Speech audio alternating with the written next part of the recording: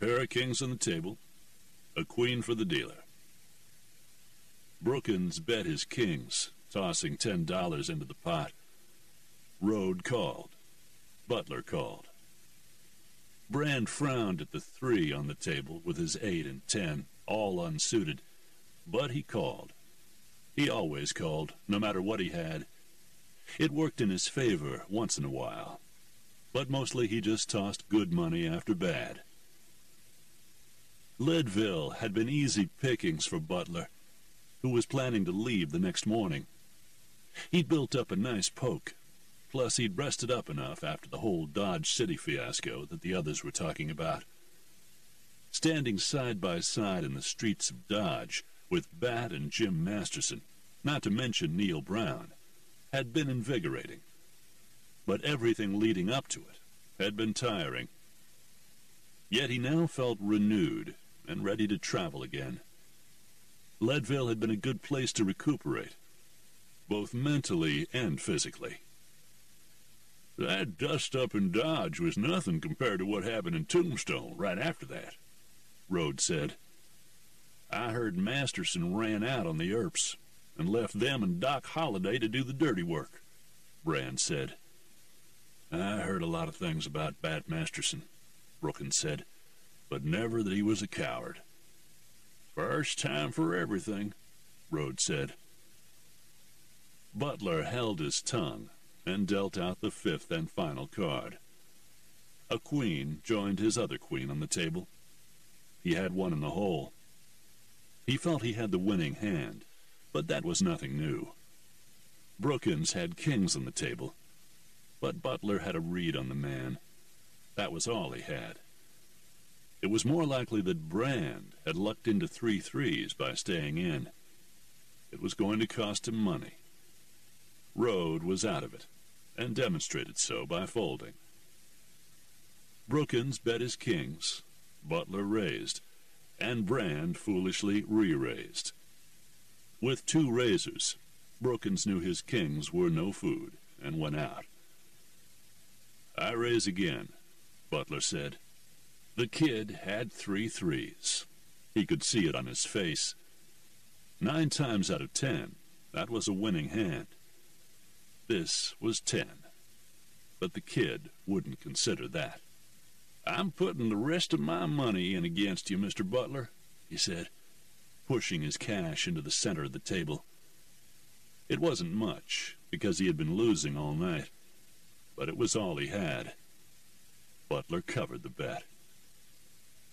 I got 3 trays, Mr. Butler, Brand said.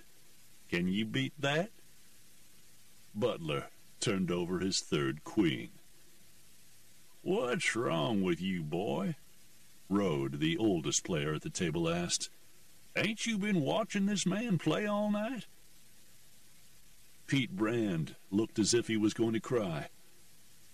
Finally, he just pushed his chair back, got up, and went to the bar. Butler collected his chips. Rode gathered the cards to deal. The kid was probably wrong about Bat Masterson being a coward, too, Brookins said. He was, Butler said. Brookins and Rode looked at him. Bat left Tombstone to go to Dodge, to keep his brothers alive, Butler said. That's why he wasn't at the OK Corral. And any man who says different is going to have to deal with me. Rode shuffled the cards and kept quiet. Brookins opened his mouth to speak, then thought better of it. Way I heard it, a voice from the bar called out. Masterson didn't even go to Dodge. He just plumb lit out from Tombstone and kept going until he reached Trinidad, and he's a-hiding out there. Butler didn't know the voice. He turned to see who the speaker was. The man was in his early 30s, was holding a mug of beer and smirking for the benefit of his friends standing at the bar with him, of which there were 3. That's Troy Smithson, Butler, Frank Rode said to him. Don't let him goad you into a gunfight. He's fast. I know about Smithson, Frank, Butler said. I've been here long enough for that. "Then you know to ignore him," Billy Brookins said. "Come on, gentlemen, let's play cards." But Troy Smithson was not easily ignored. During the time Butler had been in Leadville, close to a month, Smithson had goaded or called out 3 men and killed them all in a fair fight. The town laws, such as it was, turned its head because Smithson worked for one of the largest mine owners in Colorado. He wasn't a miner. He was more of a bodyguard or enforcer. Apparently, now that he had heard Butler's word about Bat Masterson, he'd decided that Ty Butler would be his next victim.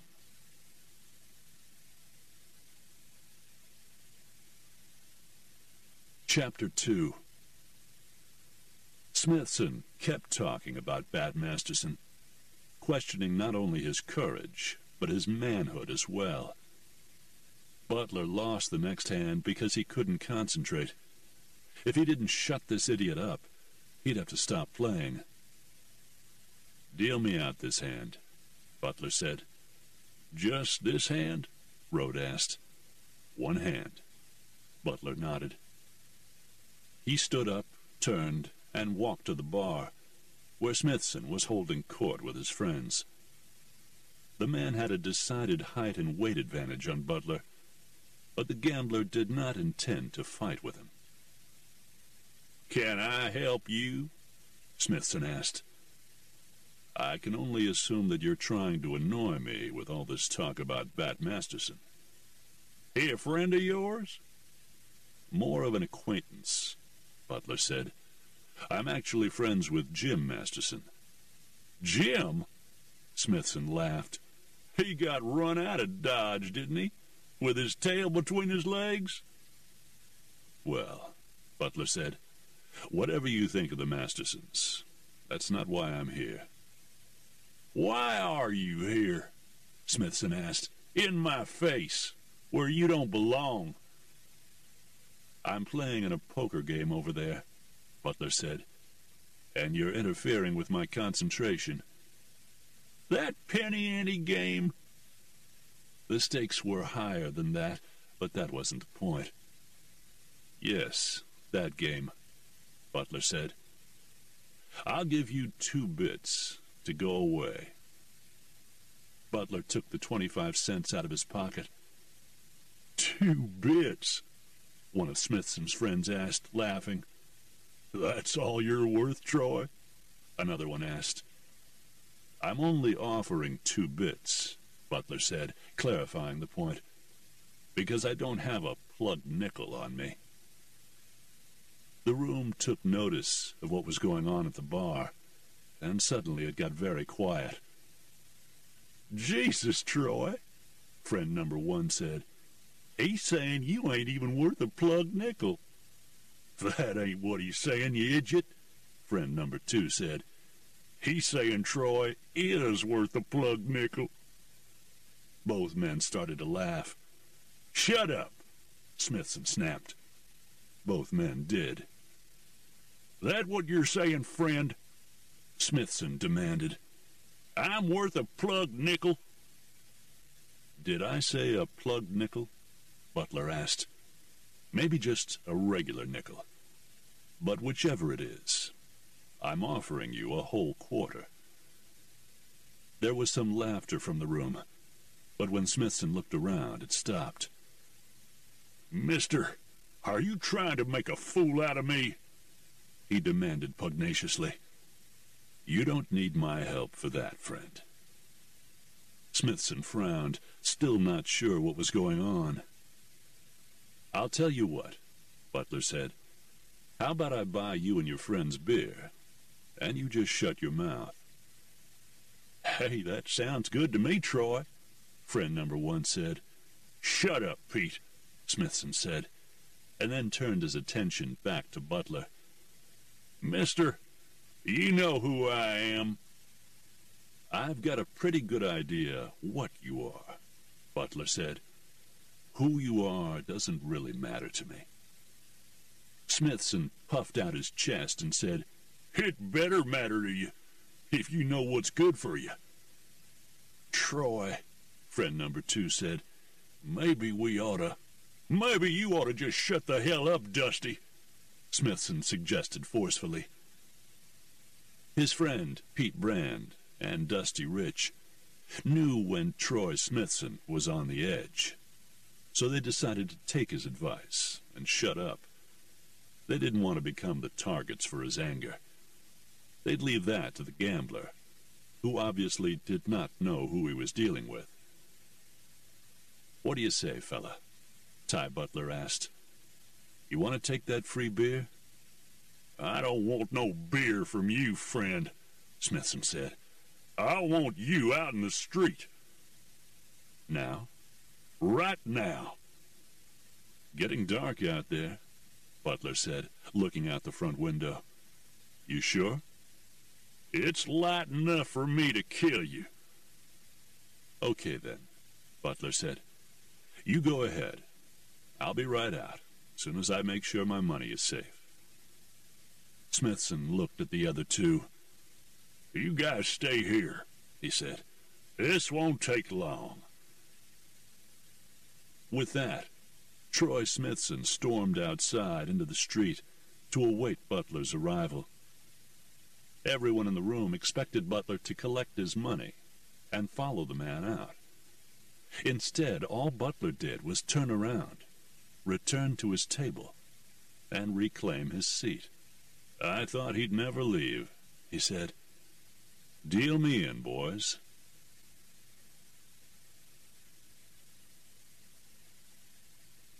Chapter 3. It took Smithson's friends a few minutes before they realized Butler was not going to go outside. They exchanged a glance and then walked over to the table. Mister?" Dusty asked. "Yes," Butler replied. "You do know that Troy is waiting for you outside, right?" "I know that." Ain't you gonna go out?" "Not if I can help it." But, Pete Brand said, "he called you out." Butler looked up at both of them. "And you think that means I have to go out?" "Well, yeah," Brand said. "Forget it," Butler said. "I've got a hot hand going here, boys. I ain't about to walk away from this game." But Troy's going to be mad," Dusty said. "Let him get mad. What do I care?" "Mister, he'll kill you," Brand said. "He's right, Butler," one of the other poker players said. "Smithson's mean, and you're just making him meaner by leaving him standing out there." "He'll come in here and shoot up the place," another card player added. "Where's the sheriff when you need him?" Butler asked. "You've been in Leadville long enough to know Sheriff Galloway ain't worth shit, Butler," the first player said.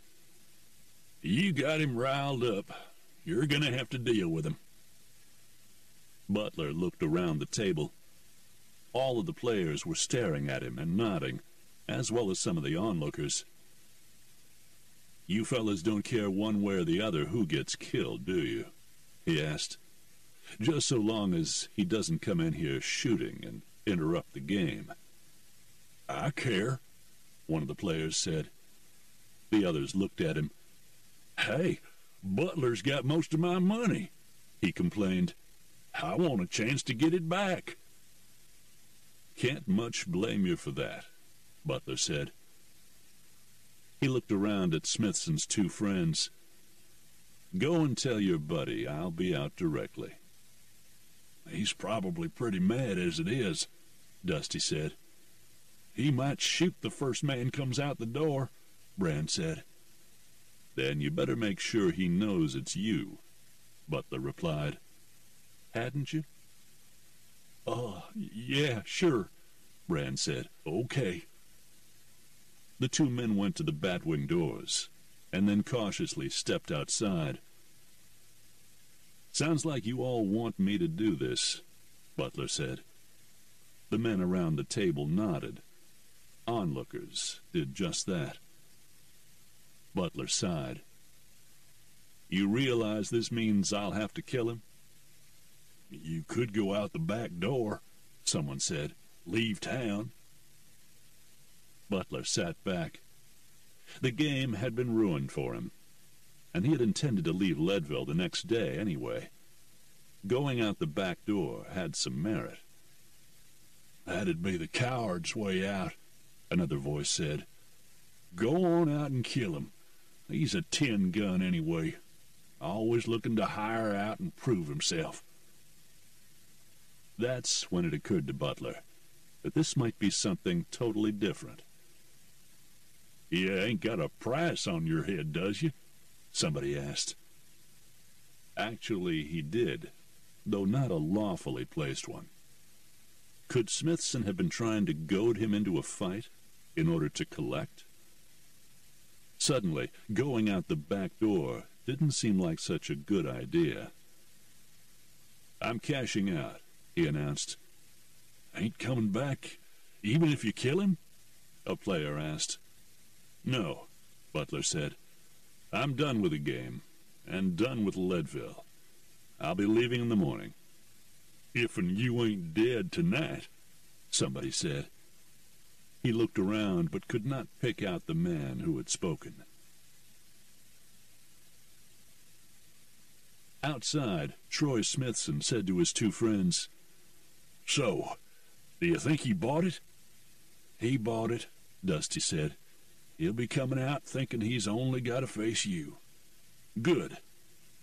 "You was real good in there, Troy," Brand said. "I thought you was really losing your temper." Smithson glared at Brand and said, "I was. I hate that gambler. Thinks he's so much better than us." "Well, he's gonna learn different," Dusty said. "Yeah, he is," Smithson said. "He sure is. Check your guns, boys. We're about to make us some money." They fanned out in front of the hotel, checked their loads, holstered their guns, and waited. In the end, Butler did decide to go out the back door, in spite of the jeers and barbs that were fired at him by the patrons of the saloon. It turned out to be an excellent idea.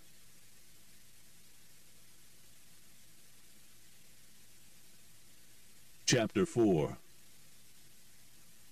Butler moved down alongside the saloon until he reached the street.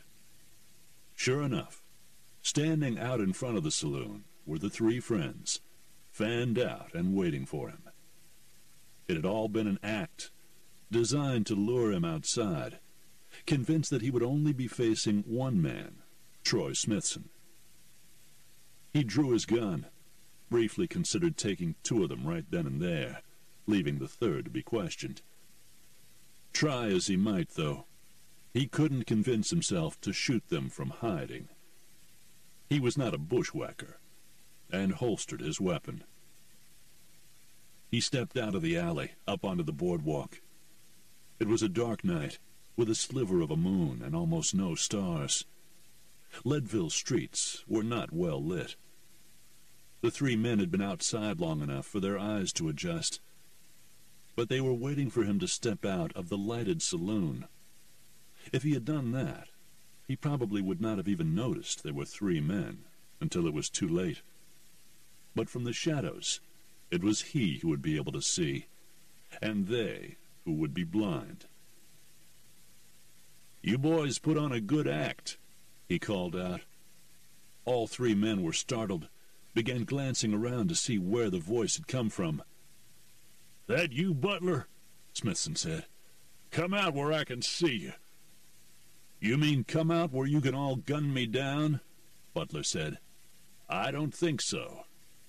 "What are you talking about?" Smithson asked. "This is just between you and me." "That a fact?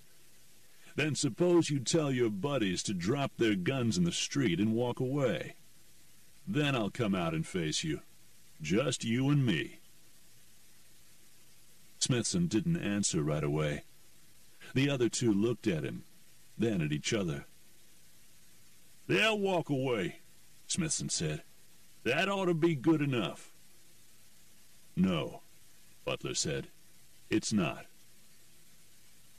Finally, Smithson seemed to locate him, staring into the shadows. So Butler moved a few feet to his left. "There!"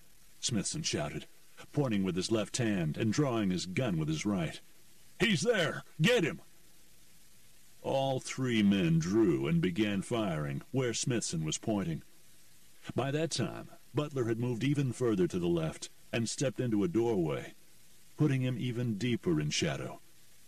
The fact that the three men were firing also freed him to do the same without any guilt about firing from cover.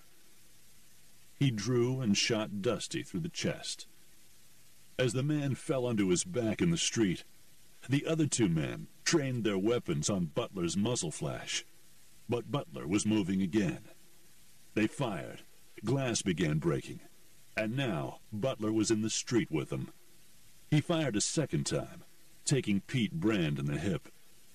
The impact spun him around, and Butler's next shot struck him in the back. Brand fell on his face.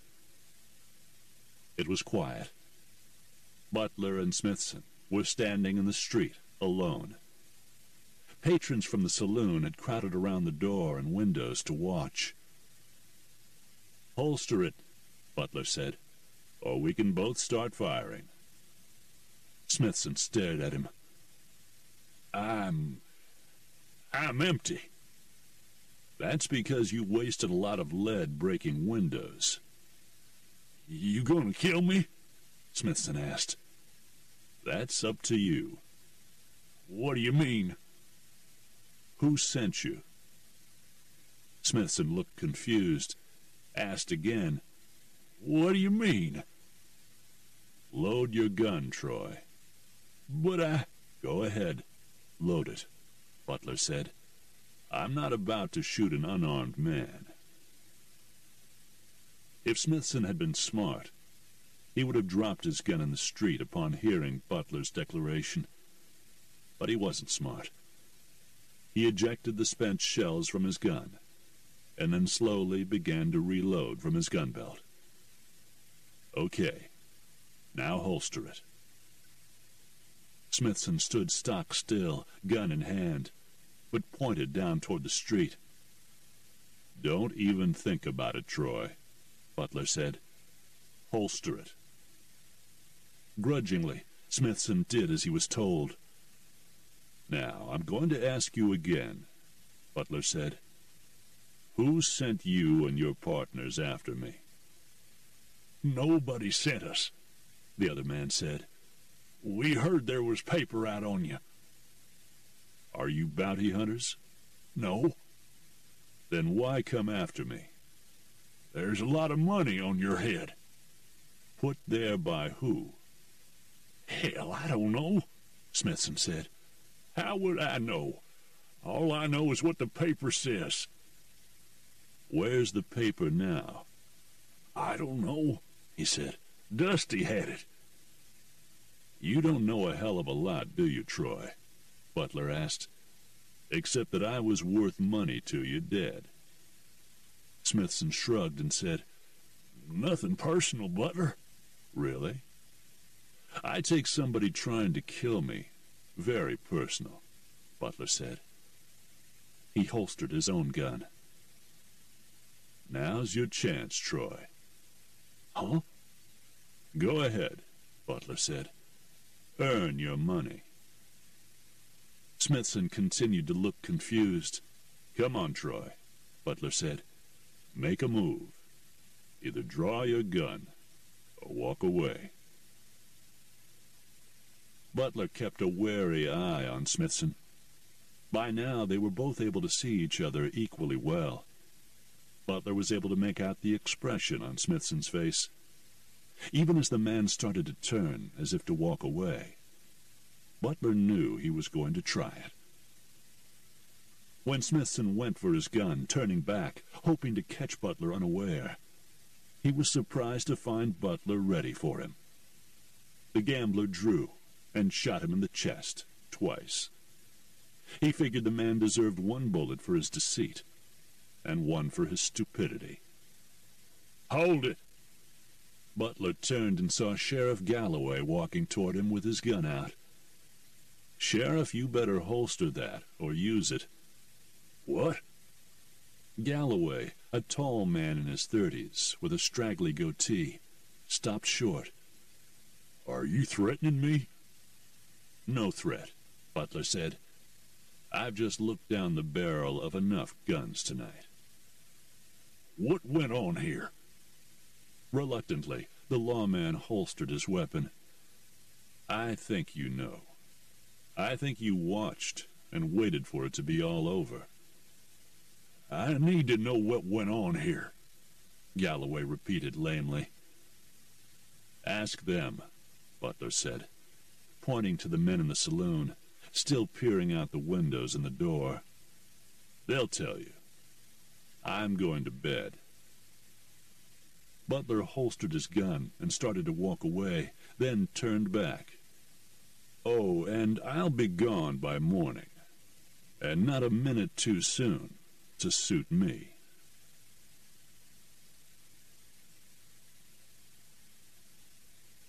Chapter 5. Trinidad, Colorado. Bat Masterson stepped out of his office and looked up and down the street. When he had first come to Trinidad some months ago, he hadn't intended to stay long. He certainly hadn't intended to become town marshal. The incident he privately referred to as the debacle in Dodge City had left him with a bad taste in his mouth, not to mention the fact that leaving Tombstone to go to Dodge to help his brother Jim meant he hadn't been at the OK Corral to help the Earps and Doc Holliday. From what he'd heard, even though that shootout had happened some time ago, Wyatt and Doc were still hunting some of those cowboys down. Apparently Wyatt was intent on his revenge for the crippling of one of his brothers, Virgil, and the murder of the other, Morgan. Trinidad was fairly quiet, especially since Bat had taken over as sheriff. And even in a position of authority, it seemed to be a place where Bat could relax, lay back, and take stock. So far, he hadn't decided much, and all that was ahead of him today was what to have for breakfast and where. He stepped down from the boardwalk, crossed the street, and began walking toward a nearby restaurant, exchanging greetings with some of the townspeople, all of whom were very grateful that Bat Masterson was the Marshal of Trinidad. Butler was close enough to Trinidad to have ridden in the night before, but he decided to camp first and then ride in come morning.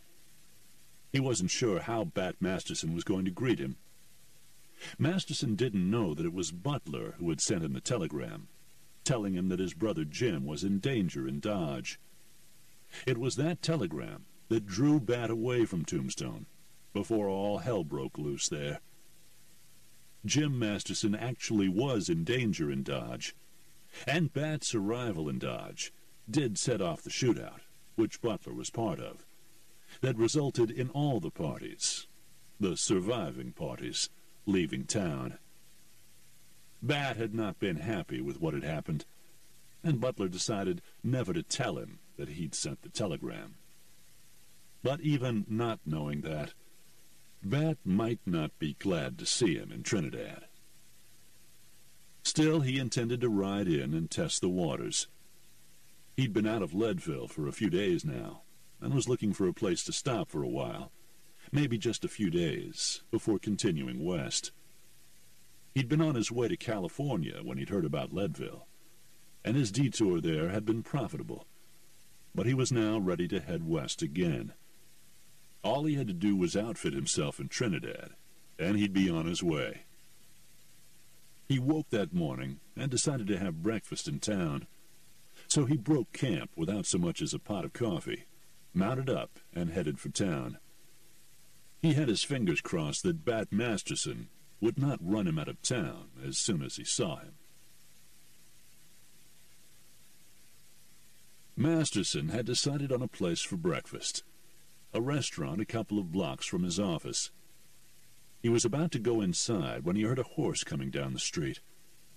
It wasn't an unusual sound, but for some reason this morning he stopped to have a look. The rider looked familiar from a distance. He was clad in a black gambler's suit, white shirt, and black felt-brimmed hat.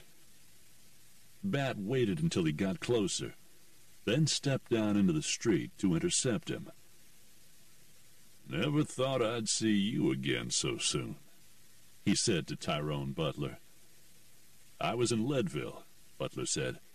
"I just need a couple of days to rest up, and then I'm on my way to California." "What's there?" "Poker, I hope." "We got poker here." "I heard." "Step down, Butler," Bat said. "I was about to have breakfast inside here." He indicated the restaurant they were in front of. "Any good?"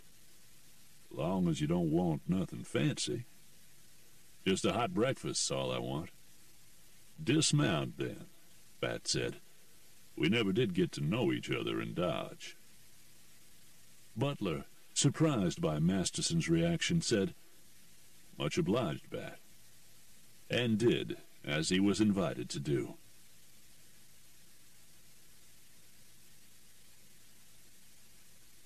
Chapter 6. Inside the restaurant, Bat sat with his back to the wall, leaving Butler to sit uncomfortably across from him. "Don't worry," Bat said. "I'll watch your back. Least I can do after what you did for my brother." "I didn't do much." "Jim and I talked after the Dodge City thing was over," Bat said. "You and me, we didn't get a chance to talk. He told me you saved his life. Well..." A middle-aged woman came to the table then and said, "Morning, Marshal. What'll you have?" "Steak and eggs, Maggie. What else?" "Butler?" "The same." "Coffee?" Maggie asked.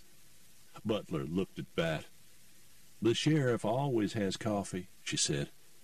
"Then I'll have some too." "Thanks, Maggie." Butler looked around. "I know," Bat said. "It's empty. Word gets around where I'm having breakfast, and the place stays empty till I'm done." "That the way you want it?" "No," Bat said, "but that's the way it is. When you got a rep with a gun, folks don't want to be around you much. And if you're wearing a badge, that goes double." "Folks like Maggie don't mind?" "Nobody minds. They like having me here as sheriff. Eating breakfast somewhere else is a small price to pay." "What made you come here after Dodge?" "Didn't come straight here, but ended up here," Bat said. "They needed a marshal. I needed a place to stay for a while. I also got a faro layout in one of the saloons, so I'm doing pretty well." "Where'd you go after Dodge?" "Here and there. Ended up in Leadville for a little while." "I heard a gambler killed 3 men in Leadville some time ago," Bat said. "That you?" "That was me." 3 on 1? I had an advantage." "What was that?" "They were all stupid." "Guess you and me'd have that advantage over most folks I've met," Bat said.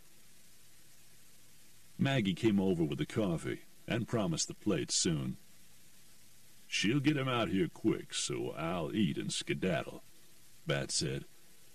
"I'll eat quick," Butler offered. "I've got to get my horse seen to and get myself a room."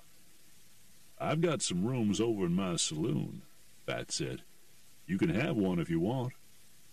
"On what condition?" Butler asked, wondering if Bat had a table or actually owned a piece of the place. Bat smiled. "Hey, you are smart. I need a relief dealer. You do that for me, and you can have the room free. Can't make myself much money if I'm dealing for the house. I'll pay you. I can make more playing poker for myself." "So play poker for yourself," Bat said. "Don't play nowhere else in town, and you can still have the room. But you can also relieve me when I need it. You can deal faro, can't you?" "Sure, but let me get this straight. You want me to play exclusively in your place, and relieve you once in a while at your faro table?" Butler asked. "That's all you want?" "That's it. Sounds cushy to me. We got a deal?" "For how long?" Butler asked. "Long as you want," Bat said. "I get the feeling you and me ain't long for this town anyway." Bat stuck his hand out, and Butler shook it. "You got a deal." "And we got breakfast," Bat said, sitting back as Maggie laid down the large plates of steaming food. "Eat up." They caught up a bit more during breakfast, but in the back of his head, Butler was wondering why Bat was being so friendly to him. True, he had saved Jim Masterson's life, and he stood beside both Masterson brothers in a firefight. But he and Bat didn't exchange 2 words afterward, and then everybody, Bat, Jim, Neil Brown, and Butler, got into the wind and were gone. But Bat's offer was too good to pass up, and he was right about the breakfast. It had been real good. Both men finished about the same time and left the restaurant. "There's a livery right down the street," Bat said. "After you get your horse taken care of, come back out to the main street and make a left. My place is 2 blocks down on the right." "What's it called?" "The Bonanza," Bat said. "You going to be there when I get there?" Butler asked. "I've got to make some rounds, but I'll end up there. Don't worry. You'll have a room waiting. Got some pretty gals working there, too. You can have your pick." "That come with a job?" Bat laughed and said, "That's gonna be up to them."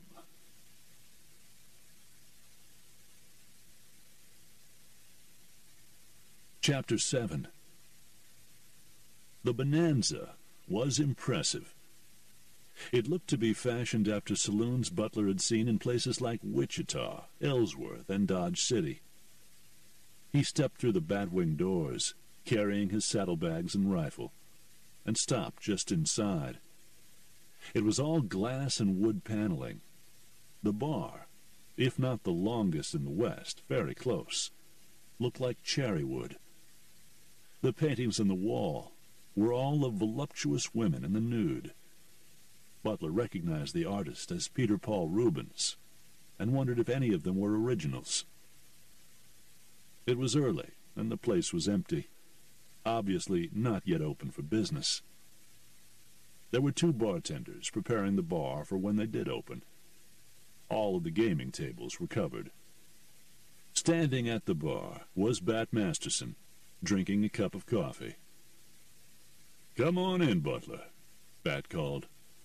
"What do you think of the place?"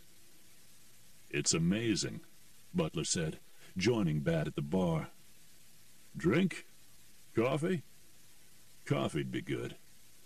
It was a drink Butler could never have enough of. Bat waved at one of the bartenders, who gave him a refill, and Butler a fresh cup. "This is Roscoe, our head bartender," Bat said. "That's Willie." Roscoe, a ruddy-faced man in his 30s, nodded. Willie, 10 years younger and fresh-faced, waved. "Willie's in training," Bat added. "Where's your table?" Butler asked. "In the corner back there." Bat used his chin to point. "When do you take the cover off?" "I've got 1 deputy," Bat said. "When he comes on duty, I open the table up. With you here, though, I can open up earlier and stay open later." "I've got to admit, it's been a while since I dealt faro," Butler said. "You never forget," Bat said, nodding. The one thing Neil Brown told me about you in Dodge was that you were a good card player. Poker player. Bat waved. Cards are cards, Bat said. I'm not worried. Nobody in this town plays that well. Still, you want me to brief you on the layout? It couldn't hurt. Why don't you put your gear in your room, Bat said. Up the stairs, second door. I'll meet you at the table. Butler went up. There were only rooms on one side, with a railing overlooking the saloon on the other. On a busy night, if he was in his room trying to sleep, he was sure he'd be able to hear the racket. That wouldn't keep him awake, though. On the contrary, the murmur of voices, or even shouts, and the clatter of chips, would lull him to sleep. The room was fine. Simple, clean, better than some, worse than others. He dropped his saddlebags on the bed, set his rifle down in a corner, and went back downstairs. Bat had the cover off his faro table. The green felt had faded some, but the symbols were sharp. Bat only needed 10 minutes to bring Butler up to date before covering the table again. You'll be fine, he said to Butler. Bat, how long have you been the law here? About 4 months. And how much longer do you see yourself wearing that badge? As long as my luck holds out on this table, he said. When the cards start to run bad, that's when I'll put out. Or whenever I get antsy. Butler understood that. He'd experienced that feeling himself many times.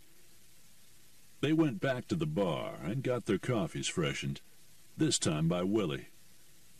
Say, Bat said then, you wouldn't be interested in wearing a badge, would you? I could always use another deputy. I don't think so. You can obviously handle a gun. From what I heard happen in Leadville, and what I saw in Dodge, you're better than most. Not in your league. Hell, as long as you can hit what you aim at, I don't think I'd be interested in being a faro dealer and a deputy, Bat. Too time-consuming. I'd never have time for poker. Yeah, I can see that, Bat said. And I need you more as a dealer than a deputy. Butler was relieved. He didn't want to insult Bat in any way. He still didn't know the man very well, and wasn't sure what kind of temper he had. He'd heard some stories, didn't know if they were true, and didn't want to test them out. We're good then, he said. If you want to play poker tonight until about 10, and then relieve me, that's fine, Bat said. I make late rounds about then. 10 it will be then. Bat put his cup down. I'll see you then. He waved at both the bartenders and left. When he was gone, Willie came over, cleaning a glass. You friends with Mr. Masterson? More like acquaintances. He don't usually let nobody touch his layout, the young bartender said. He must think you're friends. Maybe so, Butler said. I'd be honored if he did. Willie was about to say more when Roscoe shouted for him. Gotta go, he said. Butler didn't think of himself and Bat as friends. Not yet, anyway. But what had happened in Dodge had apparently given him some respect in the eyes of Bat Masterson, and that pleased him.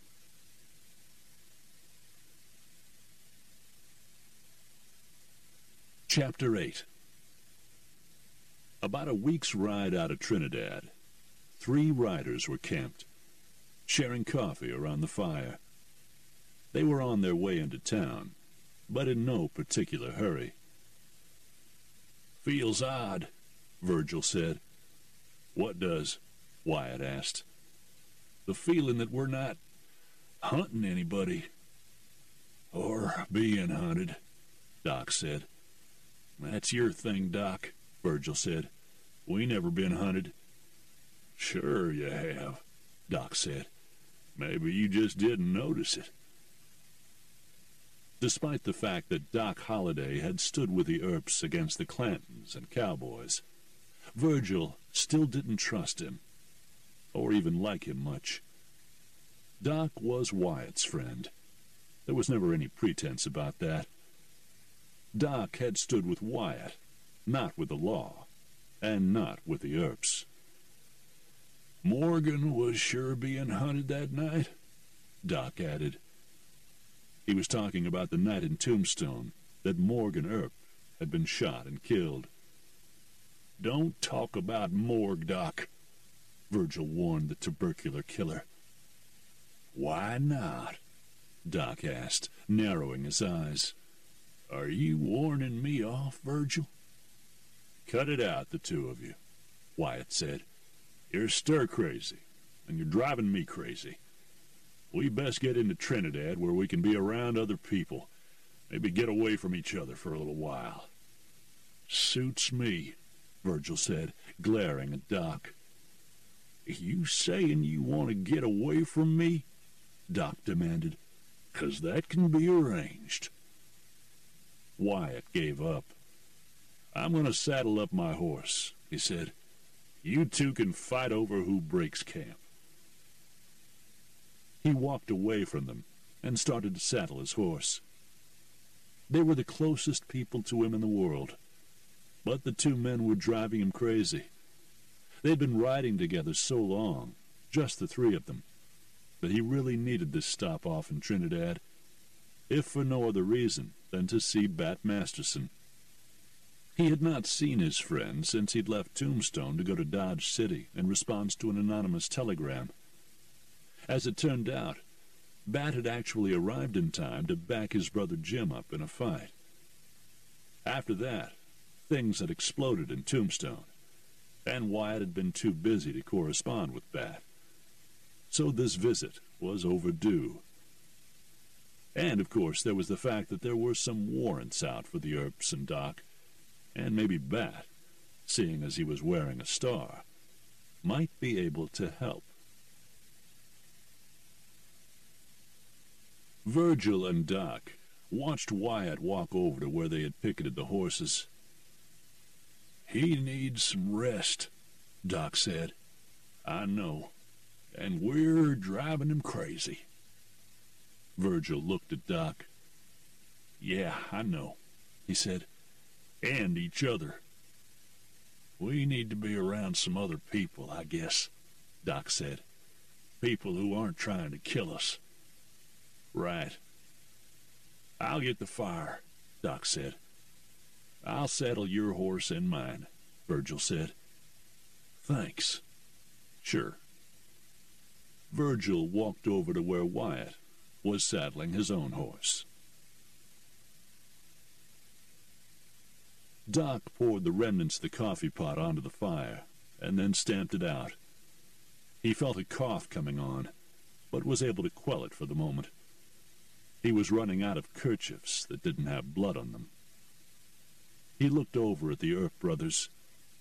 He knew the two of them were hurting over the death of their brother Morgan, and Virgil had one arm that wasn't much good to him. He wondered what the brothers were going to decide to do after Trinidad. They hadn't talked about the future much. They'd managed to track down as many of the cowboys as they could, and had left them for dead. He didn't know what else was on the Earp agenda, but he had a life of his own to lead. What was left of it. Hey, Wyatt, Virgil said. Doc and I are sorry. Yeah, Wyatt said, leaning on his horse. I'm sorry, too. I guess we're all just tired. Tired of each other. Yeah. They both turned and looked at Doc. I'm kind of worried about Doc, though, Wyatt said. I know, Virgil said. That cough of his is getting worse. I've seen him spitting up blood a couple of times. Wyatt said, Not only that, the warrants against us won't stand up. We were wearing badges. But if they get Doc back into Arizona, and make the charges stick. They might hang him." "Well, then," Virgil said, "we better make sure he don't ever go back to Arizona." "Bat might be able to help," Wyatt said. "He's the marshal in Trinidad. He's got to have some connections." Bat Masterson was someone else who was Wyatt's friend, not Virgil's. In fact, Virgil didn't have many friends other than his brothers, Wyatt and Morgan, and now there was only Wyatt. "Bat and Doc don't get along," Virgil pointed out. "I don't know too many people who get along with Doc," Wyatt said. "But Bat will help. He won't see Doc railroaded, no matter how he feels about him. I know him that well." "I hope you're right," Virgil said. "For your sake." "You got them horses saddled yet?" Doc called out. "I swear, Virg, you're slowing down in your old age." "And Doc's," Virgil said to Wyatt. "I'll get your horse," Wyatt said. "You get Doc's." They walked the horses over to where Doc was waiting, and Virgil handed the gunman the reins. "Thanks. Think your buddy Masterson is going to be glad to see us?" Doc asked. "I don't know," Wyatt said. "I guess we better just ride on in and find out, huh?"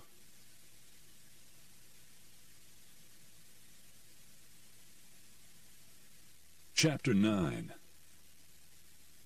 Butler played some poker that evening, won a little bit of money while he was trying to gauge the caliber of the other players. He also paid some attention to Bat Masterson's table.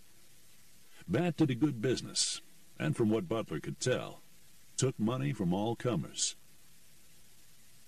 Earlier in the day, Butler had met Bat's deputy, a young man named Dean Collier. He was in his mid-20s and seemed to be in total awe of his boss. While Bat was manning his faro table, Deputy Collier would come in and out, apparently with questions for his boss. At times, Bat would roll his eyes, answer the young man, and send him on his way. It was almost time for Butler to relieve Bat at his table, when Collier came in again. He walked to Bat's table, whispered something that caused Bat to wave his hands and abruptly close his table.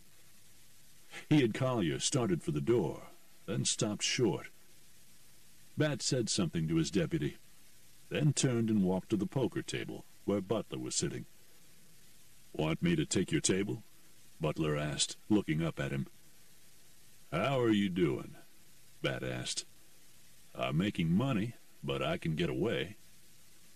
"I don't need you to stand at my table, but I might have need of your gun, if you're a mind to give it." "Got something you and your deputy can't handle?" "I might." Butler didn't need to hear any more. He cashed out of the game and followed Bat to the door. "Why do we need him?" Collier asked as they stepped outside. "How many men have you shot at, Dean?" "Well, none." "Then shut up." As they started down the street, Bat explained to Butler, "We got a saloon at the far end of town. If we were in Dodge, it would be in the red light district.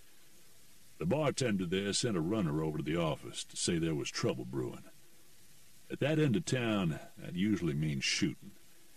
In the past, I've been able to talk these fellas down, but the last time it almost came to gunplay. This time..." "How many men we talking about?" "Probably half a dozen," Bat said. "They're young and don't think the law applies to them." "They're not impressed with you?" Bat gave him a look. "Not everybody is impressed with me, Butler," he said. "But even if they are, they've been building up to trying me on for size. I'm guessing tonight might be the night."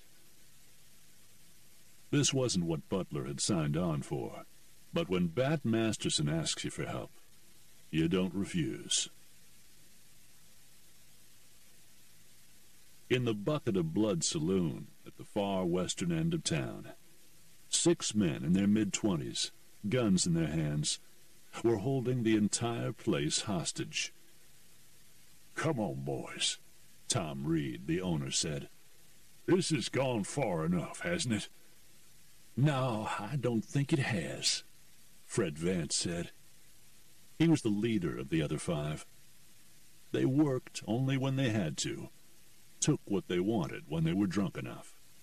Not full-fledged outlaws, but certainly in training. Holding a saloon full of men under their guns seemed to excite all of them. Reed tried one of the other men. "Hastings, you got some sense. Talk to Fred." Before he could finish, Vance stepped forward and backhanded him across the face. Reed, an older man in his late 50s, staggered and almost fell. He wiped his mouth with the back of his own hand and came away with blood. "You're going too far, Fred," he said.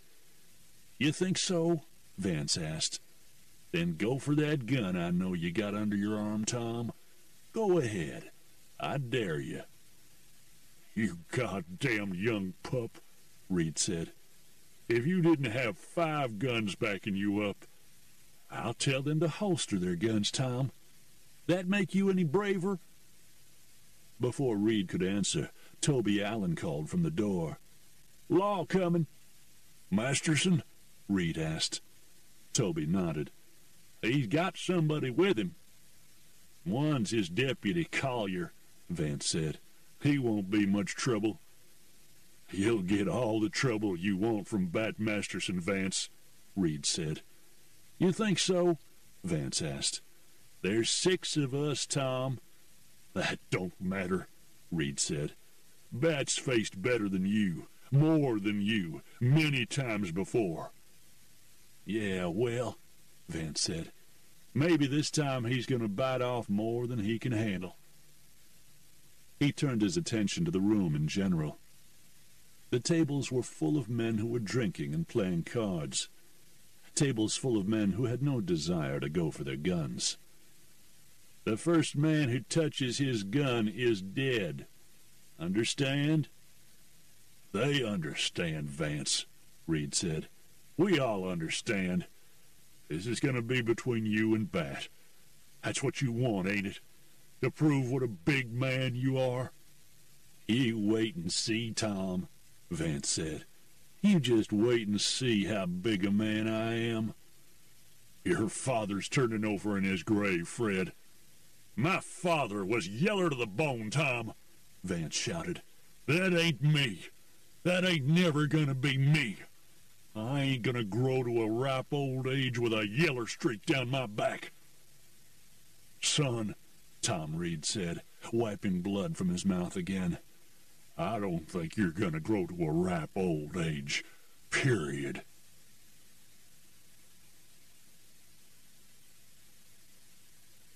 Chapter 10. Bat put his hand out to stop their progress. "What's the matter?" Collier asked. "Listen."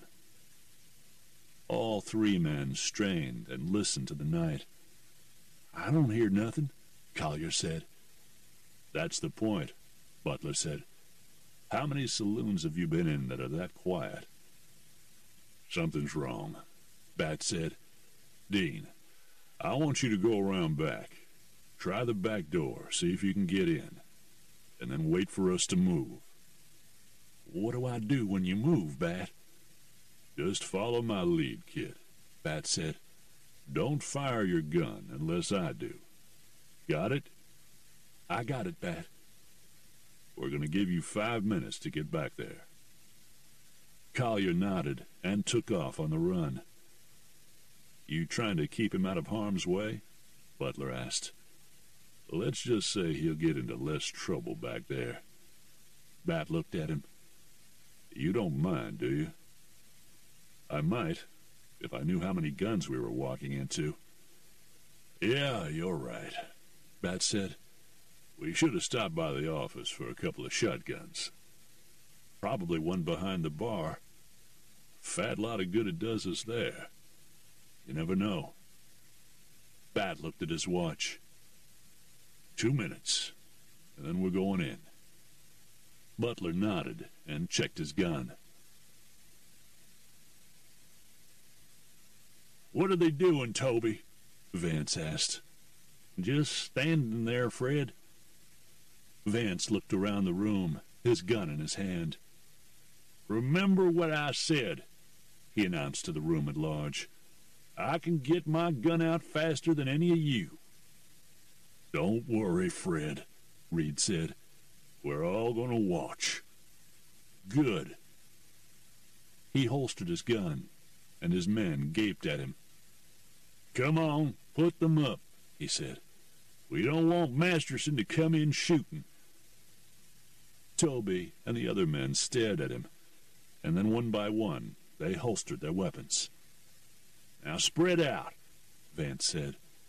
"Masterson won't be able to tell you from the others in here. And nobody move until I do." His men nodded and began to move about the room, picking their spots and standing ready. "Time," Bat said. "How do you want to play this?" Bat shrugged. "You got something in mind?" "I'm not wearing a badge," Butler said. "I could go in first." "If anybody's watching, they've seen us together by now," Bat said. "Might not make a difference. You never know." Bat thought a moment, then said, "Okay then, go ahead. Be ready to use that gun, though. These are a bunch of young pups who are on the verge of becoming wild dogs. Don't let the look of them fool you. None of them looks like they shave yet. I'll keep that in mind. And whatever happened in there, don't give up your gun." "I won't," Butler said. "Just give me a couple of minutes, and then come ahead." "Appreciate the backup, Butler. Thank me when it's over." He headed for the saloon.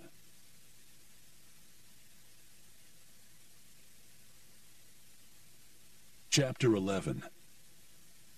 Butler mounted the boardwalk in front of the bucket of blood. How many saloons had he seen with that name in his travels? And entered through the bat-wing doors.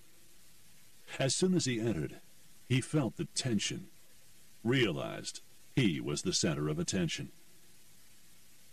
"What's wrong with that marshal?" Butler asked. No answer. "Likes to give people a hard time for no reason?" "You a stranger in town?"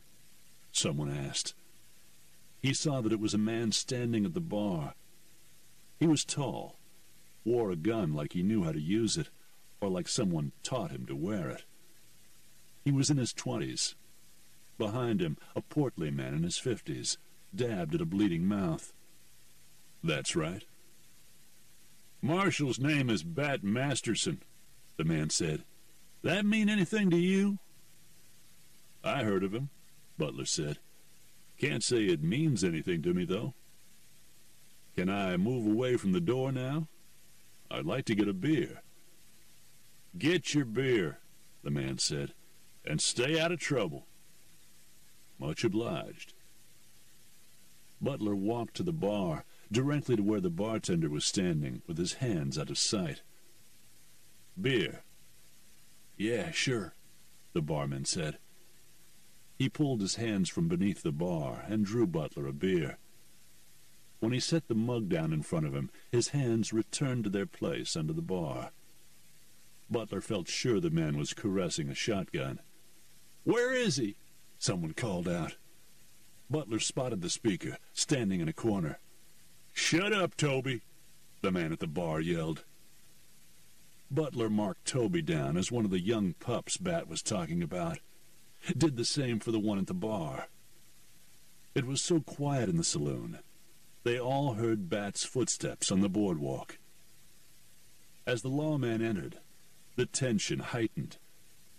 Butler put his beer mug down to keep his hand free. He also tried to signal the bartender with his eyes, but didn't know if his message came across.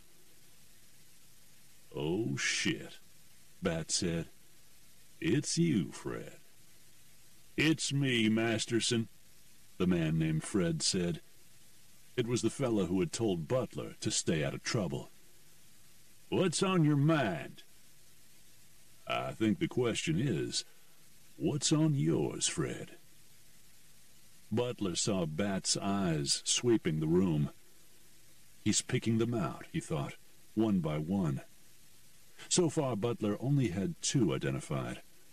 But Bat would know better since he'd dealt with them before. That meant Butler was going to do better concentrating on his 2. "We're just having a good time here, Masterson. No need for the law to interfere." "Well, you see it as interference, Fred," Bat said. "I see it as doing my job." Bat leaned over a bit to peer at Tom Reed. "What happened to your mouth, Tom?" "This young whelp backhanded me, Bat," Reed said. "He didn't have 5 guns behind him. I woulda—" "Shut up, Tom." 5 more guns, eh?" Bat asked. He looked around the room. "Smart man, Fred. You got your men blending in with the crowd, huh?" Vance said nothing. "Of course, you know that anyone who's not with you is going to hit the floor when the shooting starts." Vance frowned. He hadn't thought of that. "That means I'll be shooting at whoever's standing." "Don't matter," Vance said. "We're 6 against 1. "You like those odds?" "I'd bet 'em." "I tell you what," Bat said. "I ain't even going to shoot at you, Fred. I'm going to take out your men." "And I'm going to take you out, Masterson." "No, you'll be dead," Bat said. "See, I got my own men in with the crowd. One of them has got his eyes on you right now." It was all Fred Vance could do, not to turn around and look. He did hunch his shoulders, though. Butler pictured a bullseye right between those shoulders. He'd backshoot the man without a qualm to keep Bat from getting shot.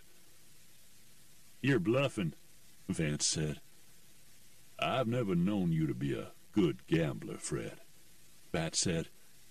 "You lose with cards, you lose with dice. You want to lose with your life?" Vance fumed silently, his face starting to burn. "And for what? Just to prove something to yourself? That you're a big man? I'll save you the trouble, son. You're not a big man, and nobody thinks you are." "They will when I kill you."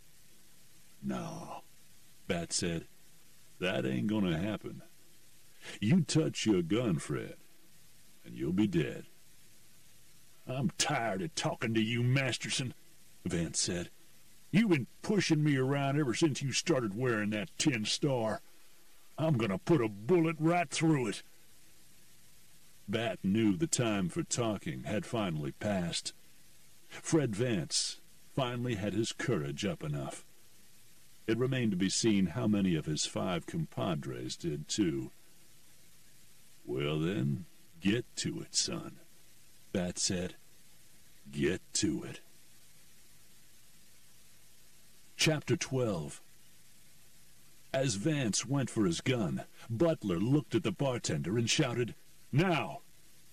He knew Bat was counting on him to take care of Vance, because even as he caught the shotgun tossed to him by the barman, he saw Bat turning away from the man. All around them, men were hitting the deck, leaving only Vance and his 5 partners standing.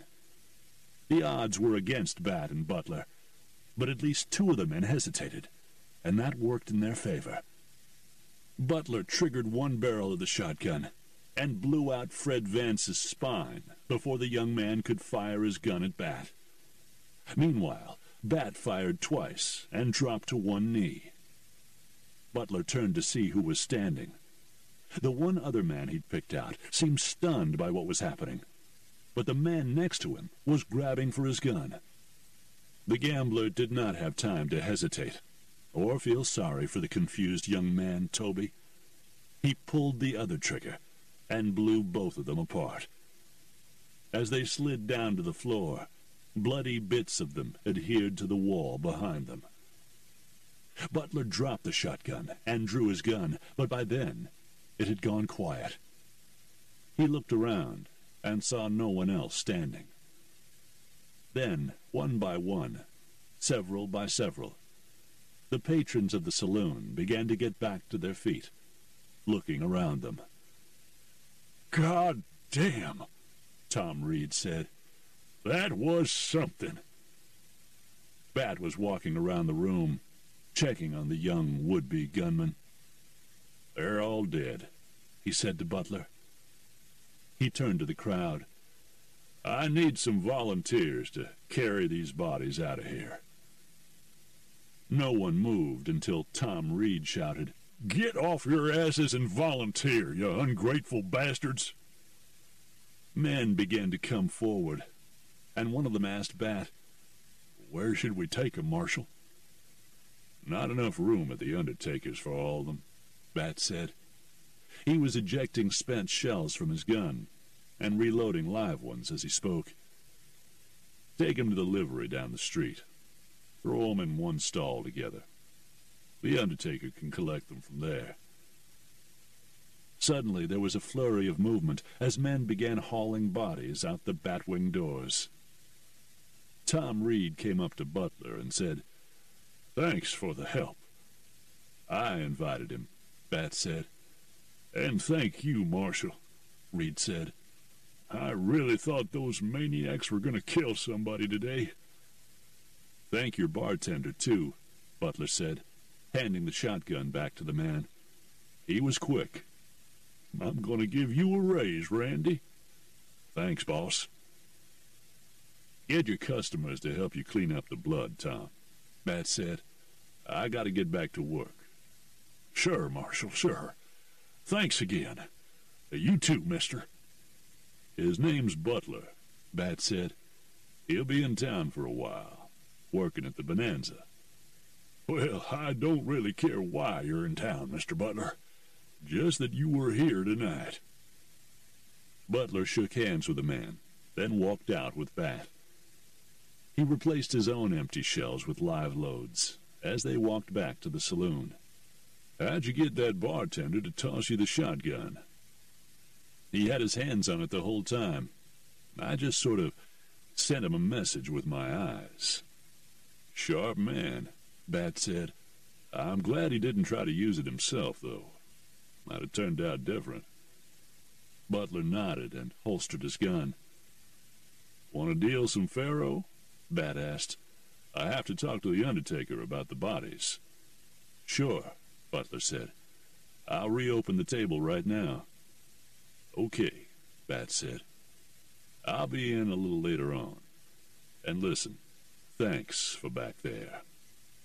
I don't think me and the kid could have... Oh, shit. Where's the kid?"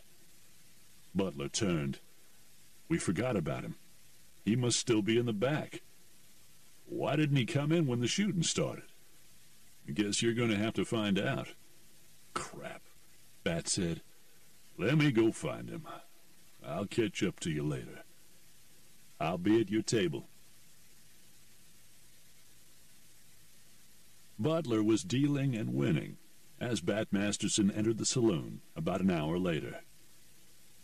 "Close it up," he said as he came by the table.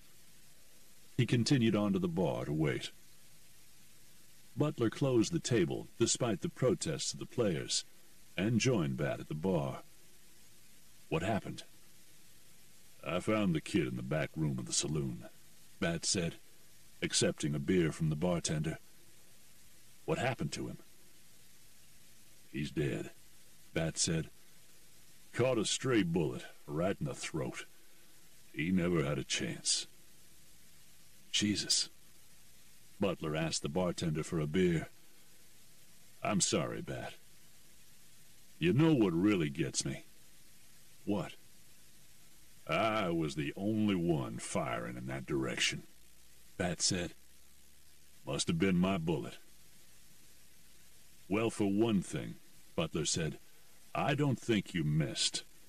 And for another thing, I was also firing that way. So don't take it on yourself. Might have been me. I never should have pinned a badge on him. As green as he was, Bat lamented. He was old enough to know what he was doing. Yeah, I know, Bat said, but that don't make me feel any better. He put his beer on the bar, half finished. I got a bottle of whiskey in my room. I'm gonna turn in. You do what you want. All right, Butler said. See you in the morning. Bat waved and left the saloon. His shoulders slumped. The bartender, Roscoe, came over. I heard, he said. Too bad. Yeah. Dean was a nice kid, but Bat was right, Roscoe said. He never should have been wearing a badge. Maybe not, Butler said, but Bat can't take that all on himself. He picked up his beer. I'm going to play some more poker. Roscoe nodded, picked up Bat's unfinished beer, and wiped down the bar with a rag.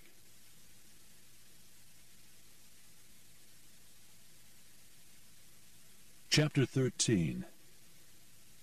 Bat was hungover. He had killed a bottle of whiskey that had been half full, and then tumbled into bed. When he woke, his head was pounding. It had been a week, and he still felt bad about Dean Collier getting killed. He was standing at the bar, drinking strong black coffee, when Butler came down from his room. Morning, Bat. Bat grunted. Butler signaled to Roscoe, pointing to the cup in Bat's hand and then to himself. He was still communicating well with bartenders, because moments later he had a cup of coffee in his hand too. Bad night? He asked Bat. Worse morning, Bat grumbled. Bat, you can't still blame yourself. Bat raised his hand and said, one problem at a time. First, I've got to get rid of this headache. Butler could sympathize. He'd woken up plenty of mornings feeling just like that. I'm going to go and get some breakfast, Butler said. You go, Bat said, waving. I can't even think about food right now. I'll see you later. I won't need you for that table till later tonight, Bat said as he went out the door. Butler waved that he had heard, and kept going. Butler had been taking afternoon walks around Trinidad the past few days, finally trying to get to know the town. He had been surprised to find out that it had a population of almost 2,000. Today he peered in the shops, walked through some of the residential sections, checked on his horse, bought some new shirts, and had his boots shined. He sampled a different restaurant for lunch, and found it also to his liking. It looked as if eating well was not going to be a problem. He had a bath, got dressed, put on one of his new shirts, and went downstairs to play some poker. By this time it was almost 4, and the saloon was coming to life. Leaning against a post in front of his office, Bat's head was still pounding, but it was starting to fade. He was just thinking he might be ready to get something to eat, when he saw 3 riders coming down Main Street, all dressed in dust-covered black coats, trousers, and hats. Their horses' heads hung low, and when he recognized the taller of the 3, he thought he was hallucinating. He also took a moment to think that the last 2 times someone new had ridden into town, Butler last week, and now today, he happened to be on the street to spot them. The taller riders saw him about the same time, and directed his horse that way. The other 2 followed. Well, I'll be damned, Bat said. Hello, Bat, Wyatt Earp said. Wyatt? Bat said. Then, Verge, Doc. Both of the other men simply nodded their heads and touched the brim of their hats. Heard you were marshalling up here, Wyatt said. Thought it might be a place for us to rest a while. Plenty of room, Bat said. He stepped down, approached Wyatt, and stuck his hand out. Good to see you, Wyatt. You too, Bat. The two men shook hands. Livery right down the street. Hotel, too. Get yourself settled and come back over here. We'll go and have something to eat. Catch up. We'll do it, Bat, Wyatt said. See you in a spell. Bat watched them ride off toward the livery, wondered what kind of trouble, if any, was following the Earps and Doc Holliday. He was glad to see his friend Wyatt, but couldn't help wondering if their arrival was signaling a change in the wind.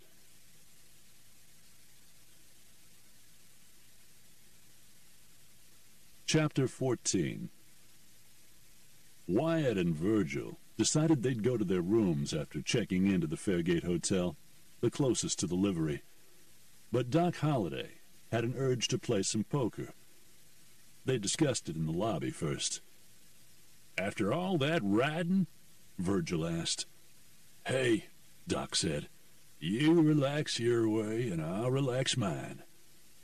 Go ahead, Doc, Wyatt said. I'm going to get cleaned up and check in with Bat. Virg? I'm going to lie down, Virgil said. My arm's killing me.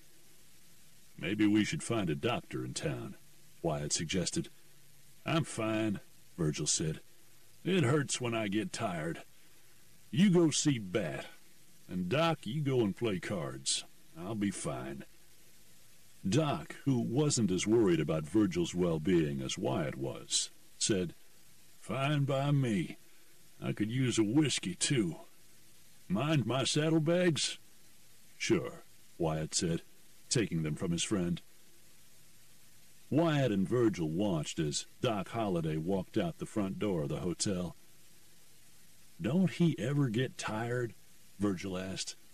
I seen him sitting up at night on the trail. Doc figures if he lays down, he may never get up, Wyatt said. He's got to be exhausted to fall asleep, so he tries to exhaust himself. Well, he exhausts me, Virgil said. Want me to put your saddlebags in your room, along with Doc's? No, I want to wash up before I go see Bat. I just need to lie down for about an hour, Virgil said. You go ahead and eat something if you want. You sure you don't want to see a Sawbones? I'm fine, Wyatt, Virgil said. Don't play mother hen, okay? Fine, Virg, Wyatt said. Have it your way. They went up to their respective rooms, and Wyatt, after having washed his face and hands, came out and pressed his ear to his brother's door. He couldn't hear anything, so he went down the stairs and headed for Bat's office. Doc Holliday entered the Bonanza Saloon, looked around, and spotted the poker game that was in progress. At the moment, it was the only game in the room. He walked to the bar and ordered a shot of whiskey. That a private game, or can anyone buy in? He asked when the barman brought his drink. Open to anyone's the way I understand it, the bartender said. Doc tossed the drink back and said, Give me another one. I'll take it with me. The bartender poured, and Doc picked up the glass and walked over to the poker table. Mind if I sit in? He asked. One man looked up and said, It's Butler's game. You're going to have to ask him. Okay, Doc said. Which one's Butler? I am, Butler said, but it's not my game. Anybody can sit in. Pull up a chair. Thanks. Doc sat down, put his drink down at his elbow, and took out his money. There was already money on the table along with the chips, so he assumed that his money would play. "What's the game?" he asked. "Dealer's choice," Butler said. "Suits me, I guess." "What is usually your game, sir?" Butler asked. 5-card stud is a preference," Doc said. "But I'll play anything. Butler your only name?" "Tyrone's my first name," Butler said. "But I usually answer to Butler." "And yours?" "Holiday," he said. "John Holiday." "Holiday?" This came from Andy Jason, the first man who had spoken. "Like in Doc Holiday?" "That's what some folks call me," Doc said. "Go on," a young man standing within earshot said. "You ain't."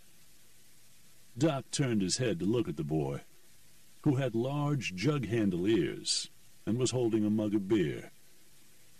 "I'm afraid I am, boy." "Well, I'll be damned," the boy said. "Afraid so will I be, boy," Doc added.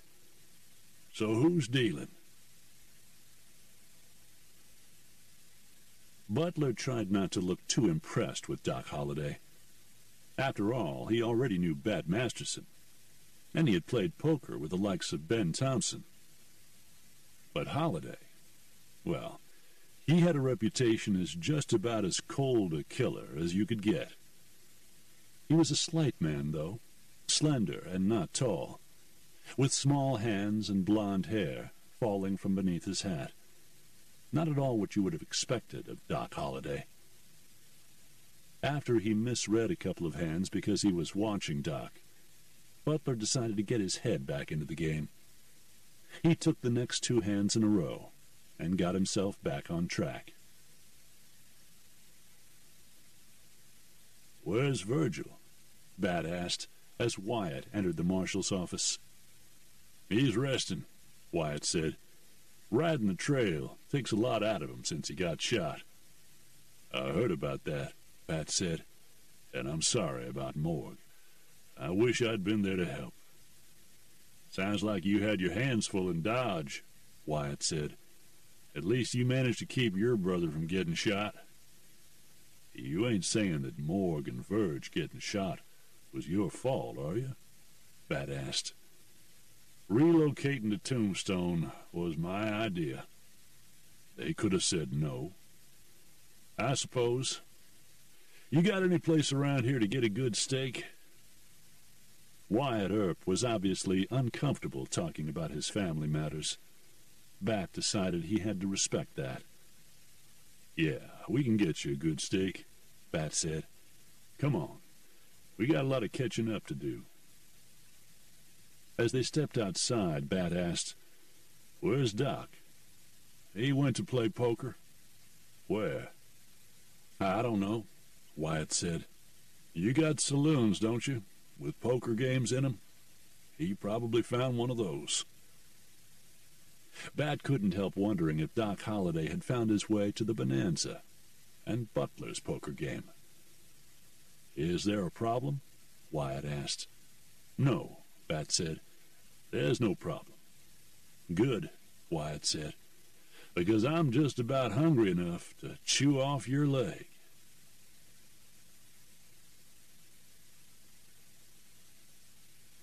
Chapter 15. After just a few hands, Butler was impressed with Doc Holliday's play. He appeared unflappable at the table, but he would later find out that this was simply Doc's total disregard for everything. The man didn't care whether he won or lost. He was just marking time. He kept a kerchief handy and coughed into it every so often. Coughs that became fits and made other players and people around him uncomfortable. He would come out of one with his face pale and his eyes watery, and he'd say, "Excuse me," and people would look away. He would then continue on and play steady, almost deadly poker. Most people had things eating at them from the inside, but with Doc, it was literally eating him away. On Doc's part, he found Butler to be almost unreadable. He liked that, because he prided himself on being able to read other players. They cared more than he did, and it usually showed in their faces and demeanor. It was almost as if Butler had some of the same qualities that he did.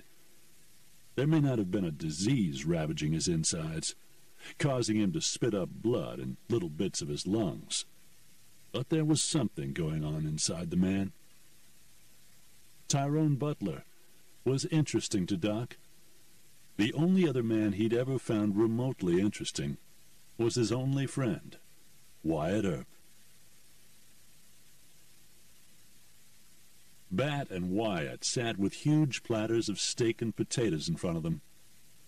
It was still a little early in the day for Bat to have a meal that big, but Wyatt had been on the trail eating beans and drinking trail coffee for so long, he wanted to treat him to something special. They were in a restaurant called D'Amico's, run by an Italian immigrant who had somehow found his way to Trinidad. Wyatt didn't want to talk about what had happened in Tombstone after Bat left. He also didn't want to talk about the aftermath, the hunting down of as many of the cowboys as he and Doc could find. The death of Johnny Ringo, found lying against the base of a tree, was still a mystery to most. Bat had read about it in the newspapers. It was unknown if Ringo had been gunned by Wyatt, Doc, or perhaps someone else he had fallen out with. He did want to talk about Doc Holliday, though. "Doc is going to be in trouble if they manage to extradite him back to Arizona," Wyatt said, "and all because he sided with me. So, keep him out of Arizona. That'll be hard if they come after him with warrants," Wyatt said. "What about you and Virgil?" Bat asked. "Any warrants out for you?"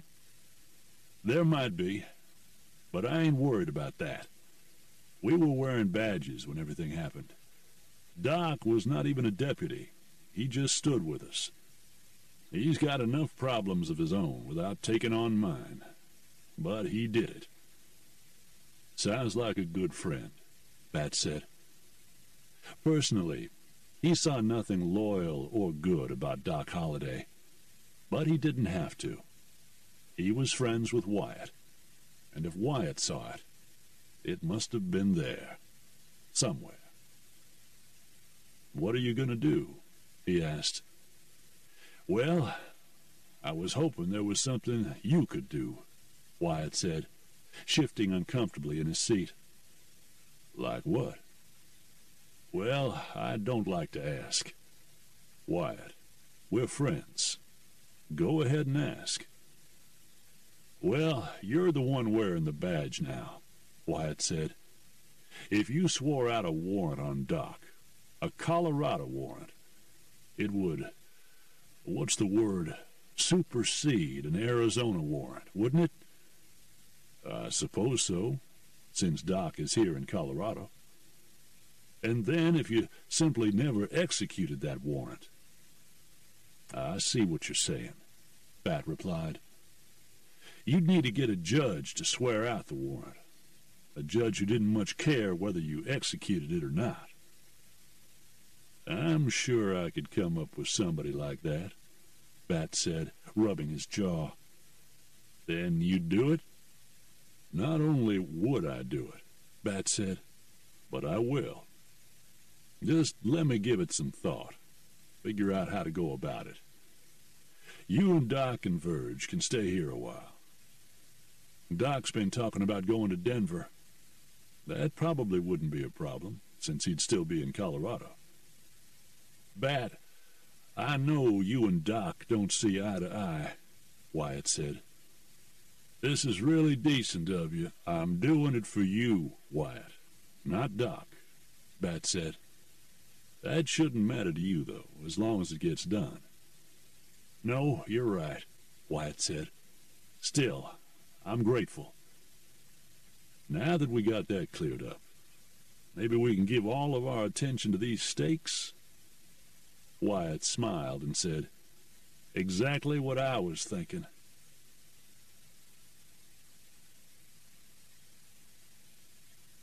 Chapter 16. "I'm out," the third player at the table said. He got up and trudged out of the Bonanza Saloon. That left only Butler and Doc Holliday at the table. Between them, they had most of the money taken from the other players who had come in and out of the game. "Head to head?" Doc asked.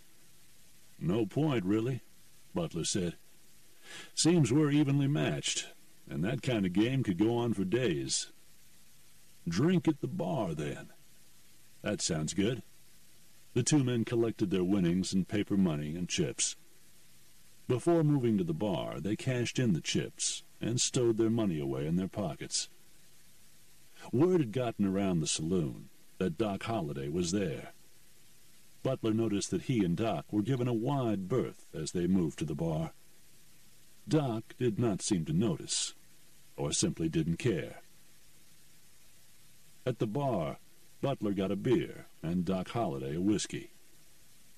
"First round's on me," Doc said. "You get the second." "You're on." "Where are you from? I haven't heard of you before." "Back east." Doc grinned. "That all you want to say?" "That's all that matters," Butler replied. "As you wish," Doc said, and drained his glass. Butler wasn't finished with his beer yet, but signaled Roscoe to refill Doc's drink. "How long have you been in Trinidad?" "A week," Butler said. "Then you can tell me if it's worth a gambler's time," Doc said. "I was thinking of moving on pretty soon to Denver." "Can't compare with Denver, I'm sure," Butler said. "If Faro's your game." "It has been." "Bat Masterson's got a table in here." "Masterson," Doc said. "You met him yet?" "I have," Butler said. "I knew his brother Jim in Dodge." "Were you part of that?" "I was." "Heard it was some dust-up." "Probably couldn't compare with what happened in Tombstone, but lead was flying pretty good." Doc finished his drink, waved at the bartender for a third, and regarded Butler with interest. "So you're a little more than a gambler." "I could say the same for you." Doc lifted his glass. "Let's drink to variety." Butler raised his glass.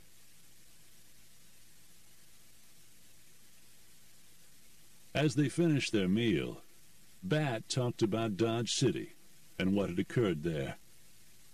Wyatt had never asked Bat what had transpired between him and his brother Jim to drive a wedge between them, but he admired his friend for going to his brother's aid anyway. Bat told Wyatt that he too needed some place to hole up for a while, do some thinking. Explained how he had ended up in Trinidad, just when the marshal's job was open. "A man's got to work," he said, and added that he had the faro layout in the Bonanza. Then he told Wyatt about the new man who had arrived in town only last week. He also explained the situation where he had pressed Butler's gun into service, and how his deputy had been killed. "Can't blame yourself for that, Bat," Wyatt said. "That's what folks have been telling me," he said. "What else do you know about this fella Butler?" "I know he stood with me, Jim, and Neil Brown in Dodge. Also, he was there before I was, already taking a hand in Jim's troubles. And now he's stepped into mine without so much as a question." "Sounds a lot like Doc." "Well, he's a gambler, poker mostly. But I got him relieving me at my faro table in the evenings, so I can do my rounds." "And he's only been here a week?" "Yeah," Bat said. "Seems he ain't shy about helping out." "Well," Wyatt said, raising his beer glass, "let's drink to friends then, both old and new." "That's something I can drink to." Virgil Earp woke over an hour later, feeling refreshed despite some dull pain in his arm. But it was the growling in his belly that was the most insistent. He washed his face, strapped on his gun, awkwardly, since he essentially had one good arm, and went downstairs to see if he could find Wyatt. Failing that, he'd just go in search of a decent steak. The nearest saloon to the hotel was the Bonanza, so he walked over and peered in over the bat-wing doors. He saw Doc Holliday talking to a man dressed in gambler's black. Seemed the man had already made himself a new friend. That suited Virgil just fine. He'd never been in favor of his brother's friendship with Doc, even though the man had been invaluable to them during the trouble in Tombstone. Standing with a man in a fight was one thing, but having him for a friend was another. Virgil moved on.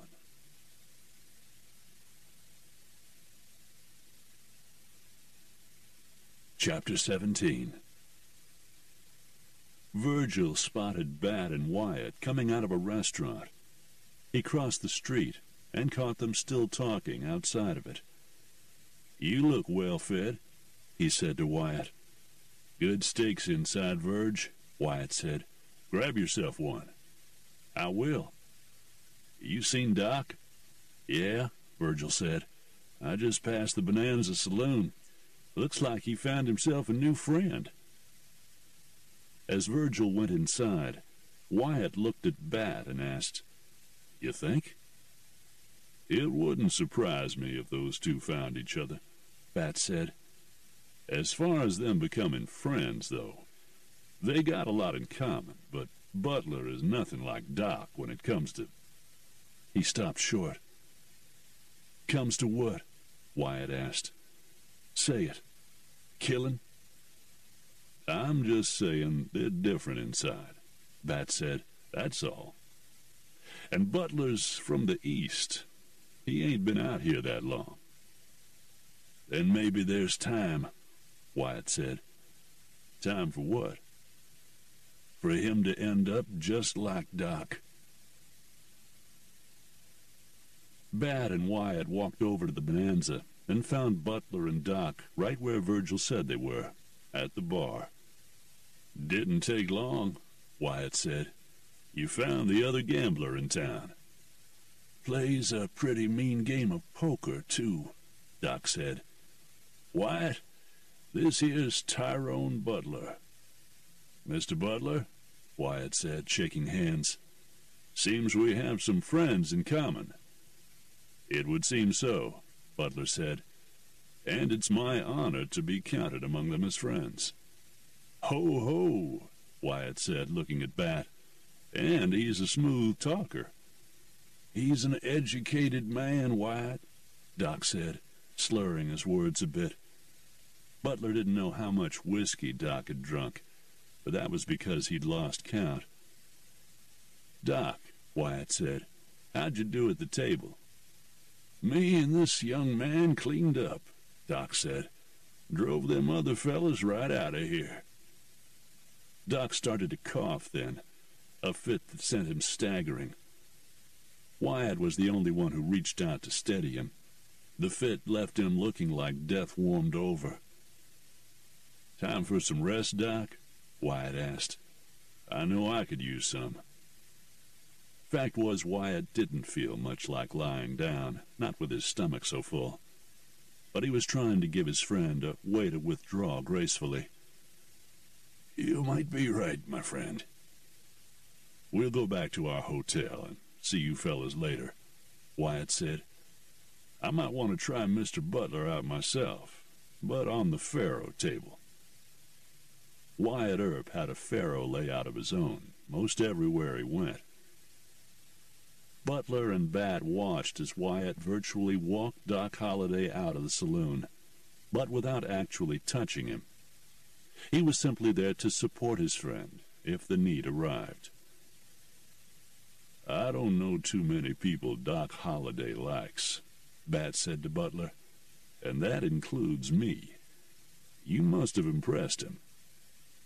"I took some of his money, but he took some of mine," Butler said. "What are they doing in town?" "Looking for a place to lay low for a while," Bat said. "Virgil is with them, too. They've been through a lot, especially Wyatt. He blames himself for Verge and Morg's getting shot. I think we all know about that kind of guilt, don't we?" "I do," Bat said. "I don't know about you. Listen, you wouldn't reconsider wearing a deputy's badge while you're here, would you?" "I don't think so, Bat," Butler said. "Why don't you ask Wyatt?" "That wouldn't exactly be laying low, now, would it?" "No." "Besides," Bat said, "I'm thinking I might be needing a good hand with a gun as my deputy, because Wyatt, Verge, and Doc are here." "Well," Butler said, "I'll be around to help, but I don't know that I'd want to go up against any of the three of them with a gun." "It won't come to that," Bat said. "I'm just worried they might attract some unwanted attention. I mean, I know what that's like myself. So with the four of us here in town, could get worse."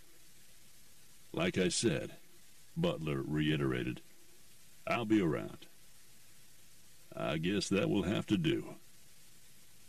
"How are you feeling?" Butler asked. "Better," Bat said. "I was lucky the bottle wasn't full." "Well, at least you have something else to occupy your time now," Butler said. "Keeping your friends out of trouble." "Friend." "Excuse me?" "Friend," Bat said again. "Wyatt's my friend. Doc is his friend, and Verge is Wyatt's brother, but they're not my friends."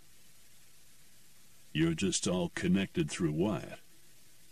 "It's complicated," Bat said, "and Wyatt has made it even more complicated." "How?" "Come to my office with me and have some coffee," Bat invited, "and I'll tell you."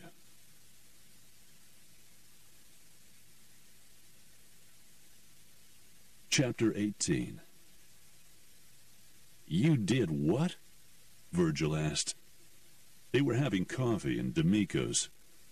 Wyatt had gone back after leaving Bat and Butler in the Bonanza, and after taking Doc to his hotel room. Once he was sure his friend was asleep, he went to find his brother. They were having coffee together after Virgil's meal. "I asked Bat to help Doc by swearing out a warrant for his arrest." "In Colorado?" "Yes." "You think that will keep Arizona from getting him back?" "I hope so." Virgil shook his head, cut into his pie. "You're a good friend, Wyatt," he said. "I wish I had a friend like you." "You do, Verge," Wyatt said. "Only I happen to be your brother, too." "Yeah, well," Virgil said, "what are we going to be doing while Doc's hiding out in Colorado?" "I'm not done yet," Wyatt said. "There's a place here in Colorado called Glenwood Springs. There's a sanitarium there where people like Doc can get some help." "What kind of help?" "With his lungs," Wyatt said. "It has something to do with the sulfur springs there. Supposed to be good for people like Doc." "People who are dying, you mean?" Virgil asked. Wyatt sat back. "Maybe not," he said. "Maybe there's time to reverse it." "Come on, Wyatt," Virgil said. "Every time he has one of those coughing fits, little flecks of his lungs come up with the blood. He's going to die, and there's nothing you can do about it. My God, even he knows that." Virgil rubbed his left arm, grimacing. "Are you in pain?" Wyatt asked.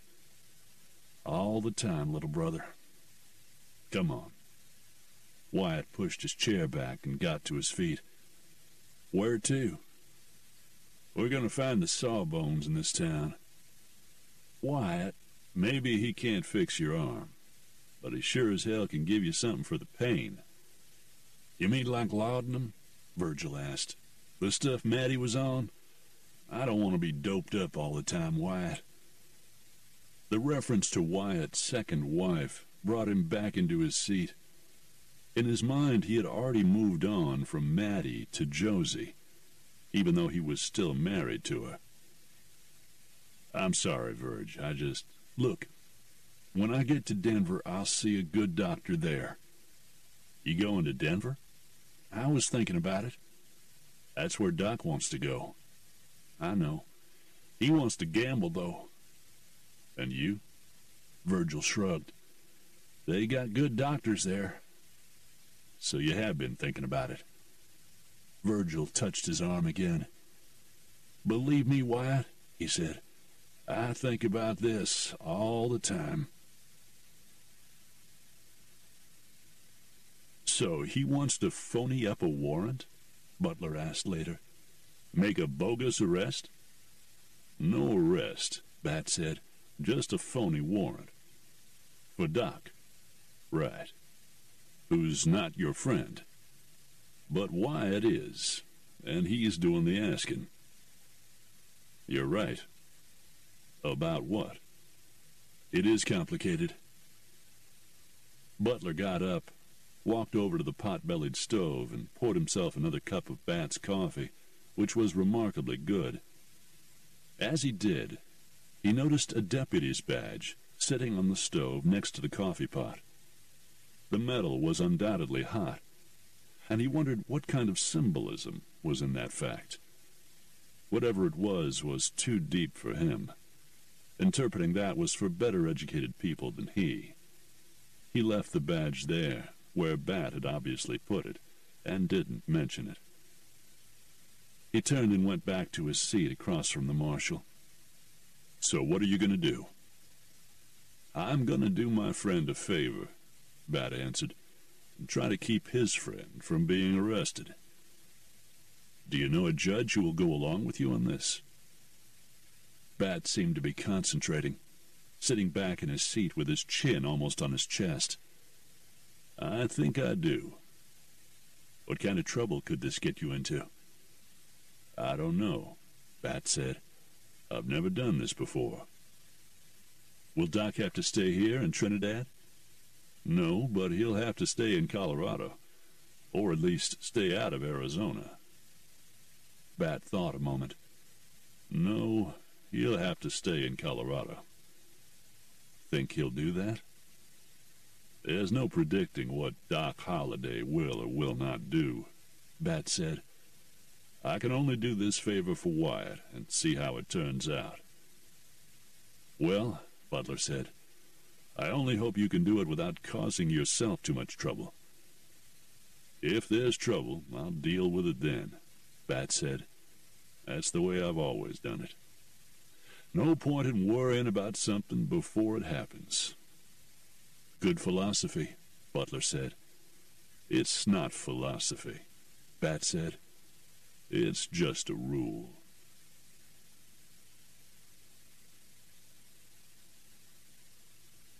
Chapter 19. Late that night, Butler was manning Bat's table while the lawman did his rounds.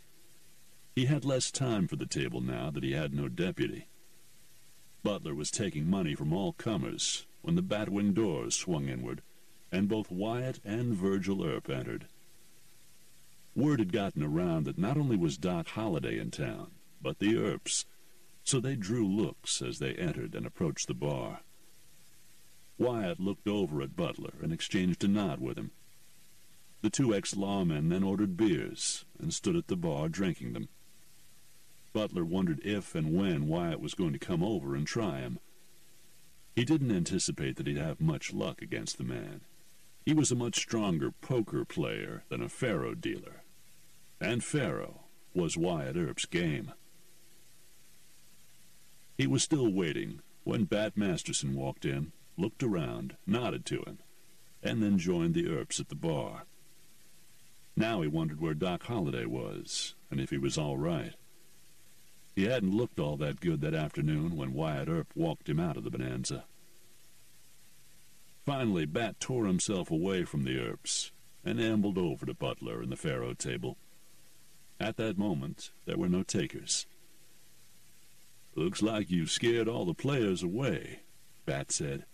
"Might as well close up. I don't feel like dealing tonight, and you might still get into a poker game.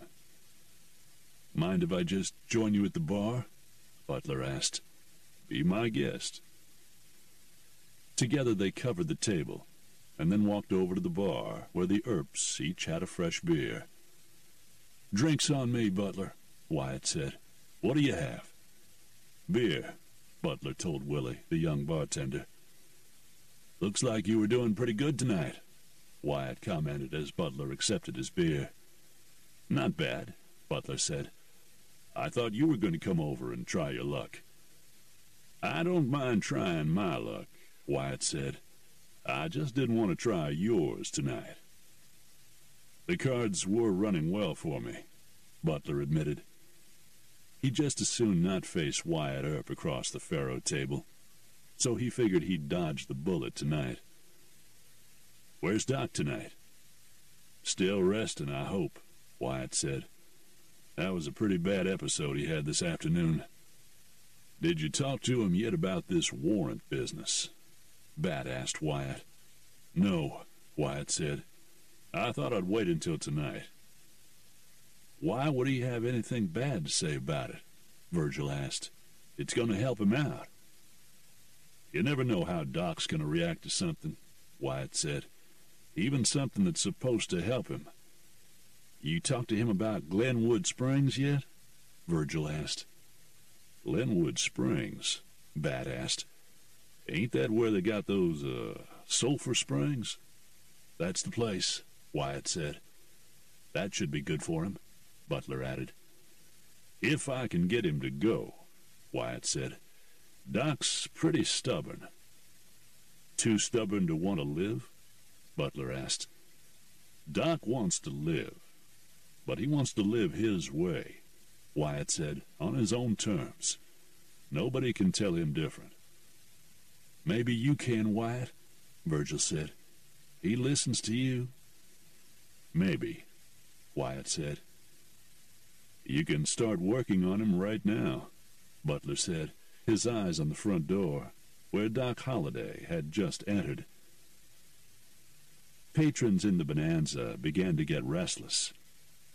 Here were 3 of the principals in the event that had already become known as the shootout at the OK Corral, all in one room together, along with Bat Masterson.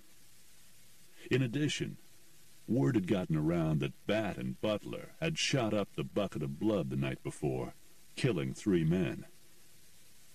Looks like you might start losing some customers, Butler said. The hell with them, Bat said. Willie, get me a beer, will you? Sure, Marshal. What'll you have, Doc? Bat asked. Whiskey, Doc said, his voice sounding hoarse. He tried to clear his throat and almost went into another coughing fit, but was able to quell it. Willie poured the whiskey, and his hand shook. Of all the men standing at the bar, it was Doc Holliday he was most in awe of. The others, although they had reputations with their guns, were also gamblers and lawmen. Doc's reputation was that of a killer, pure and simple. Relax, kid, Doc said, accepting the glass. I'm not going to bite you. Yes, sir, Willie said. I mean, no, sir. Doc turned to face the others with his drink in hand. No faro tonight? He asked. Close the table, Bat said. Butler was cleaning everybody out. Doc looked over at the Batwings, which were swinging in and out quickly as people filed out. Am I costing you business? He asked. Don't worry about them, Bat said.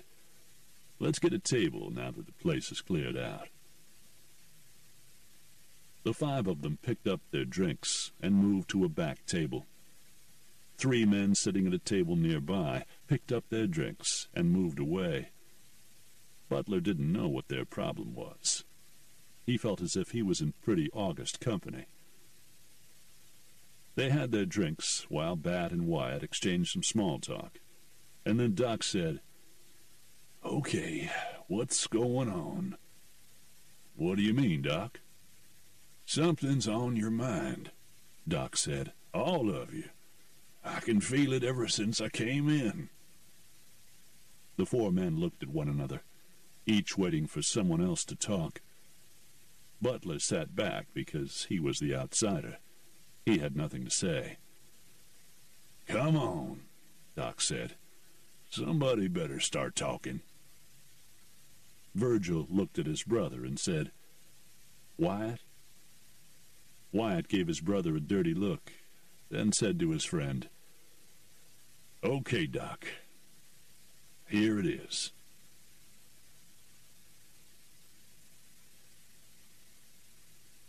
Chapter 20. "Isn't a sanitarium a place where they send crazy people?" Doc asked when Wyatt finished his pitch. "No," Wyatt said.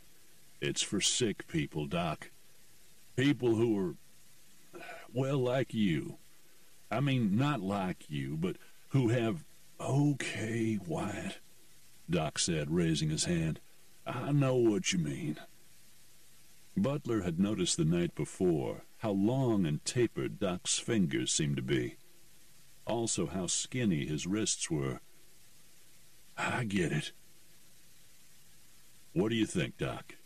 Wyatt said. "I'll give it some thought," Doc said.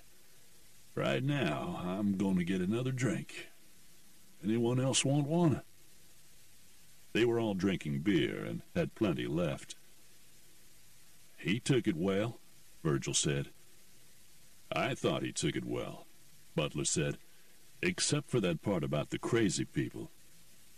"He's not going to go," Wyatt said. "Well," Bat said, "when he comes back, maybe we should talk about the warrants." "Yeah," Wyatt said. "He might take that a little easier." They all fell quiet as Doc returned with his fresh drink. He sat and looked around at them. "That isn't it, is it?" he asked. "There's more?" "This is different," Wyatt said. "You know there are warrants out for your arrest in Arizona." "There's warrants on all of us," Doc pointed out. "Yeah, but Verge and I were wearing badges," Wyatt said. "We can work that out. You didn't have a badge, Doc, so you're at risk to be extradited back to Arizona and tried." "And you got a solution?" "I think so," Wyatt said. "Bat's gonna arrest you." "What?" "Well, not really arrest you," Wyatt said quickly. "He's gonna have a judge swear out a warrant against you. With an active warrant in Colorado, they won't be able to drag you back to Tombstone to stand trial." Doc looked to be mulling this over, then looked at Bat. "You can do that?" "I have to talk to this judge I know," Bat said. "But I think I can swing it, yeah." "So there'd be a warrant out for my arrest, but no one in Colorado would act on it." "Right." Doc toyed with his glass for a few seconds, then asked Bat, "Why would you do this?" "Truthfully, because Wyatt asked me to." Doc looked at Wyatt, who shrugged. "Good enough for me," Doc said. I am much obliged, Bat." "Sure," Bat said. "No guarantee, but I should know something in a few days. Can you stay that long?" Doc and Wyatt exchanged a glance, and then Doc said, "I don't see why not." "I'm going to move on if nobody minds," Virgil said. "Wyatt, you might as well go with him," Doc said. "I'll be fine here for a few days until Bat figures this out." "Where are you heading, Verge?" Bat asked. "Denver, I think. After that, I ain't sure." "Denver's good enough for me," Wyatt said. "After that, I think I'll join Josie in California." Doc looked at Bat this time and said, Might be I'll be keeping some of your customers away. I could do my drinking and gambling in another saloon in town, if you like." "No," Bat said. "Once folks get used to you being around, they'll probably come in here just to have a look. So I guess it's up to you whether or not you want to be gawked at." "You staying around a while, Butler?" Doc asked. Butler shrugged, said, "I'm not in a hurry to go anywhere. Like Wyatt, I'll be heading for California soon enough, but not for a while." "Where in California?" Wyatt asked. "I thought I'd do some gambling in San Francisco." "Portsmouth Square?" "Yes," Butler said. "I heard the gambling houses there are amazing." "They are," Wyatt said. "Luke Short's been there quite a bit." "Been there myself," Bat said. "It's something to see, all right. And you'll see some of the big names there, like Luke."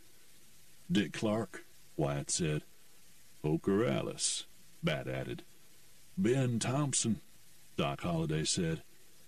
"I played with Ben Thompson," Butler said. "Pretty damn good poker player." "Best hand with a gun I ever saw," Bat said grudgingly. "That a fact?" Doc Holliday asked. "So far," Bat said. "Speaking of poker," Virgil said, "anybody game? I got nothing to do for a while." They all looked at one another, and then Bat said, "I'll go get a deck and some chips."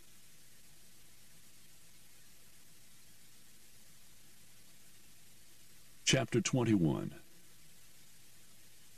Wyatt Earp, Virgil Earp, Doc Holliday, Bat Masterson, and Ty Butler, sitting at the same table playing poker, attracted some attention. Little by little, men began to come into the saloon, or back into the saloon, to watch. It didn't seem to matter that the stakes were low. People just wanted to see who was going to come out on top. It was Virgil's idea, so he set the rules. They all started with $200, and there were no rebuys. When you lost your stake, you were out, and it was a winner-take-all competition. They all agreed. First out was Virgil, who, despite the fact that the game was his idea, was not truly a gambler. Not in the sense the others were. "Just as well," he announced, standing up. "My arm's starting to hurt. I'm going to see if I can get some sleep." He staggered a bit as he left the table. He'd been drinking whiskey for the past hour in hopes of dulling the pain. "Virg, you want me to walk you?" "No, I'll be fine, Wyatt," his brother said. "You stay and take these fellas' money. We can use it in Denver." Wyatt kept a wary eye on his brother until he was out the door. Suddenly, unbidden, came the memory of Morgan lying on top of a pool table while they tried to stop the bleeding from his mortal wound. Though Morg was ambushed that night, there was no reason to believe anyone in Trinidad would try to ambush Virgil. "Why don't you follow him?" Bat asked. "No," Wyatt said. "He'll snap at me for being a mother hen. Just deal the damn cards." Faro was Wyatt's game, so he wasn't embarrassed or annoyed when Butler bluffed him out of a hand and broke him about a half an hour later. "Well, at least I can go and check on Virg," he said, standing up. "See you gents in the morning. Take their money, Doc." "Will do." Wyatt left, walking straight as an arrow because he had not had more than a second beer. "Well," Bat said, "I guess it's just the three of us." He dealt the cards. They were playing 5-card stud. The game had started out as dealer's choice, but gradually they all began to deal 5 stud each time. He dealt 1 down, 1 up. Doc got a king of spades, Butler an 8 of hearts, and Bat a jack of clubs. "King bits." 20, Doc said. The money left behind by the Earps was pretty evenly distributed among the three men. "Call," Butler said. "My jack raises," Bat said. "Another 20. "Call," Doc said. "I call." Both Bat and Doc looked at Butler's 8 of hearts. "Coming out," Bat said. He dealt out their third card. Doc got another king, Butler a 6 of hearts, and Bat another jack. "King's bet." "I'll bet into the razor with my kings," Doc announced. 50. "I call," Butler said. "Raise," Bat said. "Another 50. "Call," Doc said. "I call," Butler said. Doc and Bat looked at him, and his 6 and 8 of hearts. "What, I can't call?" "With that hand?" Doc asked. 3 cards straight at best," Bat said. "Or a 3-card flush." "Yup." "Why don't you fellas pay attention to your own hands?" Butler asked. "Okay," Bat said. "Here we go." He dealt them each their 4th card. Doc's kings did not improve with the addition of a 3 of diamonds. Butler caught a 5 of hearts. Bat didn't improve on his jacks either, when a 4 of clubs fell. "King's bet," Bat said. "I'll check to the razor," Doc said. "I'm feeling lucky," Butler said. "I'll bet 100. "What the?" Bat said. "I raise 100. You just bluffed Wyatt out, and now you're trying it with us." Doc stared at Butler for a few moments, then said, "He ain't bluffing. He ain't got nothing yet, but he ain't bluffing either. He's really betting his luck, betting on the come." "I can see calling on the come," Bat said, "but not raising. What do you do, Doc?" "I'm gonna call." "Last card," Bat said, and dealt it out. He and Doc did not improve. Butler's card busted his straight or flush, but paired his 6s. "King's bet," Bat said. "Doc?" Doc studied his whole card for a few moments, then studied Bat and Butler in turn. "Check." "I bet 100, Butler said. "I raise," Bat said. "I fold my kings," Doc said. "I believe one of you." "Which one?" Bat asked. Doc shrugged. "In the long run, it doesn't matter, does it? One of you has me beat. I fold, I save money." "I re-raise, Bat," Butler said. Bat looked at Doc, who shrugged, then looked at Butler, who gave him nothing. "I'm going to call you because I want to see," Bat said. Then he turned over his cards.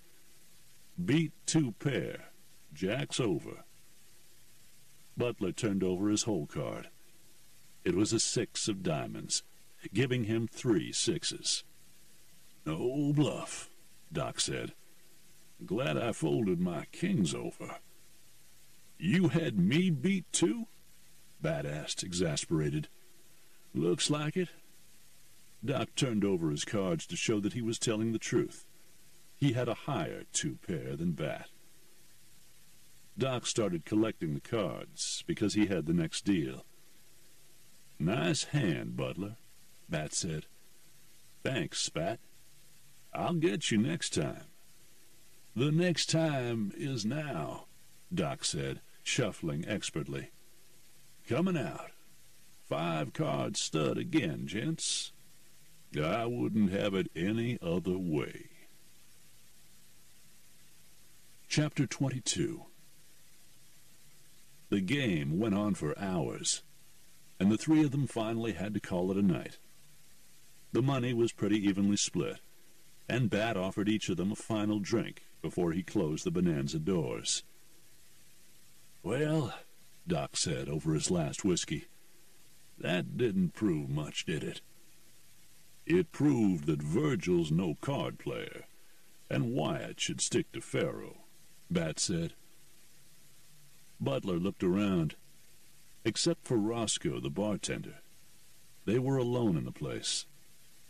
Doc was the only one who had to leave the building to walk to his hotel, while Butler and Bat both had rooms upstairs.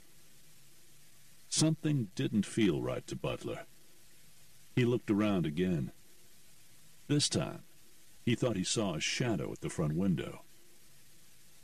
"Guess I'd better turn in," Doc said. He'd been drinking whiskey during the game, and his eyes were bloodshot. His coughing fits had been kept to a minimum. Butler wondered if the whiskey actually helped with that. Butler put his hand on Bat's arm. "Something's not right." "I know," Bat said. "You walk him. I'll go out the back." "Right."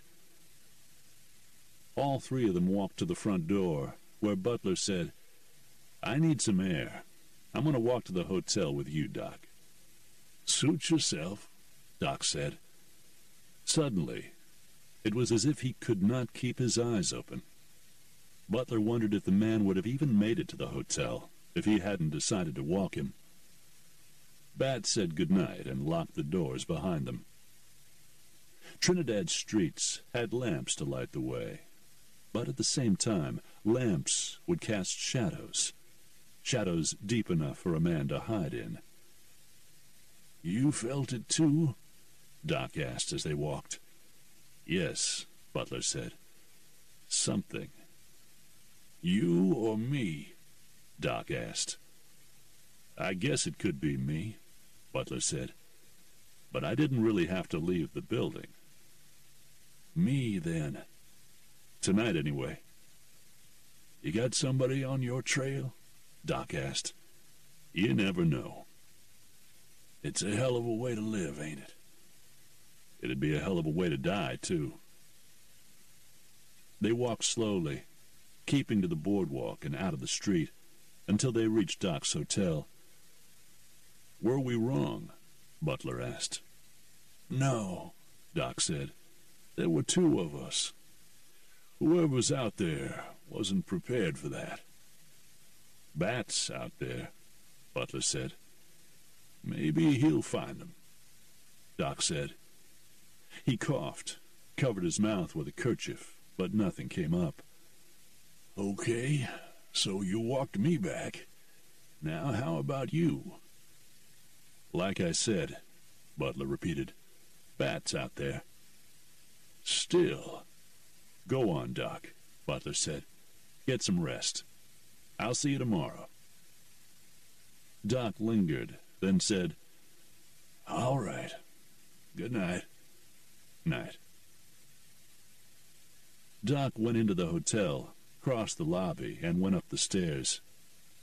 Butler waited, giving the man enough time to get to his room.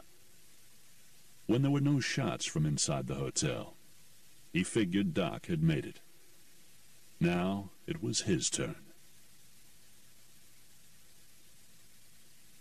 Bat had been in the shadows, walking behind Doc and Butler on the same side of the street. He kept his eyes on the other side of the street, though, thinking that if an ambush came, it would be from there. He waited while Butler and Doc talked in front of the hotel, then watched as Doc went inside. Butler started back to the Bonanza, and Bat decided to join him. He came out of the shadows and fell in beside the gambler. "Somebody changed their mind," he said. "Doc felt it too," Butler said. "Somebody in this town has got ideas." "Well," Bat said, "Wyatt and Virgil are leaving, and Doc is staying." "So am I." "It's one of you two they're interested in," Bat said. "I guess we'll find out sooner or later." "I guess we will."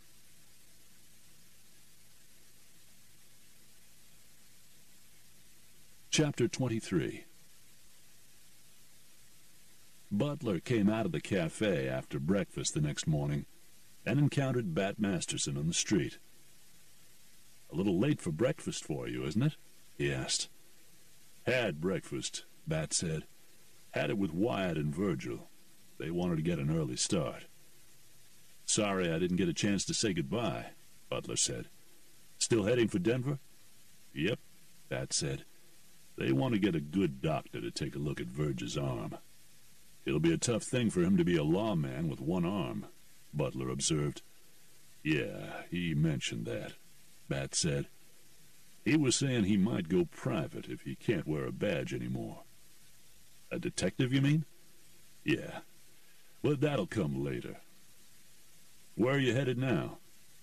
"Courthouse," Bat said. "I told Wyatt I'd check into that warrant on Doc and send him a telegram in Denver." "The judge you're thinking about is in town?" Bat nodded. "That's why I thought of him," he said. "He's here for 3 days. I'm going to talk to him right now. Want to come?" "Don't think I'd be any help," Butler said, "but I'll walk over with you." As they walked toward the courthouse, Bat said, "Wyatt made me promise to look after Doc. That's not a job anyone would volunteer for. He says Doc's fine in a fight, but it's the other parts of his life where he needs looking after." "Maybe he needs a woman." "I thought he had one," Bat said. "He and Big Nose Kate were together for a long time." "What happened?" "I don't know, and I ain't about to ask," Bat said. "That's one part of a man's life I don't get involved in. What's between him and his woman is between him and his woman, if you get what I mean." "I get it," Butler said. "Is that something else that's a rule with you and not a philosophy?" "Definitely. For me to have a philosophy, I'd have to be a hell of a lot better educated. Rules are easier." "Easier to make, maybe," Butler said. "Not necessarily easier to stick to." "Sounds like you may have broken a few of your own rules along the way," Bat said. "Shattered is more like it." "Well, if you're going to break a rule," Bat agreed, "you might as well shatter it." They reached the courthouse, a 2-story brick building. "I won't bother going in with you," Butler said. There was a wooden bench right in front. "I'll sit here and wait and watch the folks go by." "Suit yourself," Bat said. "Shouldn't take me long to present my case to Judge Abernathy. You've been here a matter of months, and already you got a judge beholden to you? You just got to be in the right place at the right time." Bat opened the door to enter, then turned to Butler. "There's a place right down the block if you get a hankering for another cup of coffee. Don't eat there, but the coffee's decent." "I'll remember." "Doc's not up yet?" "I don't know," Butler said. "I didn't think to check." "That's okay," Bat said. "I'm the one supposed to be checking up on him." "Okay, let me get this over with." Bat went inside, the door closing loudly behind him. Butler thanked his lucky stars he hadn't been the first one to see Wyatt Earp that morning. He would not have wanted to be saddled with the job of looking out for Doc Holliday, although that's what he had been doing the night before, walking the man back to his hotel. Still, that had been willingly, and not a responsibility put on him by a friend.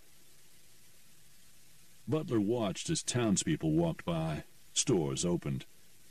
Men eyed him suspiciously. Women looked at him with a mixture of feelings. Could have been anything going through their minds, from "Who is that man?" to "Why can't my husband dress that nice early in the day?" The street began to fill with traffic, men on horses, men and women riding buckboards or buggies into town to do their shopping. Butler found his mind going back to the deputy's badge sitting on the stove in Bat's office. He wondered if Bat had left it there, if it would melt the longer it sat there. He never once thought about pinning it on, though. He was a gambler, not a lawman. He'd leave mixing those two occupations to the likes of the Mastersons and the Earps. After about half an hour of watching the town wake up, he began to get restless. He was thinking about going down the street for that extra cup of coffee when the front door opened and Bat came out. "How did it go?" "It took some doing," Bat said, "but I got him to see it my way." "He'll swear out the warrant?" Bat nodded. "I should have it later today." "That's good news for Doc, and a load off of Wyatt's mind once you send him a telegram." "I'll send that today, too. Have it waiting for him when he gets there." "Now I could use a cup of coffee. Walk down the street with me?" "I was just thinking the same thing."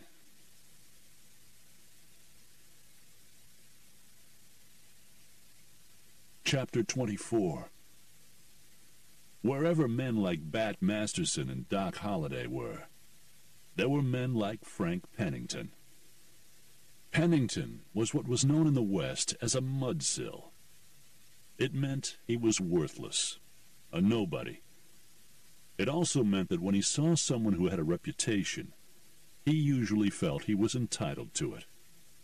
Bad enough, Bat Masterson was the marshal in Trinidad, but now Doc Holliday was there.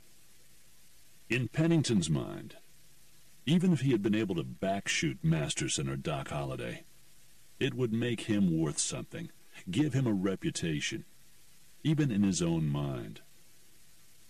He'd been in the saloon the night before when they all walked in, the Earps, Doc Holliday, and Masterson. He'd also been among the men who had filed out to look for someplace else to drink.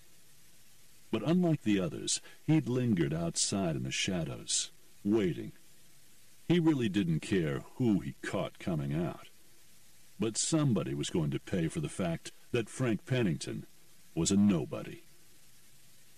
Virgil Earp had come out first. Pennington figured there was no percentage in backshooting a cripple, so he let him go. Wyatt Earp came out next. But by this time, Pennington had convinced himself that he wanted the lunger, Doc Holliday. He figured he'd be putting the poor bastard out of his misery by gunning him down in the street. Then he'd do himself good by letting the word slip out that he'd done it. 30 years on this earth, and he hadn't done anything worth a damn. But he figured to change that right quick. Then when Doc Holliday came out, that gambler came with him. Backshooting one man was one thing, but he wasn't about to take two men on at the same time. Especially not after what he'd heard about the gambler and Masterson shooting up the bucket of blood. So Pennington had backed off, and today he was sitting in a small saloon down the street from the bucket. This was the only saloon in town that opened in the morning. Only place a man could get a decent drink this early. He had arranged to meet 3 men here, because he figured he was going to need a little help if that gambler Butler had taken up with Holliday. His friends were of the same ilk as he, although a couple of them were waddies, cowpokes working on nearby ranches. Still, in their hearts, they were mudsills, like he was. Around town, unbeknownst to them, they were all simply known as coffee boilers, men who'd rather shirk their duty and sit around the coffee pot. His 3 friends filed in, looking the worse for wear after a hard night at the bucket of blood. Deke Walton, Seth Cates, and Waldo Ferguson filed in, stopped at the bar for a beer, and then joined Pennington at his table. "What's so important you got to get us up this early?" Waldo complained bitterly. "Early?" Pennington asked. "You fellas work on a ranch. Ain't you up at the crack of dawn?" Waldo Ferguson looked over at Deke Walton, who said, we got fired yesterday." "Fired? It's about time. They finally realized what layabouts you two are?" Seth Cates said, laughing. "At least we had jobs," Waldo said. Jobs are for suckers, Kate said. I'll bet Frank's got something hot for us. I got something, Pennington said. It ain't gonna make us no money right away, but it'll give us a name. You're still singing that same old song? Waldo asked. Gonna make a name for yourself? Why don't you just admit none of us is ever gonna amount to nothing? You ain't gonna never be nothing with that attitude, Pennington said. I ain't like that. So what do you got, Frank? Seth asked.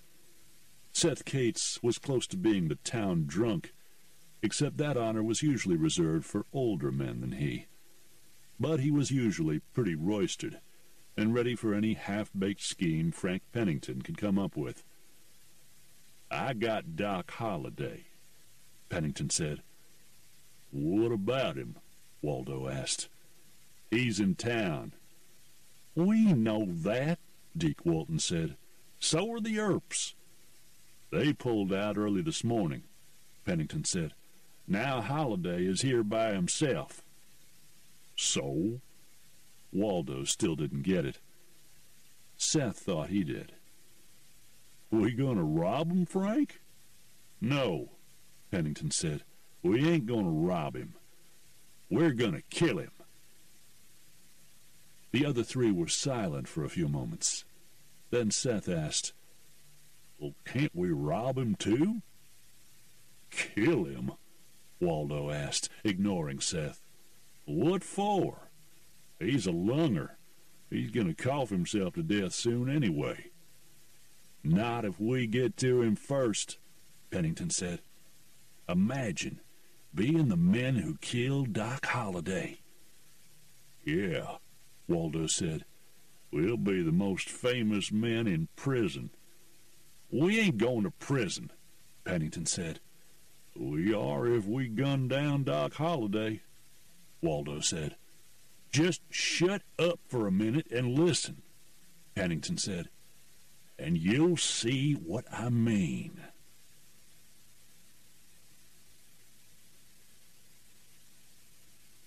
Chapter 25.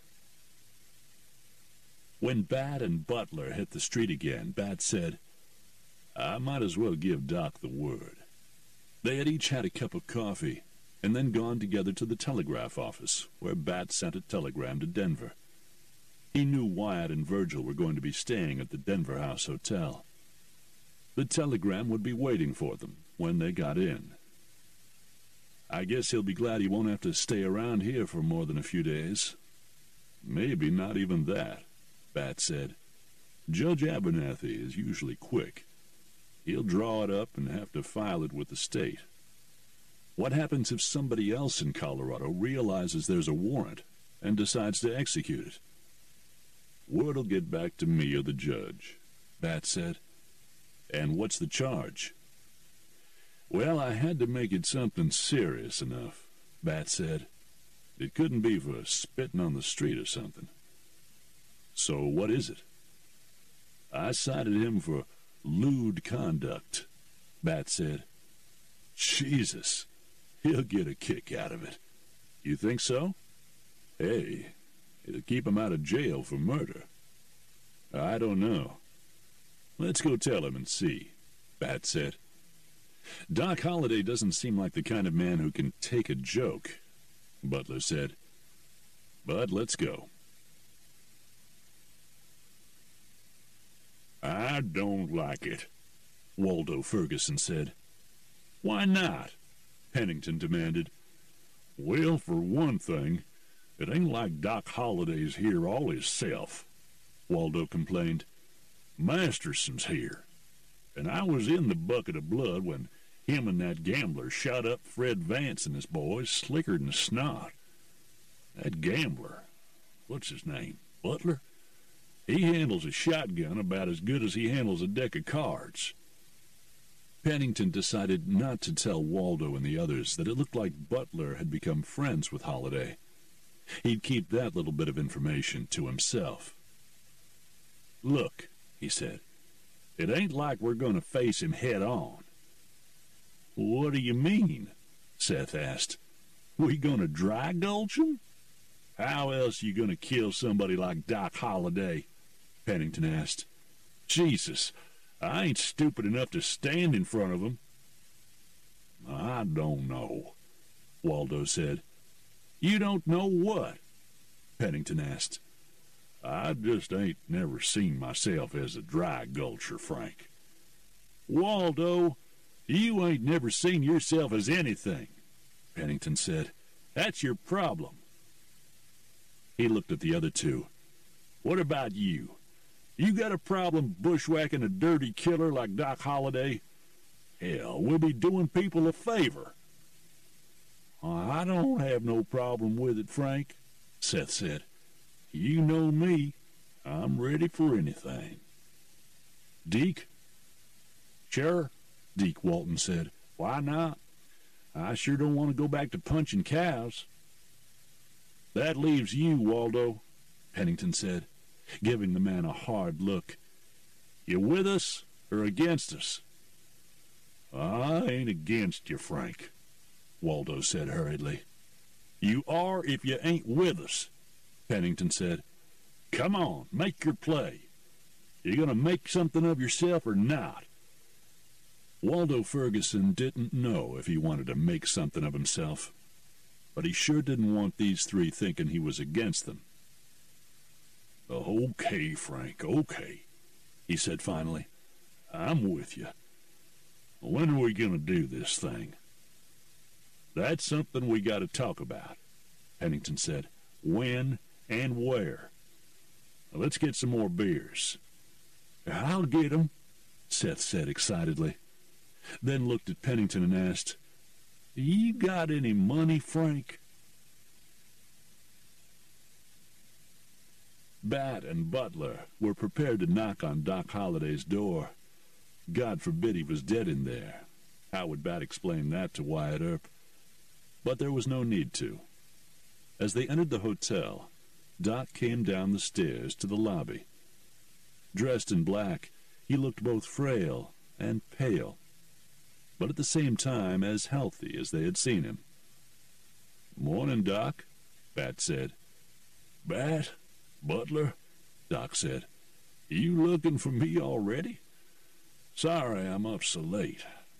Wyatt and Virgil get away okay? Early this morning, Doc, Bat said. Said to tell you they'll see you on the trail somewhere. Yeah, we will, Doc said, if I last long enough. Give any more thought to that Glenwood Springs thing? Bat asked, making Butler cringe, but there was no need. Actually, I have, Doc said, but there's still time. I can still stand on my feet anyway. If I decide to go there, I'll walk in myself. I won't make anybody carry me. Neither Bat nor Butler knew what to say to that. What are you looking for me for? Doc asked then. Got some news about that warrant, Bat said. Take some air with me and tell me about it, Doc said, heading for the door.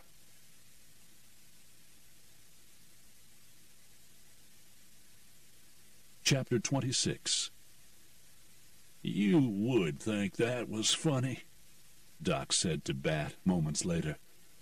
Oh, I can change it if you... No, Doc said. What's it matter? My reputation can't get any worse than it is right now. Let it stand. Okay, Bat said. I'll let you know as soon as I have it in my hand. Shouldn't be more than a couple days. That's fine, Doc said. By then I'll be ready to move on. By then I'll also have some of this young man's money to take with me. Oh ho, that sounds like a challenge, Butler said. I'll see you in the Bonanza tonight, my friend. Bring plenty of money, Doc said. I've been taking it easy on you till now. This sounds like a game I'm gonna stay out of, Bat said. I've got some rounds to make, boys, if you'll excuse me. See you later, Bat, Butler said. Much obliged for the information, Bat, Doc said. If not the extra smudge on my rep." "Glad to be of help, Doc." Bat left Butler and Doc Holliday there on the boardwalk. "He's a good friend to Wyatt," Doc said. "Seems to me Wyatt's got a lot of good friends," Butler said. "How does he rate that?" "He's an honorable man," was all Doc said. Then, "I'm going to continue on walking." Butler had the feeling Doc wanted to walk by himself and think. "I've got some things to tend to myself," Butler said. "I'll see you later at the Bonanza." "I look forward to it." "We just have to catch Holliday off by himself," Frank Pennington told the others. "How do we do that?" Waldo asked. "We watch him." "When?" Seth asked. "Starting now," Pennington said. "Today." "How do we do that?" Deke asked. "Well, Jesus," Pennington said. "Do I have to tell you everything? We all get out there and look for him. Whoever finds him will have to find the others." "How do we go out in twos," Pennington said. "Seth, you're with me. Waldo and Deke, you go south of town. Seth and I will go north." "Why don't we just start at his hotel?" Seth asked as the other two left. "At this time of the morning, he's bound to already be up and around," Pennington said. "Come on. We got things to do." "Hey," Seth said, "if we find him first, we can just take him. Why do we need Waldo and Deke?" "We'll see," Pennington said. "Let's just decide that when the time comes, okay?" Butler spent the afternoon checking on his horse, cleaning his guns, looking at some new boots, and then going back to the Bonanza to make sure there were new decks for the game that night. He didn't know how many men would sit at the table with him and Doc, but he knew it would eventually come down to them. Except for Bat Masterson, there didn't seem to be another poker player in town who could play with them at the same level. So far he'd found his stopover in Trinidad both entertaining and dangerous. Where else would he have been able to meet Doc Holliday and the Earps? And being introduced to them by Bat Masterson had immediately put him on the inside. Wyatt had been impressive in both size and demeanor. Doc, while not physically imposing, was an imposing presence nevertheless. As for Virgil, he'd found himself feeling sorry for him. But he didn't know if he would have been able to face the prospect of a future with one arm as courageously as Virgil was. And in the short time he'd been there, he felt that he and Bat had become friends, even more friendly than he'd gotten with Jim Masterson in a much longer time period in Dodge. The only man he'd come away from Dodge feeling he was friends with was Neil Brown, and he had no idea what had become of him after Dodge City. Butler was sitting at a table playing solitaire with a fresh deck when men started entering, bellying up to the bar and surveying the place to see what was going on. Bat made rounds of the town, settled a couple of petty disputes, and then went back to his office. The first thing he did was burn his hand when he tried to remove the deputy's badge from the stove. He didn't even know why he'd put the thing there. He had to use a kerchief to take it off, and then he laid it aside to cool off. He was lucky the damn thing hadn't melted. It would have been hell to clean, and he would have had to pay to replace it. He made a mental note to get more deputy stars made up. He settled in behind his desk and wondered what kind of trouble he might get into over this phony warrant. There was certainly no one else who could have asked him for such a favor other than Wyatt Earp. He found himself wondering exactly the same thing Butler had been wondering earlier. What was it about Wyatt Earp that commanded the friendship and loyalty of men like himself and Doc Holliday? He was not able to answer it as succinctly as Doc Holliday had.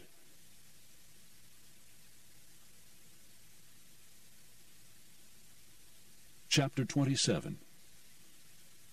"That's him," Pennington said. "That's Holliday." "Are you sure?" Seth asked.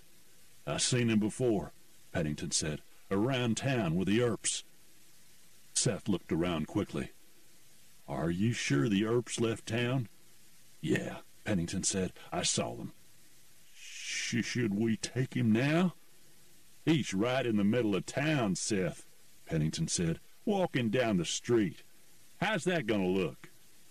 "But you said you wanted to dry gulch him." "Yeah, but not in broad daylight when everybody can see us do it, idiot," Pennington said. "I want to kill him, but I don't want to go to jail for it. Understand?" "Sure, Frank, sure," Seth said, secretly glad they weren't going to try to take Doc without Deke and Waldo. "I understand. So what do we do?" "You stay with him," Pennington said. "Follow him, but don't try anything until I say so. Got it?" "I got it." "I'm going to find the others," Pennington said. "Just stay with him."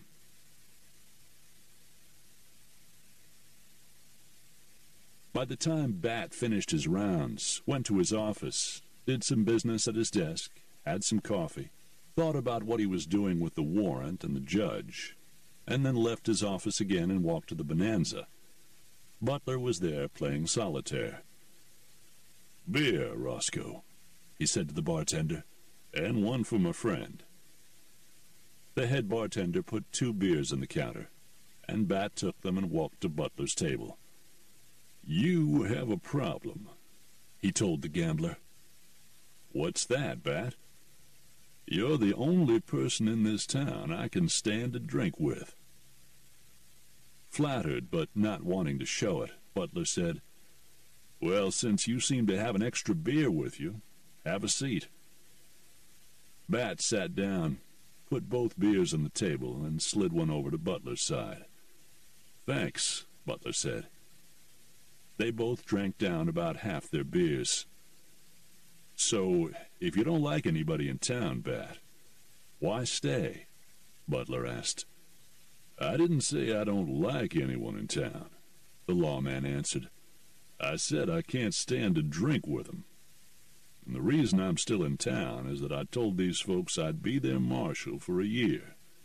I still got more than half that time left. I always try to keep my word." "Admirable. That's why I'm stuck looking after Doc," Bat added. "Where is Doc, by the way?" "Hey," Butler said, "I'm not the one who said I'd keep an eye on him. Last I saw, he was still walking around town, taking the air, as he said." He put a black 8 on a red 9. Bat sat back in his chair, regarding his half-full mug of beer. "You know, there are men in this town who would backshoot him, or me, just to say they did it. I think Doc knows that, Bat." "Yeah, I guess," Bat said. "I'm going to go and check with the judge. The quicker I get that warrant, the quicker Doc can be on his way." "What about your beer?" "Half's fine," Bat said, getting to his feet. "Well, Doc will be here tonight to play poker." Turned over an ace, placed it on the table above the other cards. "Good," Bat said. "At least then I'll know where he is." "He wants to play poker, so I won't be able to man your faro table," Butler warned Bat. "That's okay," Bat said. "I can leave it closed for another night." "Okay." Butler placed a red queen atop a black king. "I'll see you later, then." Bat left the saloon as others filed in. It was starting to get late, and things were beginning to pick up. In another half hour, there'd be girls on the floor, hawking drinks and flirting. By then, Somebody would be ready for a poker game. 2 hours later, Butler was playing poker with 3 other men when Doc Holliday came through the Batwing doors. Butler found himself heaving a sigh of relief. He had not seen Bat since he left to find a judge, and he was starting to worry about both of them, only because of what Bat had said about back shooting and what had happened at the Bucket of Blood. With men like Bat and Doc in town, men like Vance and his boys would always be there. Just because they'd killed 6 of them didn't mean there weren't any left. Doc got a whiskey from the bartender, walked over and said, "Mind if I sit in?" Butler had warned the players that he was keeping a seat open for Doc, and none of them seemed to mind. "That's your chair," one of them said. "Butler's been saving it for you. Guess you fellas had a previous engagement. Hope the rest of us ain't in the way." "You might be," Doc said, sitting down and placing his drink carefully on the table. "But not for very long."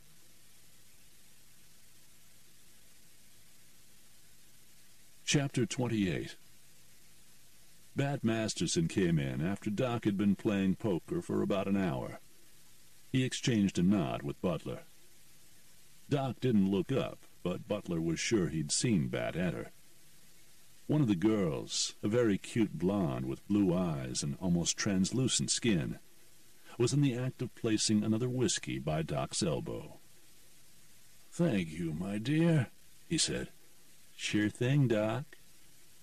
She walked away, and Doc did not even look up to watch her as the other men did. Even Butler had to sneak a look. It was this kind of concentration that made him such a good poker player. Butler had not counted Doc's drinks. He found out the day before that it didn't matter. Doc Holliday was going to be Doc Holliday, no matter what anybody said. The drinking did seem to affect his ability to walk, but not his ability to play cards. Bat went to the bar, got himself a beer, then turned, leaned against the bar, and watched the game. Other games were going on around them, but it was the table with Ty Butler and Doc Holliday, and those other 3 guys, that was attracting most of the attention, even from outside. Seth Cates was watching the game through the front window. He'd followed Doc around all day, when all the man seemed to want to do was walk. Finally, he'd gone back to his hotel, where he had spent hours. Seth had waited across the street, desperate for Pennington and the others to join him. If Doc Holliday saw him, he'd be a dead man. Finally, Doc had come out of his hotel and walked over to the saloon. Now, as Seth peered in the window, it was dark, so at least he had that cover going for him. But where the hell were the others?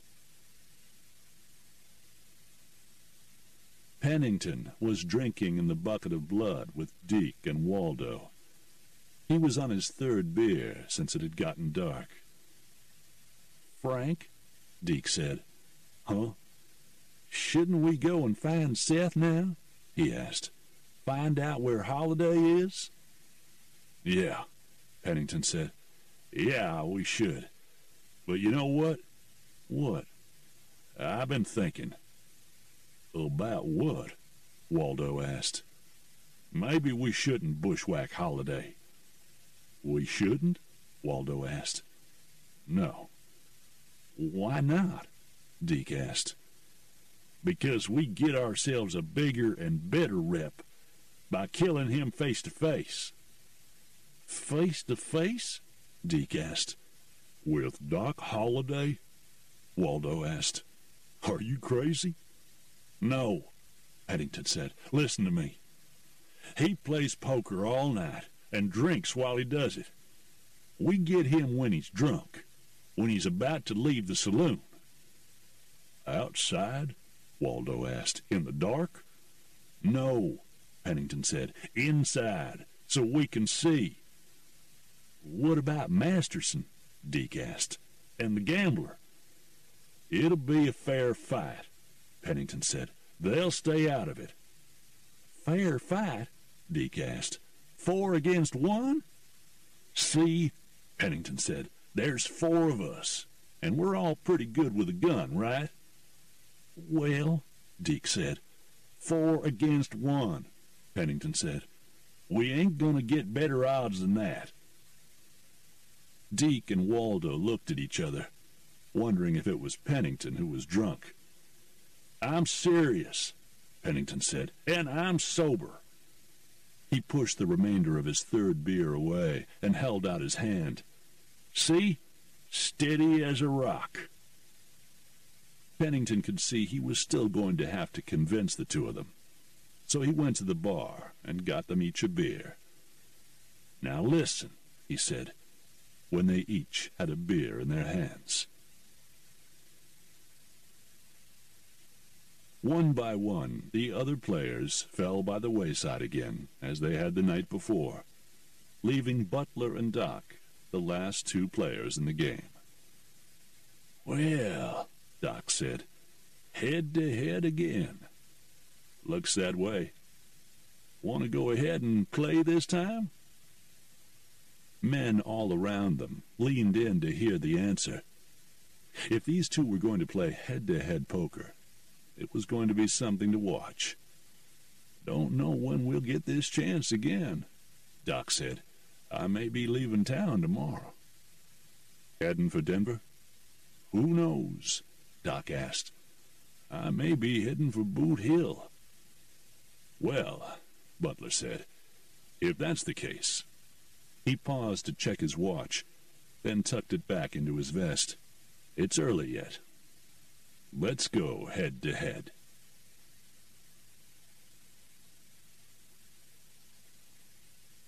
Chapter 29.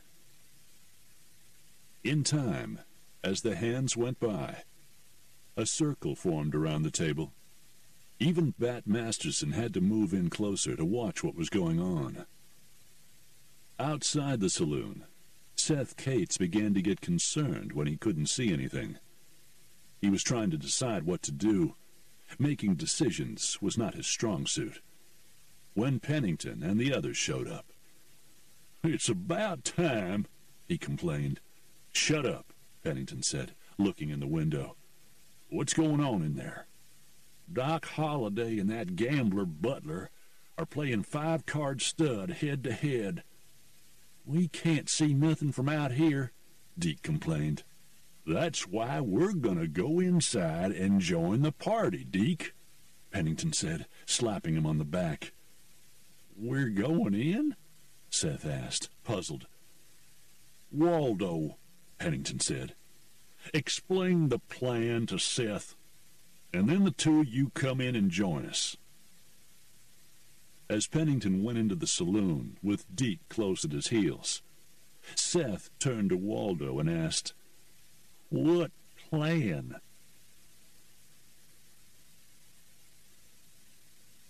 Butler looked down at his cards. He was showing 2 kings. Across from him, Doc Holliday was showing 2 aces. If he had a third in the hole, or even another pair, Butler was dead. But they each only had 4 cards. There was a 5th to come. Doc had bet 300 and was waiting for Butler to call or fold, or raise. "Make it 600, Butler said. "You're betting like you already have a 3rd king," Doc said. "Aren't you betting like you already have a 3rd ace?" Doc was the dealer. He held the deck in his left hand, pushed his money out with his right. "Call." He dealt them each their 5th card. King for Butler. Ace for Doc. The crowd gasped. Bat Masterson shook his head. "Looks like this is the make-or-break hand, Doc," Butler said. "Looks like it," Doc said, setting the now useless deck down. Bat did not imagine how either one of them could get away from this hand. You just couldn't lay a hand like this down in 5-card stud, and he didn't even know what their hole cards were. At that moment, though, he most certainly would rather have been in Doc's chair than in Butler's. Butler knew there was no getting away from this hand. There was also going to be no bluffing. This was just a matter of who had the best cards, with all the money going into the middle of the table, because at that moment they were about even. Doc also knew there was no folding now. This is the hand poker players wait for. Only they both had it. The question was, who had the better dream hand? Butler had 3 kings on the table, with a deuce of spades keeping them company. Doc had 3 aces on the table, with a 7 of clubs alongside them to tag along. Everyone watching was leaning forward, waiting for the next play to be made. 3 aces are high on the table, Doc said. It's my bet. Yeah, it is, Butler said, sitting back in his chair. Despite some distractions in the room, he'd been able to concentrate for the most part. He hoped the same was true of Doc. Everyone waited for the bet. Pennington was waiting also. Despite himself, he had managed to get caught up in the game. Deke was standing next to him, also watching the 2 men intently. Behind them, outside the circle of onlookers, Waldo was still trying to convince Seth that the plan was sound. This despite the fact that he still was not convinced himself. Still, it was his responsibility to make sure Seth knew his part. That's a pretty good-looking hand you got there, Doc, Butler said. Yours ain't bad either, old son. No, it ain't, Butler agreed. I'd go to the mat every time with a hand like this. Exactly how I feel about mine. So, what do we do? Butler asked. Finally, Doc Holliday pushed all his money into the center of the table and said, I guess we go for it all.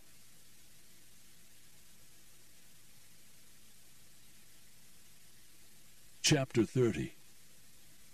Jesus, Bat thought. Is Butler going to do it? Go for it all against 3 aces on the table?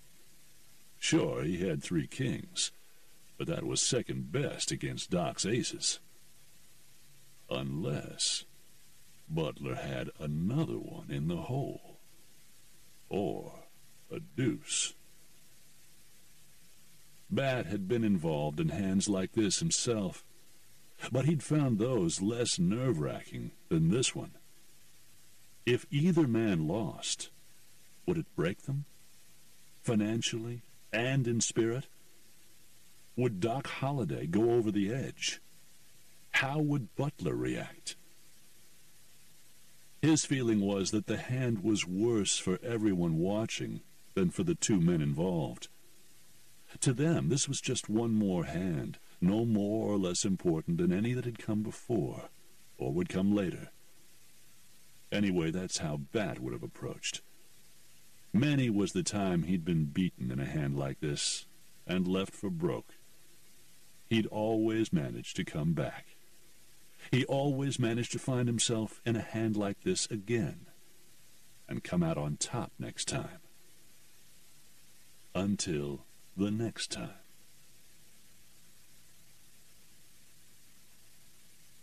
Butler looked at all the money in the middle of the table. Losing this hand would not break him, but he wondered if it would break Doc. It didn't really matter. He was going to play the hand to win, no matter what. He was just wondering. "Jesus Christ!" Bat Masterson yelled. "What's it gonna be?" Other men began yelling, and they didn't stop until Butler put his hands in his chips. Then it got dead quiet. Doc Holliday watched without emotion. He believed that he had spit up all the emotion he had left inside of him. There was nothing left, really. Now his life was just like this poker game, just waiting to see what the next move was going to be. "Okay," Butler said, shoving the remainder of his chips into the center of the table with Doc's. "I call." Now the onlookers leaned in to see the hole cards of the two players. "What do you have, Doc?" Butler asked. "You're looking at them," Doc Holliday said. "3 aces. If you got a 4th king in the hole, you got me." "No king," Butler said, turning over his hole card. "But would another deuce do?" "Full house!" somebody exclaimed in a hushed tone. Doc Holliday stared across the table at Butler and said, "Nice hand, old son. How about a drink?" "Okay, game's over," Bat shouted. "Give the gents some room." Men started to move away, back to their own tables, or to the bar, or even out the front doors. Butler raked his money in, and 2 girls came over to take the chips away and cash them in.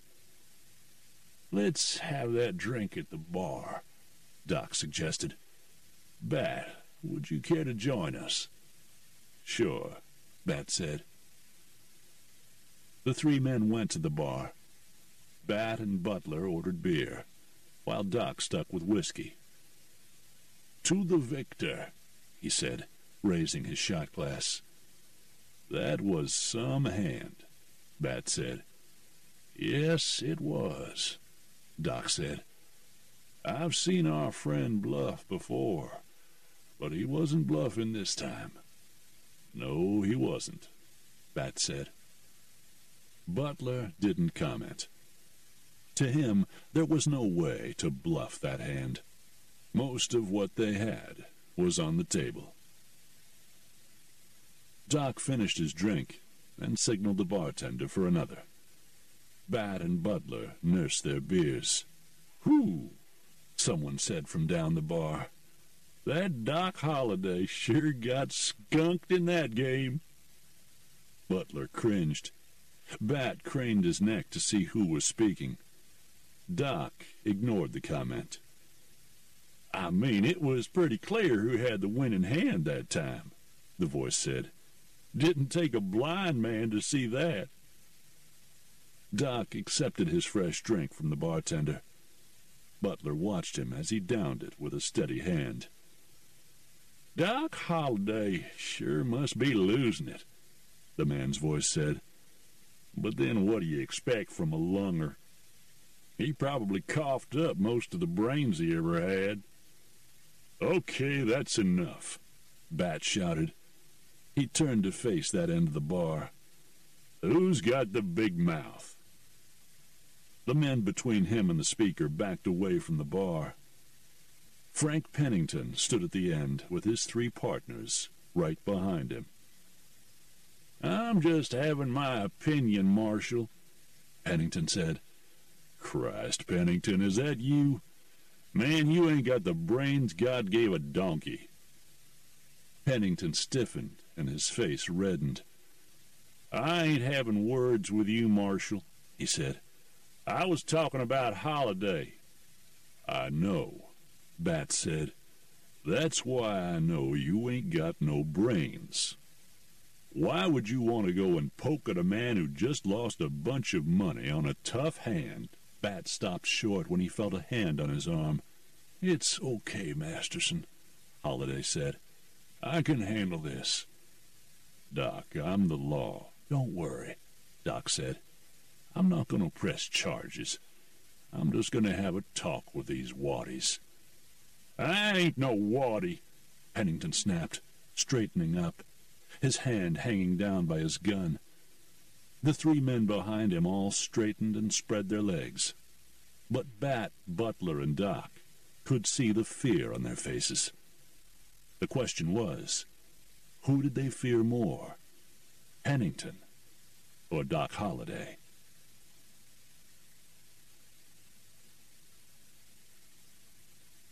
Chapter 31. "You're obviously looking for a fight, friend," Doc Holliday said. "I just lost a lot of money, so lucky for you, I'm in the mood for a fight." Suddenly, the bar became the place not to be. As had happened in the bucket of blood some nights ago, men began to find some place else in the room to be, or they left the saloon altogether. For the most part, however, they wanted to see this showdown, so tables were upturned and used for cover, or men just hit the floor but kept their heads up so they could see what was happening. Bat didn't move, except to give Doc some space. Butler was behind Doc's right shoulder at the end of the bar.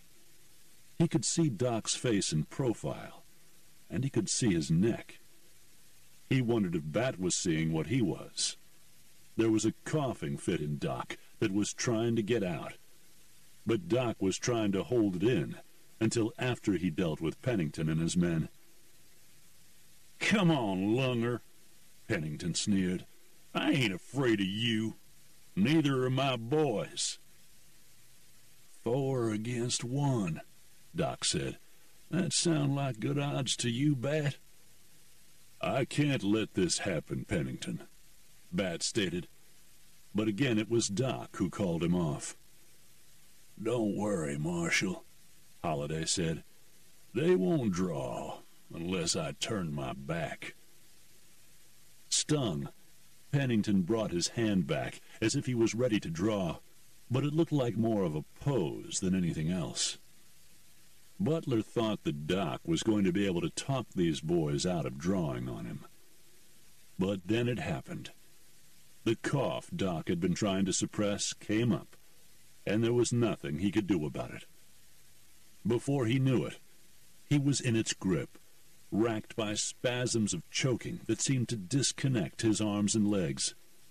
He staggered, caught himself on the bar, and hung there, halfway between standing and falling. Frank Pennington saw his chance. His eyes widened. He couldn't believe his luck, and he yelled to his boys, "Take him now!" And they were ready too. The sight of Doc hanging off the end of the bar emboldened them, and the 4 men went for their guns. But Butler, who had been expecting the fit, was moving already. He pushed off from the bar with his left hand and drew his gun with his right. His concentration was so focused on the 4 men, who in turn were intent on killing Doc Holliday, that none of them saw Bat Masterson also draw his weapon. Butler and Bat both knew that Doc was a sitting duck, and they had to move both swiftly and with deadly accuracy. Butler shot Pennington first, taking him square in the chest, and then moved his gun a fraction to fire at one of the other men. Bat fired twice in succession, and 2 men gasped and staggered back. They righted themselves briefly, but then Butler's lead hit them and put them down. The 4th man was stunned by what was happening and was riddled by lead from both Bat's gun and Butler's. As the 4 men hit the floor, Butler quickly stepped in front of Doc in case one of them was able to fire a shot from there. Bat, meanwhile, moved in on them, gun ready. If any of them was still alive, they would not be for long. If Bat hated anything, it was a bushwhacker. And shooting Doc while he was in the throes of a coughing fit amounted to the same thing. "Doc," Butler said, reaching back with one hand to steady the man. "You okay?" "I'm not hit, if that's what you mean," Doc said in a raspy tone. "Damn." He looked at the bartender. "Whiskey." "Coming up, Doc," Roscoe said, and got a shot glass of rotgut in front of him fast. Doc grabbed it, downed it, and released the edge of the bar. He staggered, but remained standing. Bat came over and said, "They're all dead." "I'm obliged to the both of you," Doc said. "I would have handled them if not for this."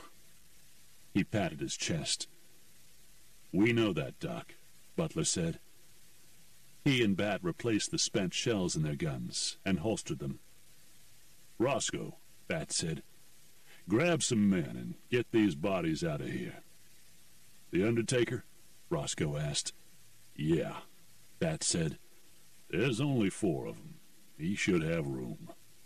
He might be asleep. Wake him up, then." "Yes, sir." Bat turned to Doc. "You're not hit?" "Not hit," Doc said. "Just a little chagrined, I guess you'd say. Not used to having somebody else fight my battles for me. You two acted pretty damn quick." "It's my job," Bat said. "I saw you were having trouble breathing," Butler said. "Knew that a cough was coming." "You're very observant," Doc said. "I thank you both again. I think I better go back to my hotel now." "Sure, Doc," Butler said. "Want me to—" "I think I can manage on my own tonight." Butler nodded and stepped back. Doc looked at Bat. "Any word on that warrant?" "I'm going to pick it up in the morning," Bat said. "I can bring it to your hotel."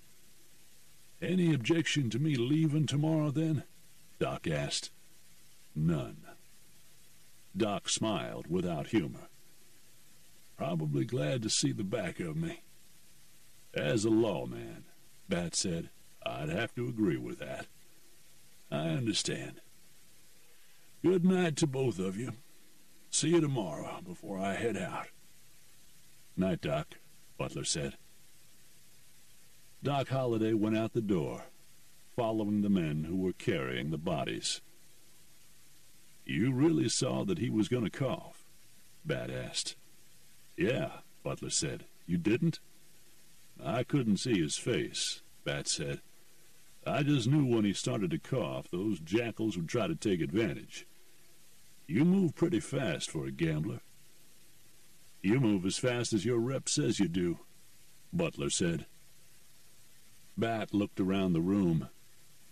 Men were writing tables, setting up chairs, calling for drinks from the girls, whose eyes were still wide from what had happened.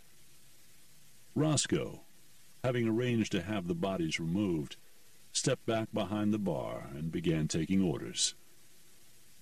"Looks like things are getting back to normal," Bat said. "I think I've had enough for one night," Butler said. "I'm going to go to my room." "Don't blame you," Bat said. "I'm going to stick around for a while." "You going to see Holliday off in the morning?" "I think so," Butler said. "I kind of feel like we became friends, you know."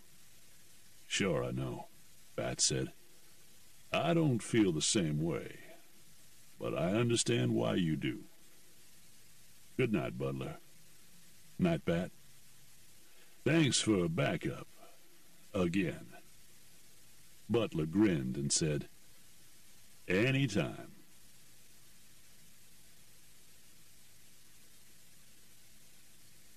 Chapter 32. 1 month later, Denver. When Butler hit Denver, he heaved a sigh. He didn't know if it was of relief exactly, but it was nice to be in a city for a change, after all the mining camps and towns. He'd stayed in Trinidad longer than he'd expected, but now it was time to stay in Denver for a while. His luck was still running good, and there was the possibility of getting into some big games here. As he checked into the Denver House Hotel, he knew that the Earps had moved on to Gunnison, Colorado. Wyatt had sent Bat a telegram to that effect, after Bat notified him that the Doc Holliday favor had been done. As for Doc Holliday, they had not heard from him since he'd left Trinidad, ostensibly for Denver. Who knew what stops he might have made along the way? Butler had personal knowledge of all the stops that could have been made, but he made none of them. He was that intent on making it to Denver. Now he took his key and made his way to his second-floor room. He paused halfway up the steps to turn and look down at the wide expanse of lobby below him. This was certainly not Trinidad or Leadville. He was very happy with his room. It was large, well-furnished, and the mattress was plush and comfortable. He walked to the window and looked out at the busy street below him. He hadn't been any place this populated since Chicago, and that was a while ago. He decided to have a long bath, put on some new clothes, and go out to greet the city. Or let it greet him. Harry Mallon stopped just inside the door of the saloon and scanned the room quickly. He found what he was looking for without a problem. A member of the Denver Police Department, Mallon was in uniform, wearing a gun and carrying a billy club. He turned, looked outside, and jerked his head at the others to follow him in. In seconds, he was one of 4 policemen standing inside the door. The place was fairly quiet, just a murmur of voices and the sound of poker chips. Slowly, the 4 policemen attracted the attention of some of the patrons, most of them curious, some of them nervous. What had brought 4 lawmen into the Gamblers' Club? Len Wooden, the owner, approached the 4 uniformed men and said, "What can I do for you, officers?" Mallon put the head of his club against Wooden's chest. "Just stay out of the way, friend," he said. "We're here to see one of your patrons." Wooden frowned. He longed for the days of a sheriff and a deputy. These bully boys in uniforms didn't take long to develop an attitude. This one looked new, and he had it already. Wooden looked around the room, and his eyes fell on one man. Suddenly, he understood. "Can we do this without fuss?" he asked the policeman. "Just go and get behind your bar," Mallon said. "We'll take care of it any way we have to." "Jesus," Wooden said, and withdrew. He could have warned some of his better customers, but instead headed straight for the safety of the bar. At the first sign of trouble, he could simply drop out of sight, out of harm's way. Mallon waved his 3 colleagues to follow him, and headed for the table across the room. The man he was interested in was sitting with his back to the wall, and for all intents and purposes had not seen the 4 policemen. But as soon as they reached the table, he looked up and locked eyes with Perry Mallon. "Up," Mallon said. "Excuse me?" "You heard me," Mallon said. "Stand up." He was bouncing the billy club off the palm of his hand. "What's this about?" "I think you know." The seated man frowned. "Do I know you?" "Think about it." The gambler sat back, looked up at Mallon, and frowned. "I don't think I know you." "Well, you'll have time to think about it in a cell," Mallon said. "Come on, let's go." "What's the charge?" "We'll let you know." The gambler looked down at his cards and chips. "I'll have to cash out." "Somebody will do that for you," Mallon said. The other 3 policemen were watching the byplay tensely. Malin had told them he could handle it, and just wanted them there for backup. All 3 were hefting their clubs and hoping they wouldn't have to use their guns. "Don't make this hard," Malin said. "It won't go your way." "Oh," the black-clad gambler said, "it might." One of the other men leaned forward and said, "I'll cash in your chips and hold the money for you, Doc." Doc Holliday looked at the man. His name was Benny Keats, and Doc was only in the game because of him. Could he trust him with his money? He probably could, since the little man was afraid of him. "Okay, Benny," Doc said, "you do that. And remember, I know exactly how much I have." "Sure." "That's enough talk, Doc," Police Officer Perry Malin said. "Get up. You're under arrest." Chapter 33. Butler dressed for dinner, something else he hadn't done since Chicago.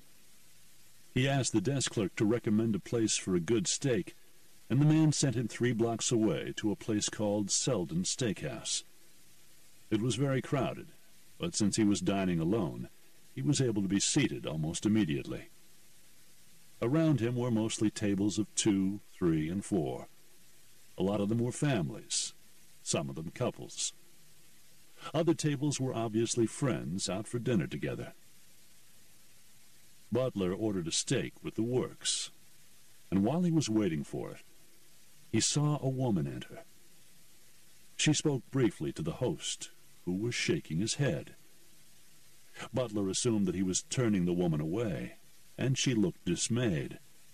Beautiful and dismayed. He decided to be chivalrous tonight. He stood up and walked across the room. As he got closer, the woman got even lovelier, also older. At first he thought she was in her late 20s, but now it appeared she was in her 30s. "Sorry, madam," the host was saying, "but I simply cannot seat a woman alone." "But that's archaic," she insisted. "My money is as good as anyone else's, and I'm hungry." She had obviously also dressed for dinner. She wore a green wrap over a dress of the same color, which set off her red hair and pale skin. Her eyes were green, and they were flashing. "I sent a bellboy over this afternoon to make a reservation," she said. "J. Conway." "Yes," the man said, "we have a reservation for a J. Conway, but we did not know it was a woman." "Jennifer Conway," she said. "What's the damn difference?" She almost stamped her foot.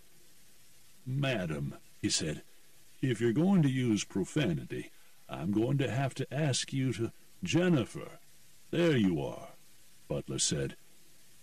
Both she and the host looked at him with frowns. He came up next to her, touched her arm, and pecked her cheek. "I told you that you wouldn't be able to get in on your own," he said. "Now come and sit with me like we planned." But, she said. He leaned in and said, "You can stand up for yourself and starve, or sit with me and eat." "Darling," she said, "you were right after all. There are some aspects of Denver that are still backwater." Butler laughed to himself. She had to get a parting shot in. "If you don't mind," he said to the host, "I'll take Miss Conway to my table now." "Of course, sir," the host said stiffly. Butler kept a hold of the woman's arm as they walked across the floor. "Did you come in here for a steak?" he asked. "Yes," she said. "The desk clerk at my hotel told me they serve the best steaks in town." Butler caught his waiter even before they reached their table and said, "Bring 2 steak dinners, please." "Yes, sir." When they reached the table, Butler held her chair for her, inhaling the scent of her perfume at the same time. "Since we seem to be a couple," she said, "and you somehow know my name, I overheard you tell the host. I suppose you ought to tell me your name." "I'm sorry," he said. "Bad manners. I'm Tyrone Butler." "I'm going to assume, Mr. Butler, since you are dining alone, that you're not from Denver?" "That's correct," he said. "And please don't call me Mr. Either Ty or just Butler will do." "Well then, for the sake of appearances, you might as well call me Jennifer." "So, Jennifer," he said, "two strangers dining together. What shall we talk about?" "Well, Ty," she replied, "as you say, we're strangers, so I suppose we should talk about everything."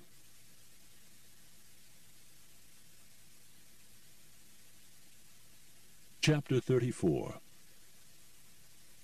They did talk about everything, and found out just how much they had in common. Both had come from the East, she more recently than he. They had each lost contact with all family members, although neither said how or why. They both wanted to see as much of the West as they possibly could. Both had just arrived that day, and both were staying at the Denver house. He also discovered that she was a very progressive woman. She thought women should have all the same rights as men, from eating alone in restaurants to voting. Butler didn't see why a woman shouldn't eat alone in a restaurant if she wanted to, but voting was another matter, and he didn't comment on that. They agreed that the steaks were among the finest they'd ever had.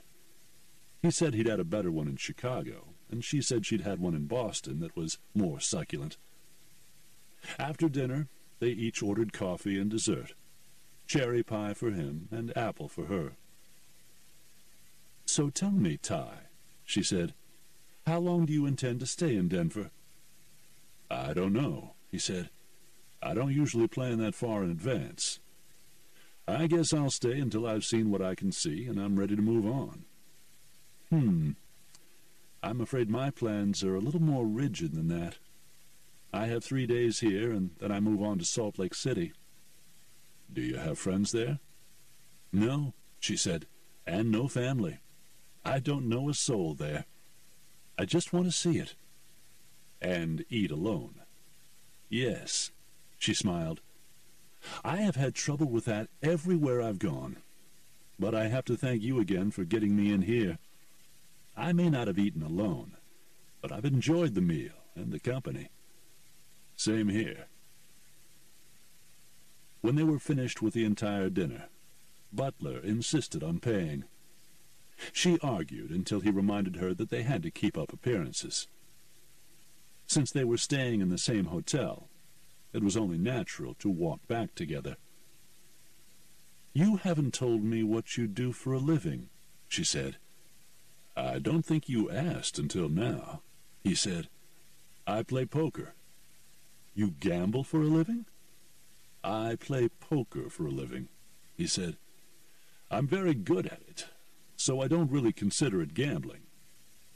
"Really? You win all the time?" "I don't win all the time," he said. "Nobody does. But I win more than I lose, and I manage to make a living." "That's fascinating." "Now, you haven't told me what you do." "I'm a writer." "Really? What do you write?" "Articles mostly," she said. "I send them to magazines and newspapers." "And you make a living that way?" he asked. "Now, I find that pretty fascinating." "Well, I have to admit," she said, "I've only had a few pieces published. I'm actually traveling on money that I've saved over the years. I'm not a young girl, and I've worked many jobs over the years to save money. And—" she hesitated, then let it out. "I have a small inheritance." "Well," he said, "that's always helpful." I hesitated to say that, she said. I'm not rich by any means, but I am able to travel as I want. I think that's fine. I just didn't want you to think that I was this rich, pampered woman, she explained. I really do want to write for a living, but I can't get many publications to print my articles. Because of your progressive views? Exactly. Have you thought of writing other things? Like what? I don't know. Travel logs describing places you've been, things you've done. I suppose I could do that, she said, and still get my views across. I have to be true to my beliefs, you know. Of course, he said. We all have to do that. It was dark, but the streets of Denver were well lit by street lamps. She peered at him anxiously. You're not making fun of me, are you? I wouldn't do that, he said. I have no reason to do that. I think everything you've said is admirable. Then you're a special man, she said. Most men I've spoken to think I'm crazy or stupid. They think I should be married and in some man's kitchen or bed. Her face grew red when she said that, and she put her hand over her mouth. I'm sorry, she said. That just popped out. It's okay, he told her. I don't shock easily. When they reached the hotel and entered the bright lobby, he asked her, Would you like a nightcap in the bar? I don't think so, she said. I've taken up enough of your time, and I don't want to scandalize whoever may be in there. Besides, I'd like to do some writing tonight before I go to sleep. Again, thank you so much for a lovely evening. The pleasure was all mine. He took her hand and kissed it. You're very gallant, she said. I hope we'll see each other again. I was actually planning on it, he told her. He watched as she walked up the steps to the second floor, then turned and went into the bar.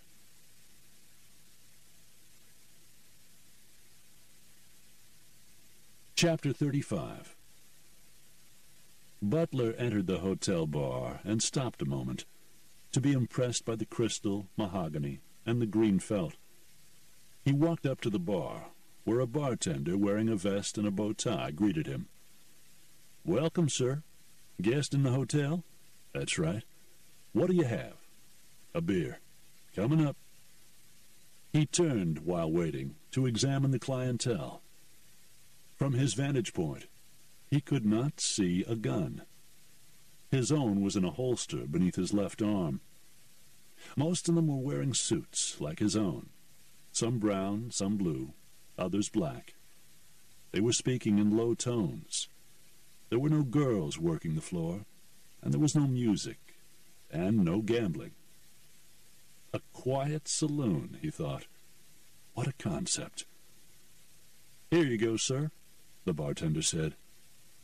Perfect color, perfect head, and ice cold. He had died and gone to heaven.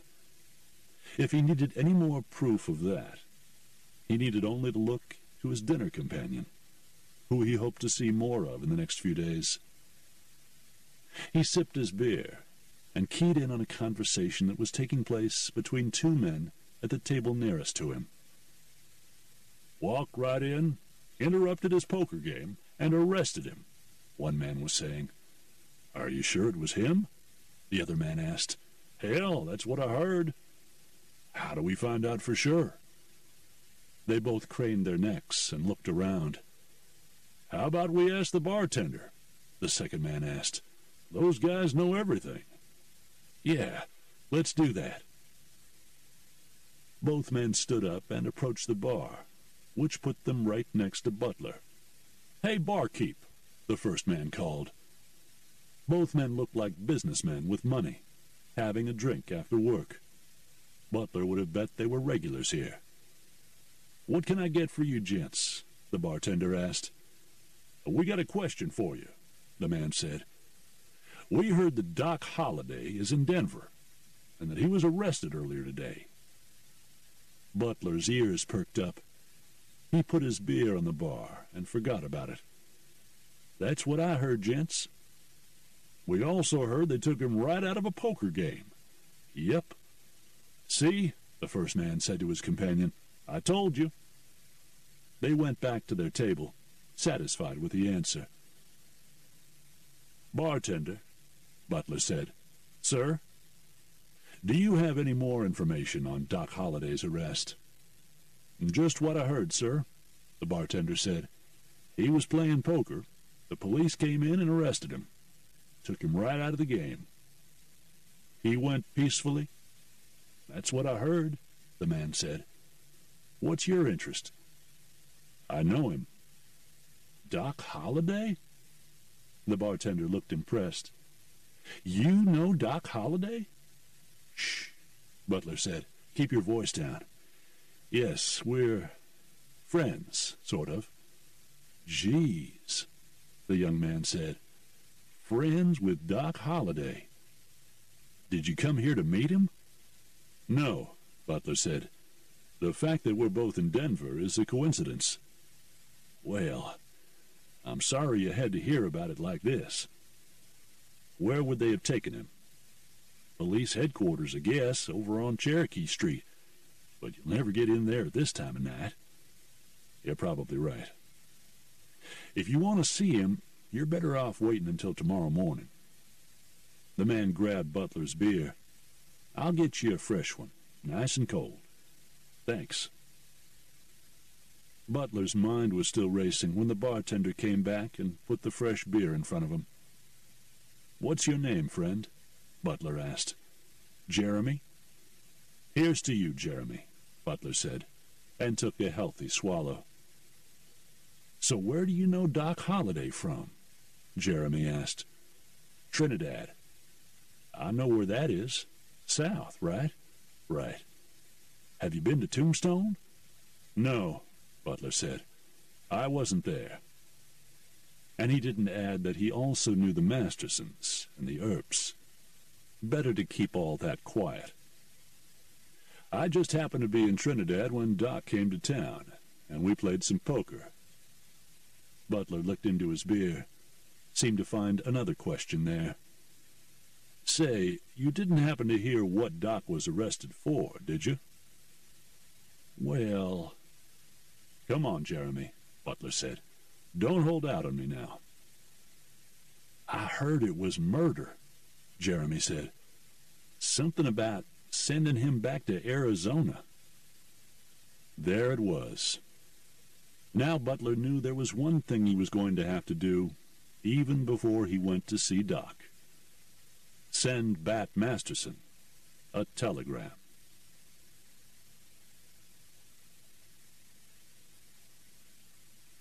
Chapter 36. Doc Holliday looked up at Perry Mallon, who was standing over him with his billy club. It was early, and Doc had been in jail all night. His suit was rumpled, his face covered by stubble, and his breathing was ragged. He'd had several coughing fits during the night that had left him weak, and if it hadn't been for a concerned guard who had brought him water a time or two, he might have choked to death. But now he simply sat in his seat and stared at Mallon with bloodshot eyes, his hands handcuffed in front of him. "Keep looking at me like that, Holliday," Mallon said. "See how much good it does you?" "What have you got against me, Mallon?" Holliday asked. "Is it because we've met but I don't remember you? I meet a lot of people, you know. I can't remember every one I meet, or every cockroach I step on." Mallon pulled the billy club back, preparing to use it on Doc, when the metal door to the room opened, and an older man stepped in. Mallon quickly dropped the club. "Mallon," the man said. "This is the man?" "Yes, sir." The older man stared at Doc. "The famous killer, Doc Holliday." Doc didn't answer, so Mallon said, "It's him, sir. I know him." The man looked at Malin. "That's right," he said. "You were there, right?" "Yes, sir. I was there." "In Tombstone?" "Yes, sir." "Who are you?" Doc asked. The older man looked at him. "Are you talking to me?" "Yes, I am," Doc Holliday said. "I want to know who you are." "I'm the chief of this police department," the man said, "and I don't relish having killers in my city." "This man is a liar," Doc Holliday said. "Is that a fact?" "He never was in Tombstone." "But you were," the chief said. "You are Doc Holliday, right?" "That's right, I am." "Then you're a killer," the chief said, "and you're going to go back and pay for your crime." "On this man's say-so?" "This man is one of my policemen, and he has identified you as a wanted criminal. I will contact the authorities in Arizona, and you will be shipped back to stand trial." Doc Holliday looked at the man, then looked at Perry Mallon.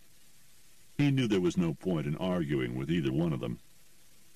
"Take him back to his cell," the chief said, "and make sure nothing happens to this man. Do you understand?" "I understand," Mallon said. "He's going back to Arizona in one piece." "Yes, sir." The man turned and left the room. "Guess he ruined all your fun, huh, Mallon?" "Shut up, Doc," Mallon said. "You can still accidentally fall down a flight of stairs, you know." "Might be better than going back to Tombstone to hang," Doc said. "Don't worry, Holliday," Mallon said, pulling Doc to his feet and shoving him toward the door. "You're going back." Butler left the hotel and, following the directions of the desk clerk, made his way to the nearest telegraph office. He wrote out a short note to Bat Masterson, and then had the key operator send it to Trinidad. "Will you wait for an answer, sir?" the man asked. "I'm at the Denver House Hotel," Butler said. "Send the reply there. If I'm not around, they'll hold it for me." "Yes, sir." Butler left the telegraph office, waved down a passing cab, and gave the driver his destination. Police headquarters. He walked in and announced to the policeman at the front desk that he wanted to see Doc Holliday. "Are ye related, sir?" the man asked. "No." "Are you his lawyer?" "No." "Are you a law officer?" "No, I'm a friend of his." "Let me check. Please have a seat." Butler sat on a bench in the lobby, and sat, and sat. And finally a man came out to meet him. Portly, white-haired, and obviously important. "My name is Arthur Coolidge. I'm the chief of police here. I understand you want to see Doc Holliday?" "That's right," Butler said. "My name is—" "I don't care what your name is," Coolidge said. "You're obviously of the same ilk as Holliday. So I want you and your friends to know something. I'm sending him back to Arizona to answer for his crimes. Anyone who tries to stop this will also end up in my jail. Have you got that?" "Yes, but that's all I have to say to you, sir," Coolidge said. "Good day, and get out of my police station." It was obvious that Butler was not going to be able to see Doc Holliday or help him, so he was going to have to try and find that help somewhere else. He turned and left.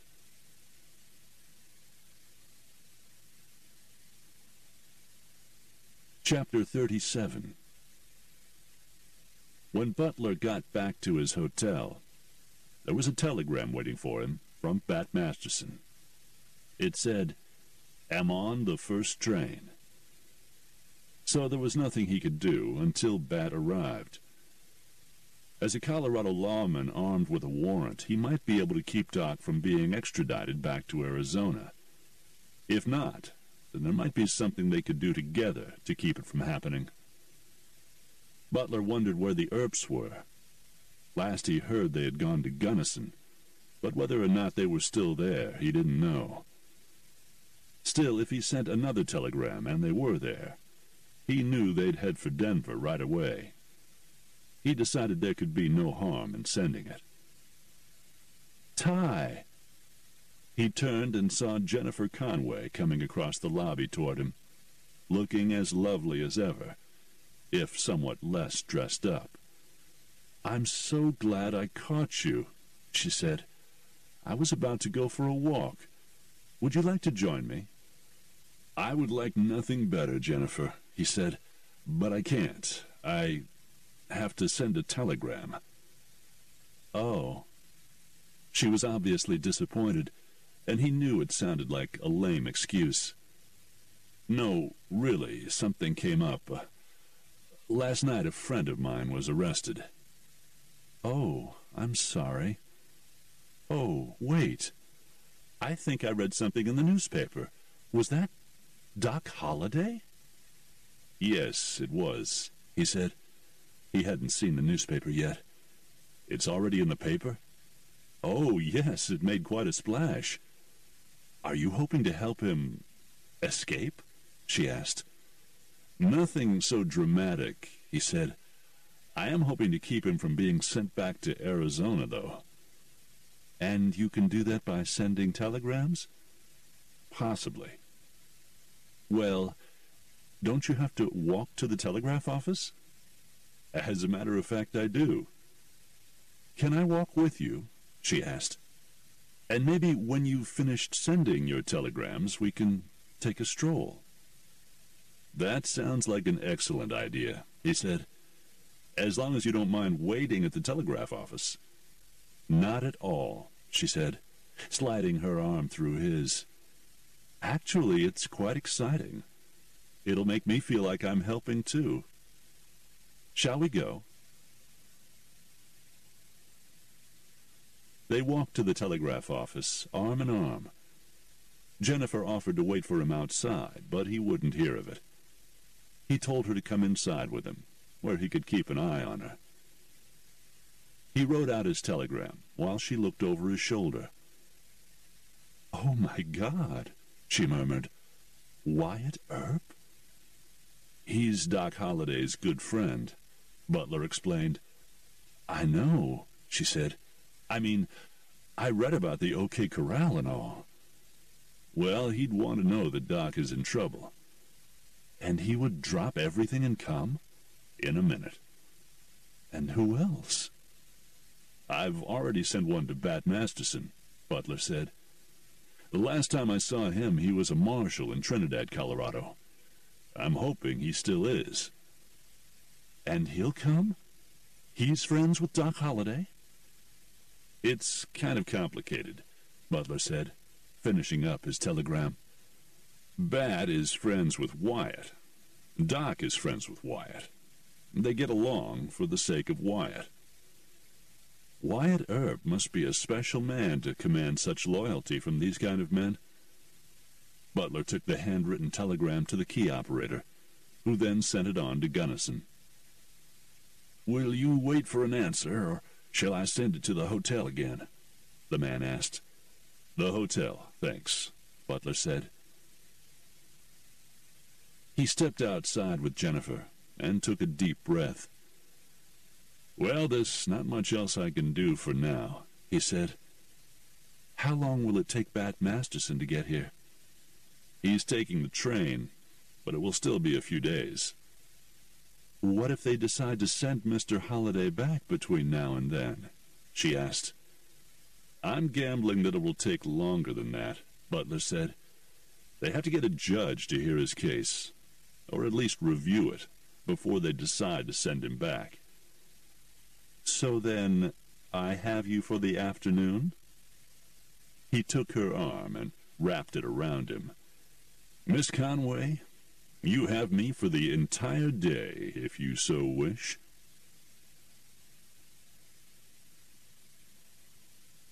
In his cell, Doc Holliday thought over his fate. Back in Tombstone, he was as good as dead. But how could he avoid being sent back there?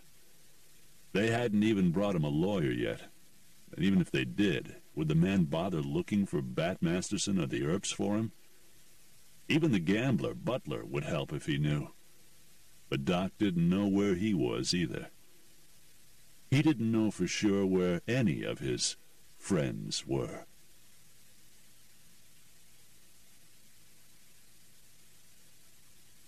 Chapter 38.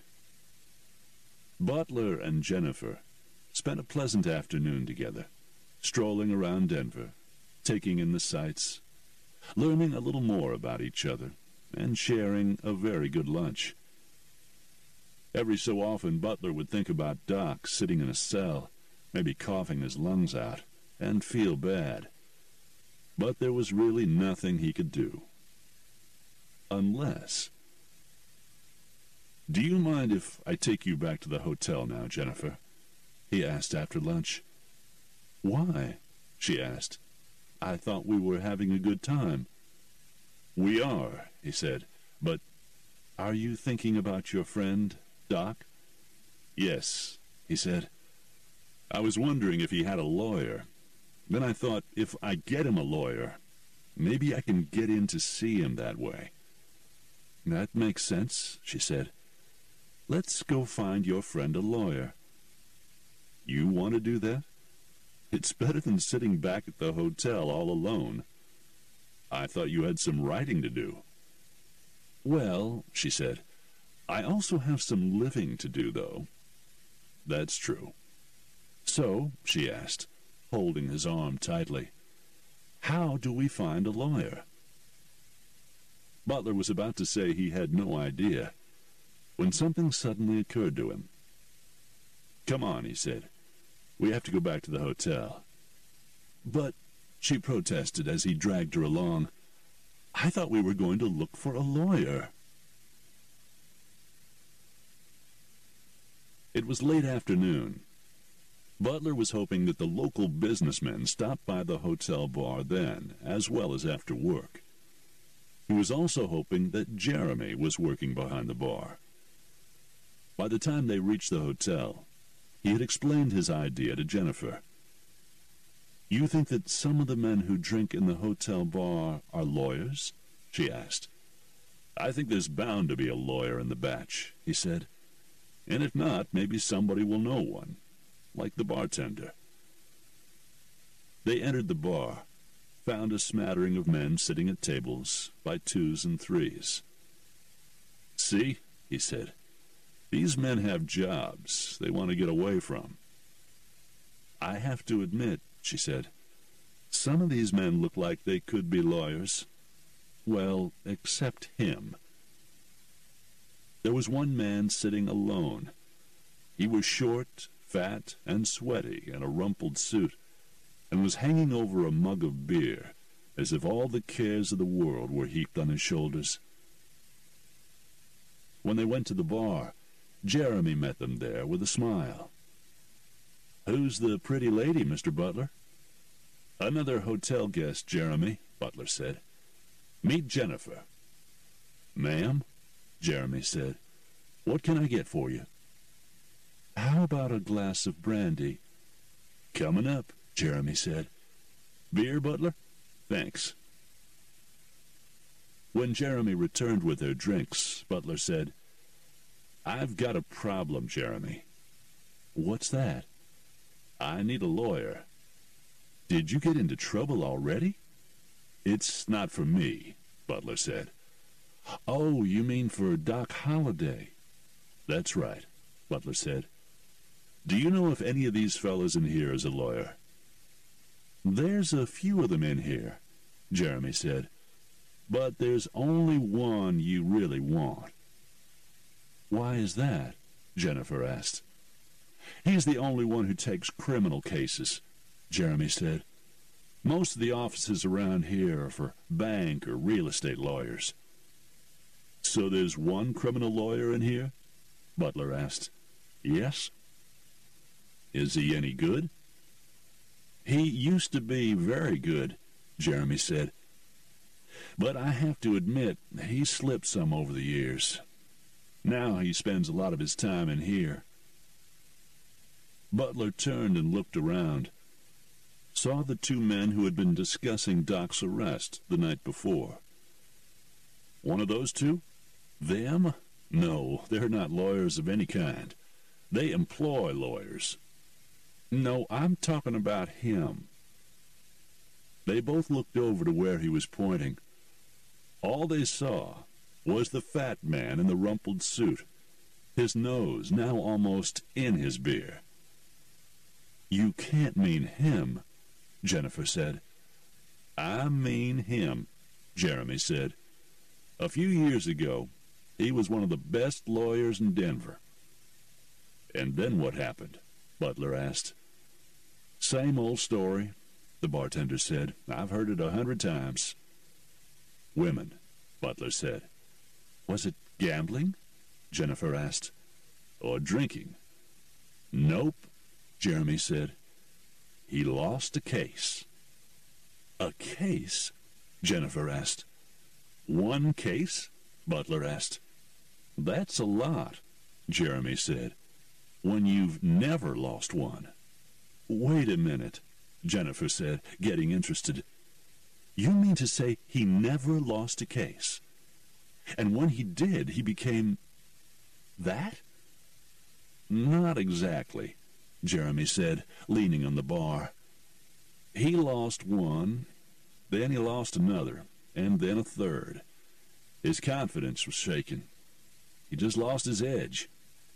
Now he just comes in here a few times a week. And the other days he's in court? Jennifer asked. No, Jeremy said. The other days he goes and sits someplace else. So he goes to different bars and saloons around the city and just gets drunk? Butler asked. And you're recommending him? Oh, no, Jeremy said. He's not drunk. He'll sit drooped over that beer all day and then go home. He doesn't drink? I'm not saying he don't drink at all, the bartender said. I'm just saying he doesn't get drunk. So if we walk over there right now and talk to him, Jennifer asked, he's cold sober? As a judge, Jeremy said, then added, well, not all judges. He pointed to a well-dressed man standing at the end of the bar who was obviously very drunk, almost to the point of falling over. He's a judge? Jennifer asked. Yep. Okay, Butler said. We're getting off the subject here. What makes you think this fellow over here, Oliver James, this Oliver James, could handle this case? I think he needs a case like this to get him back, Jeremy said. A big-name client like Doc Holliday do him a world of good. Butler knew he had Bat Masterson coming to town to try to get Doc out of jail. All he really needed from a lawyer was to get him in to see Doc, and to delay things long enough for Bat to get there. He didn't need a big-name, high-priced lawyer for that. What are you thinking? Jennifer asked. He explained his thought process to her, while Jeremy stood there and listened. Jennifer looked at the bartender. Does that sound like something he could handle? In the old days, he wouldn't even touch a case like that, Jeremy said. Right now, it's probably perfect. Jennifer and Butler exchanged a look. Hey, Jeremy said with a shrug, how much time you got to keep shopping around?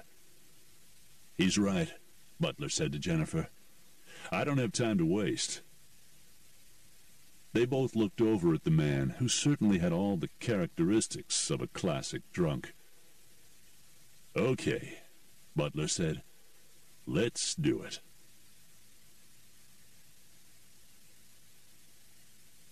Chapter 39. Butler and Jennifer approached the man's table. It was only then that he noticed the man's eyes were open, even though his head was hanging down. "Mr. James?" The man's head came up, and he looked directly at Butler. His eyes were clear and bright, if a bit sad. "My name is Butler, and this is Jennifer Conway," Butler said. "We'd like to talk to you about something." "Talk to me?" James asked. "Why?" "Well, the bartender over there, Jeremy, tells me that you're a lawyer. I happen to be looking for a lawyer." "Really? Well, you can't swing a dead cat around here without hitting a lawyer. Take your pick." "It's a criminal matter, and Jeremy says that's your specialty. May we sit down and talk?" "You can sit down," James said, "and you can talk. I can't guarantee anything will come of it." "Fair enough." Butler held a chair for Jennifer, then seated himself. "A friend of mine is in jail," Butler said. "And you need to get him out?" "Well, I think I have that covered. But I do need to slow down the legal process until another friend of mine gets here." "A friend in jail and a friend coming," Oliver James said. "I think I'm going to need some names before we go any further, Mr. Butler." When his head was hanging down, it was easy to misread Oliver James's age because his hair was thinning on top. This close, however, he seemed to be nearer to 40 than 50. "Well, the man who's in jail is Doc Holliday," Butler said, "and the man whose arrival I'm awaiting is Bat Masterson." James stared at Butler, then looked at Jennifer. "He's joking, right?" "I'm afraid not, Mr. James," she said. The lawyer looked back at Butler. "Doc Holliday, Bat Masterson," he repeated. "Why not bring Wyatt Earp into the mix?" "I've already sent a telegram in an attempt to do that very thing," Butler assured him. "And your name again?" "Butler. Tyrone Butler." "You're the only one I've never heard of." "That's not a surprise." James sat back in his chair.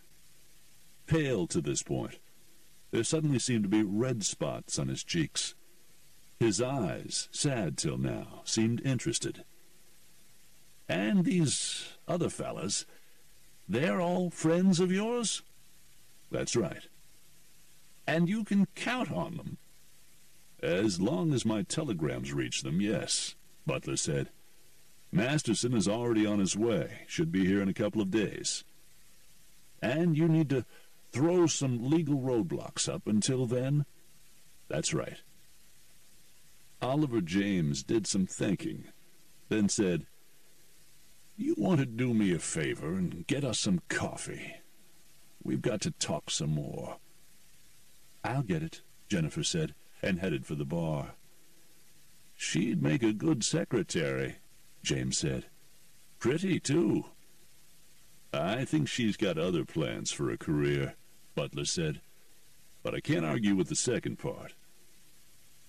"I saw something in the papers about Doc Holliday's arrest, but didn't read it," the lawyer said.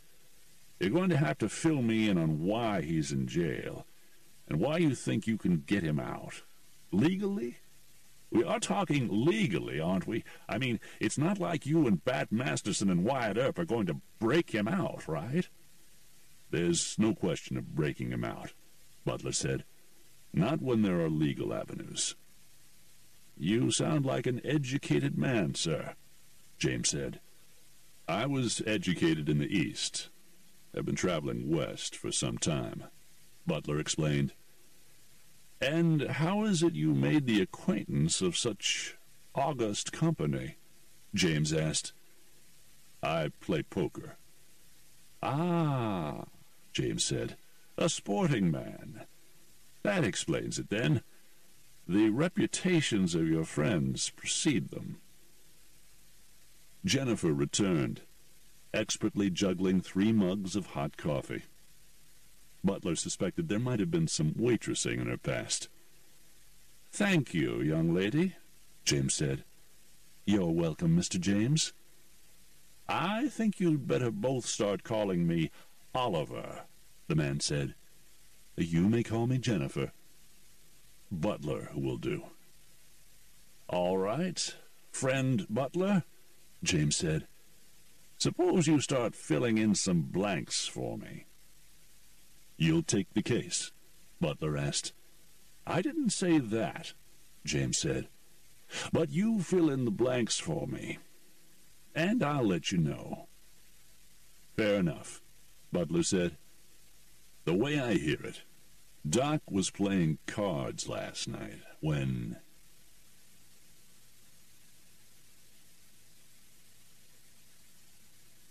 Chapter 40. Oliver James, attorney at law, listened intently as Butler told his story. He sipped his coffee, never interrupted, and Butler had the feeling that the man would never forget one word. At one point, when his coffee cup was empty, Jennifer got up wordlessly and got him another. Now he sat back as Butler finished and rubbed his jaw. "If your friend Masterson does have an outstanding warrant, then there wouldn't seem to be a problem." "I was hoping that would be the case," Butler said. "And if he's still wearing a marshal's badge, that would also be helpful," James pointed out. "I guess we'll have to wait to see if that's the case," Butler said. "At least he was while still in Trinidad. I don't think he'd be there if he wasn't marshal anymore." "However," James said, "failing to extradite him, the local authorities may decide to try him here." "For what?" "That's a good question. Didn't your friend Masterson come up with a warrant at virtually a moment's notice?" "I see what you mean." "Well," James said, "the first thing I have to do is go to the jail and see my client." "So you're taking the case?" Jennifer asked. "Yes, young lady," James said. "I'm taking the case. For my usual fee, mind you." "Which is?" Butler asked. James told him. "That shouldn't be a problem." "Excellent." "But there is one more thing," Butler said. "And what's that?" "I have to go with you to see Doc." "Why?" "He's unpredictable," Butler explained. "I don't know that he'll see you without me. Also, I want to tell him that the wheels are in motion to get him out. I don't know what he'll do inside, if he doesn't know that." Yes, all right," James said. "All good points. All right, then." The fat man got to his feet. "Meet me in front of the jail in the morning." "Tomorrow morning? Don't you have to make some arrangements first?" Butler asked. "All I have to do is appear at the jail and tell them that I am his lawyer," James said, "and that you work for me. They'll let us in to see your friend, and then we can truly get the wheels turning." Chapter 41. Butler had to be impressed with Oliver James's demeanor at the police station the next morning. He did as he said he was going to do. He presented himself as Doc Holliday's lawyer, Butler as a man who worked for him, and now they were on their way to Doc's cell to talk to him. When they reached the cell, Doc was sitting on a cot, staring off into space. In his right hand was a well-used, blood-stained kerchief. He looked up when the uniformed policeman put his key into the lock. "And who might you... Butler?"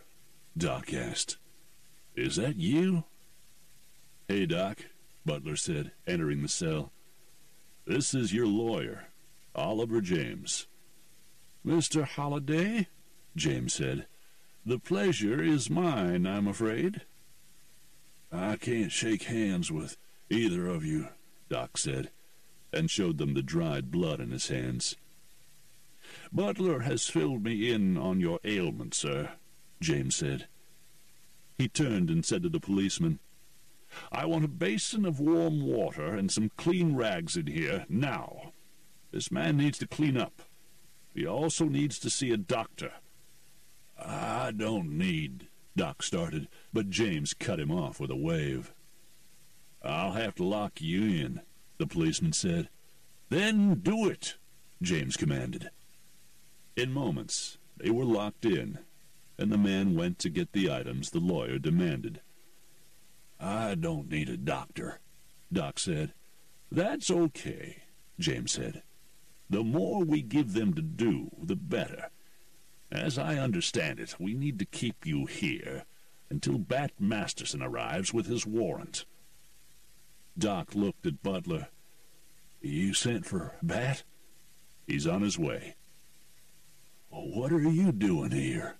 Doc asked.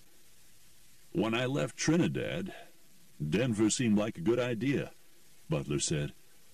"I didn't know you'd still be here." "I got hot when I arrived here," Doc said. "I never run out on a lucky streak." "Well, your lucky streak continues," Oliver James said. Doc laughed, a rough, raw sound, and said, "In here?" "You have me as your lawyer now," James said. "Where did you find this fella?" Doc asked Butler. "As he said," Butler answered, "we just got lucky." "Mr. Holliday." "We need to discuss a few things," James said. "I'm going to help you get cleaned up, get you some clean clothes, and try my best to get you out of here, even before Mr. Masterson arrives." "Good luck." "Failing that," James said, "we'll keep the legal wheels here from turning too quickly, so that when your friend Masterson does arrive, it won't be too late." "Well," Doc said, "I guess I'd be much obliged for anything you can do, lawyer." "Let's talk while we wait for the water and the doctor." The easy part was getting Doc some water so he could wash the blood and phlegm off his hands that he had spit up the day before. They also got rid of the kerchief, which was unable to accommodate any more, and got him a new one. New clothes would have to come later, and a doctor probably after that. "They told me they're trying to get one to come here," the policeman told James. "That's fine. Also," the man said, "the chief wants to see you when you're finished here." He looked at Butler and added, "Both of you." "Tell the chief I'll be happy to see him again." "I'll tell him," the man said, and locked them in again. Doc was drying his hands on a rag they'd brought him and said, "That's a lot better. Thanks." "You know the chief personally?" Butler asked. "Oh, yes," James said. "We've had many occasions to see each other, both professionally and socially." "You?" "I only saw him that one time I told you about." "Well, it seems we're both about to see him again." James concluded his conversation with Doc Holliday by assuring him that they'd be able to get him out, one way or another. "If there's one thing I've learned about the law over the years," Doc said, "it's that they can trump up whatever charges they want to keep you in jail. But I appreciate your effort, Mr. James." "When they bring a doctor, and they will," James told Doc, "let him examine you." "Fine." James looked at Butler. "Anything else?" "No," Butler said. He looked at Doc. "I just wanted you to know you're not alone in this. Appreciate it, Butler. I've also sent some telegrams to try and locate Wyatt. That'd be good, Doc said. Although it does seem like you fellas have things well in hand. We'll be back to see you, Doc, James said. Right now, I want to go and see what's on the Chief's evil little mind.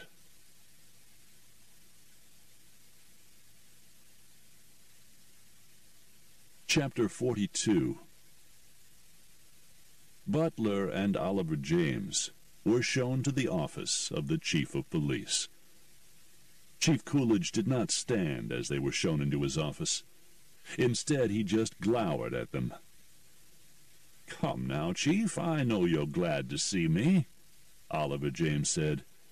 "Sit down and shut up, James," Coolidge said. "And that goes for your friend, too." "My name is Tyrone Butler, Chief," Butler said, as he sat next to Oliver James. "Was it your idea to hire this man to represent Doc Holliday?" Coolidge asked. Butler didn't want to admit it was a bartender's idea, so he said, "Yes, it was." "And what's your interest?"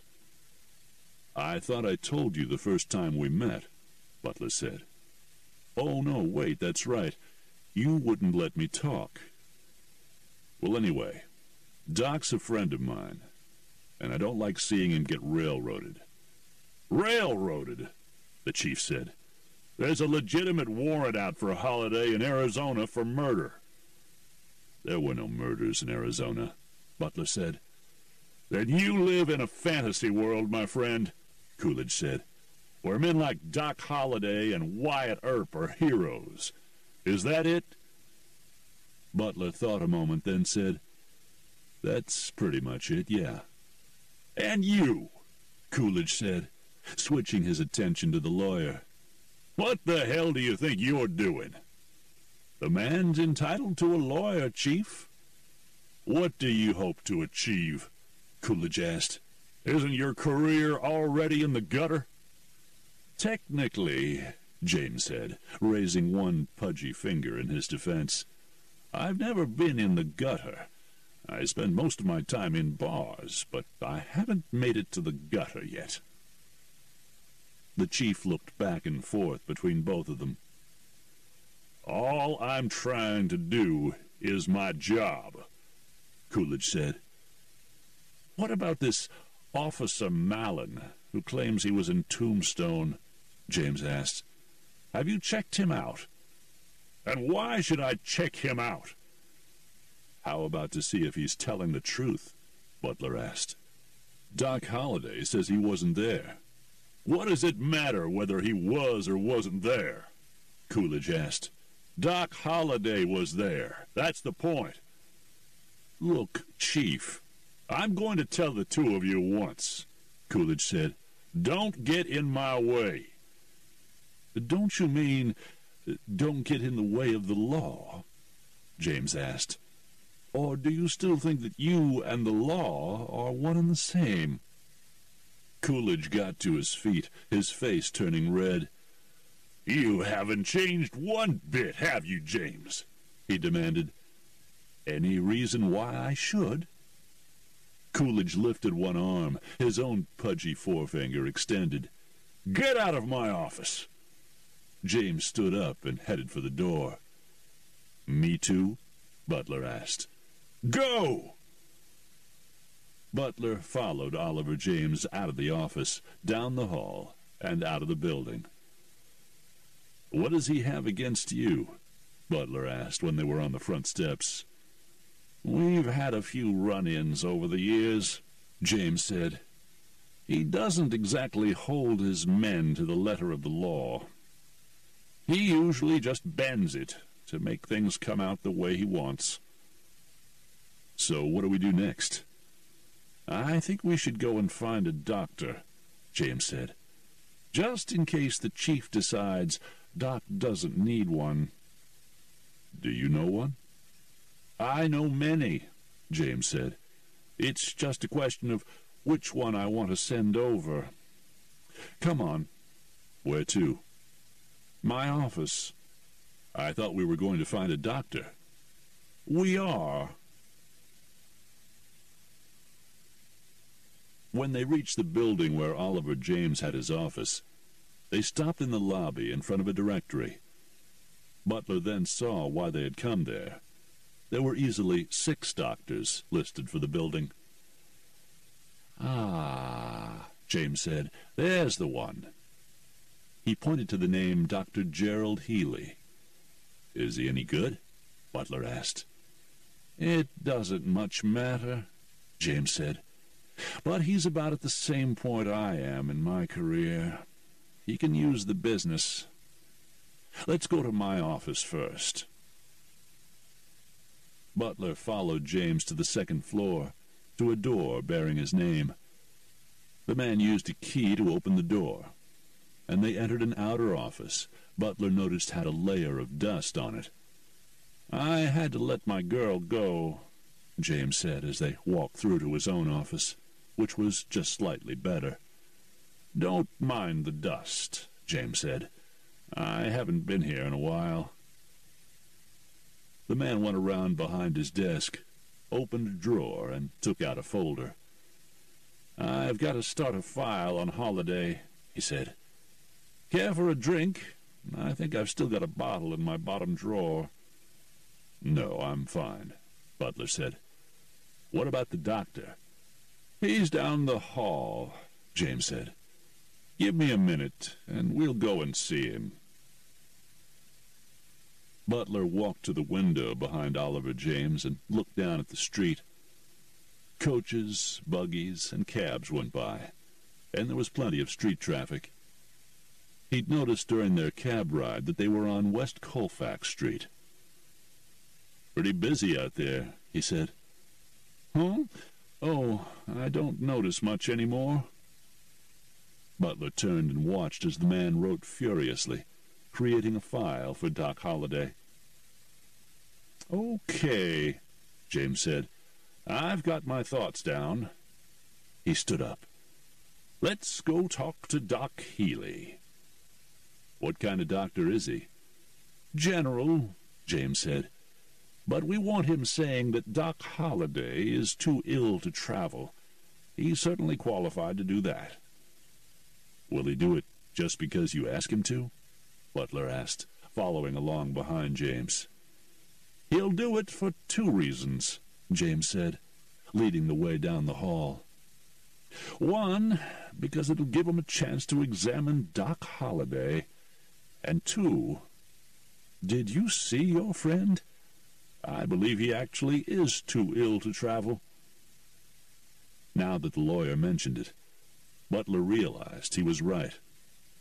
Covered with his own blood and phlegm, Doc Holliday looked like he was one giant step from death.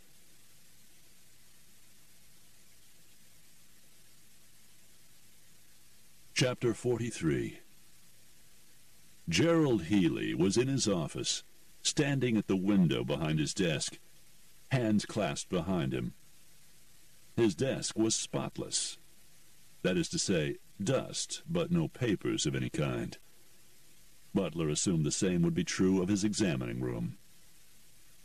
From behind he was tall and slender, dark hair streaked with gray that curled over his collar. Butler was thinking he was in his early to middle 40s. "Jerry," Oliver James said, "either get away from the window or jump already." "Ollie," Healy said, "this early and you're not in the bar. Must be something big." "It is," James said. "I want you to make a house call."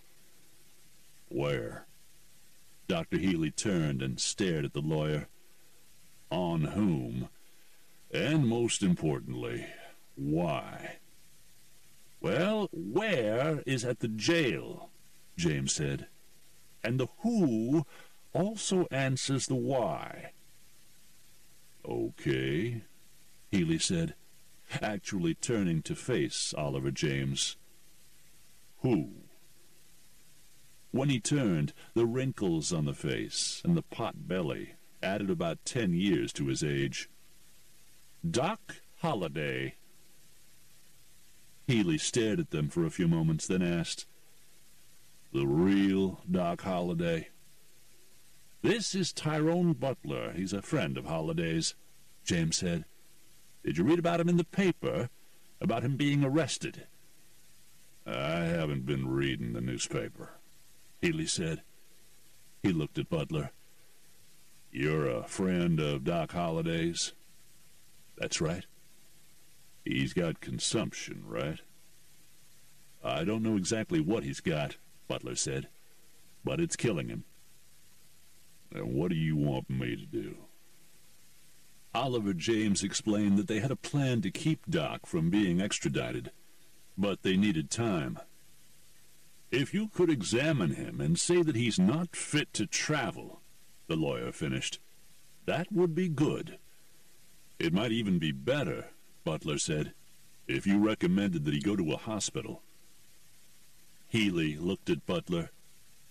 You're not thinking of breaking him out, are you? He asked. That's not why you want him in a hospital. First of all, Butler said, I think he probably does need to be in a hospital. And second, no, I'm not looking to break him out. We've got legal means to keep him from being sent back to Arizona. We're waiting now for Bat Masterson to show up, James said. He may or may not still be wearing a badge, which will be helpful. Healy stared at both of them. The real Bat Masterson? Yes, Gerald, James said. All of these men are real. Do you think you can do this or not?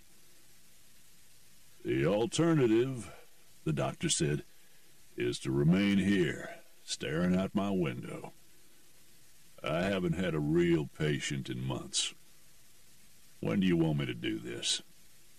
As soon as possible, James said. Grab your bag and I'll take you down there now. Let me get it from my surgery, Dr. Healy said. Hopefully, everything in it still works. As the doctor went into the other room, Oliver James asked Butler, Will you be coming with us? I think I'll go back to my hotel and see if there are any telegrams from Bat or Wyatt. Why don't we have dinner together tonight and we can talk more? James suggested. Fine. By dinner, I mean that you, would... Yes, Oliver, Butler said. I'll buy dinner. Why don't we meet at the hotel bar at around 7? And will you invite the lovely Miss Conway? You know, Butler said, I think I will.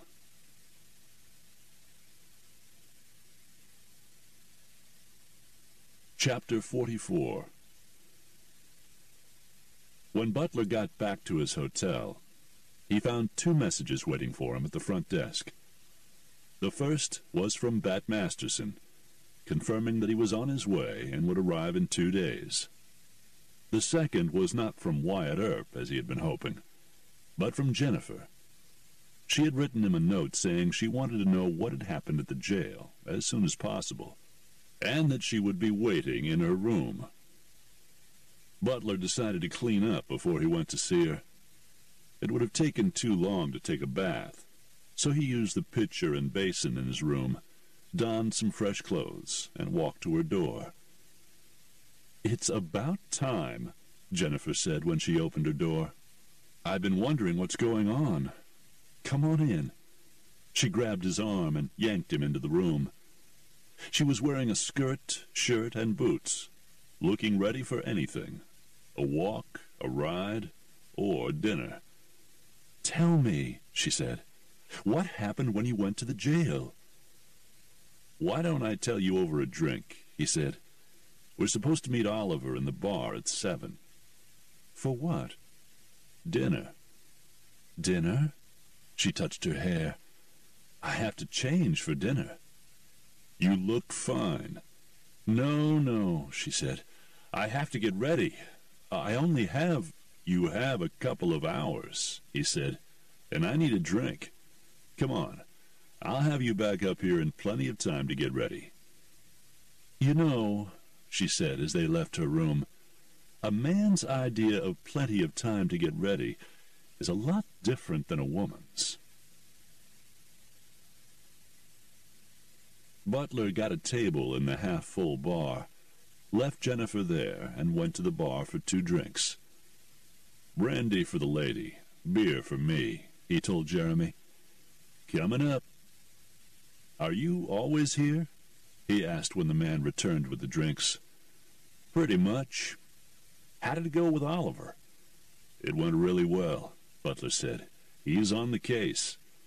I have to thank you for referring me to him." "Hey, I just hope you can do each other some good," the bartender said, "and I'm glad to help." Butler returned to the table with the drinks and sat down opposite Jennifer, who was drawing looks from the men in the room. "All right," she said, "I'm ready. Tell me what went on today, what I missed." "Well, Oliver turned out to be pretty good." "That's amazing," she said when he was done. "I missed all that?" "You didn't miss much," Butler assured her. "It wasn't pretty, the way Doc looked in that cell. They just let him choke and spit up all over himself." He shook his head. She reached out and covered his hand with hers. "I'm sorry your friend was so mistreated." "On the bright side," he said, "Oliver is getting the doctor in to see him today, and Bat should be here in a couple of days." She moved her hand up his arm. "You're such a wonderful man to try and help your friend this way," she said. "Especially since—" "Especially since what?" he asked. "What were you going to say?" "Well, it's just that Doc Holliday doesn't have a very good reputation.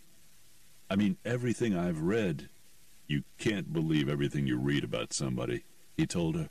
"Especially those dime novels you get back east." "You must have read some of those while you were still in the East," she said. "1 or 2, he admitted, and then I stopped. My intention was to come west and find out what it was really like. Now I've met some of the men who have had books written about them, and I can see how badly they've been depicted." "Well," she assured him, "I would certainly put more credence in your opinion than in any of those books. If you think Doc Holliday is worth saving, then I do too." "Well," he said, "that might be a little dramatic.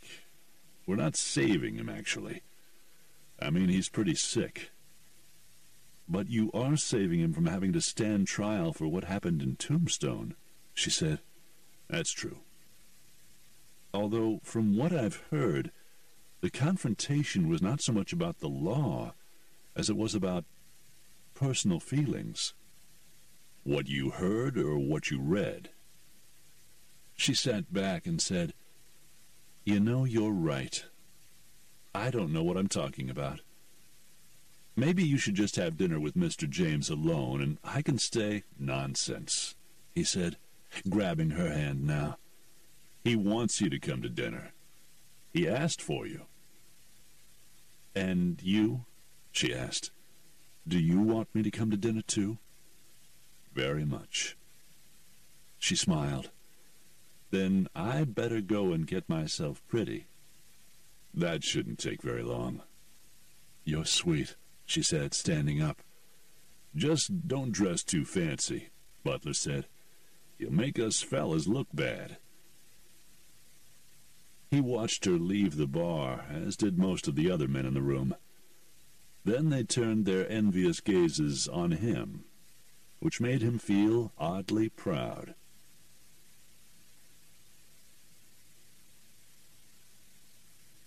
Chapter 45. "Ah, Miss Conway," Oliver James said, as Jennifer re-entered the bar. "What a vision!" The lawyer looked dapper in a 3-piece brown suit that showed a little bit of wear and tear on slightly frayed collars and cuffs. "Thank you, Mr. James." "Oliver, please."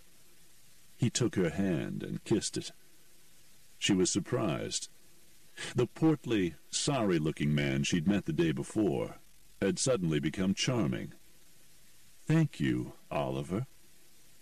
"Shall we go to dinner? I have a wonderful place picked out, just walking distance from here." "Lead the way, Oliver." Butler had a feeling that since he was paying for dinner, this place was going to hit him hard in the wallet. Oliver took Jennifer's arm, entwined it in his own, and led the way down the street. Chief Coolidge read the telegram he'd received from Arizona. A sheriff and a deputy sheriff were on their way to pick up Doc Holliday. Coolidge found this a relief. He was not at all sure he could have trusted any of his men to transport Holliday all the way to Tombstone. Better to let the state of Arizona deal with it. But he was also worried about Clint Adams and that damned lawyer, Oliver James. He'd thought himself rid of James as a result of a couple of cases he lost that he should have won. It had been clear to all concerned, Coolidge, the district attorney, and the judge, that all they had to do was make sure Oliver James lost a few cases, and his ego would do the rest. It had worked like a charm. But now this Doc Holliday thing had brought James out of hiding. That was not good.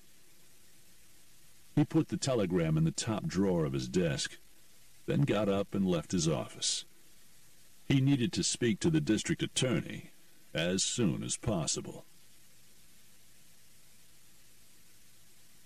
At dinner, once they were seated, Oliver James took a newspaper out of his pocket and passed it to Butler. "Have a gander." "What does it say?" Jennifer asked. Butler read it aloud. It said, "Holliday has a big reputation as a fighter, and has probably put more rustlers and cowboys under the sod than any other one man in the West. He had been the terror of the lawless element in Arizona, and with the Earps was the only man brave enough to face the bloodthirsty crowd, which has made the name of Arizona a stench in the nostrils of decent men."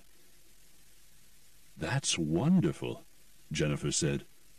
"It makes him out to be a hero." "Exactly," James said, accepting the copy of the Denver Republican back from Butler. "I don't know how Doc is going to react to being labeled a hero," Butler said frankly. "Never mind," James said. "This is a good thing.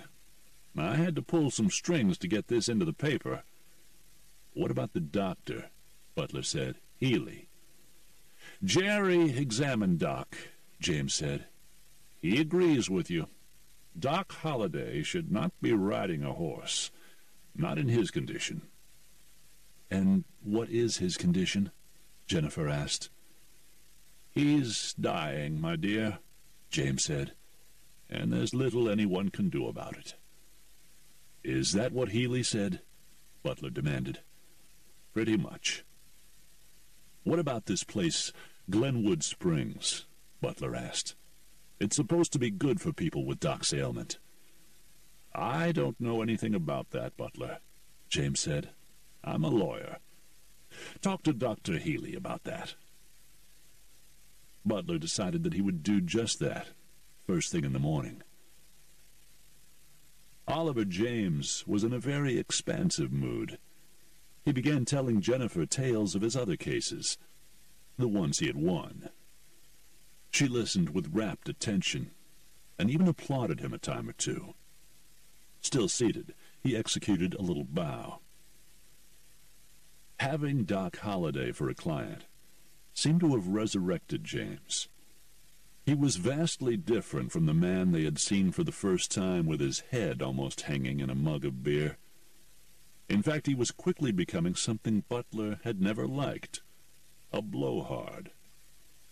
"Oliver," he said, cutting the man off in mid-story. "Yes?" "What are the chances of getting Doc moved to a hospital?" "None," James said. "Jerry recommended it, but the chief is not having it." He says that Doc has been riding all over the West with the Earps. He doesn't see why he can't remain in a jail cell for a while. When are they planning to send him to Arizona? They're not, James said. Apparently a couple of lawmen from Arizona are on their way here. When will they arrive? That I don't know. Jesus, Butler said. I hope Bat gets here before they do. It would be unfortunate if he didn't. Unfortunate? Butler asked. We have to come up with a plan in case they do get here first. I am already thinking about it, Butler, James said. Believe me, I have everything under control. As the man went back to telling Jennifer lurid tales of his accomplishments, Butler wasn't so sure he was ready to put Doc's fate completely in his hands.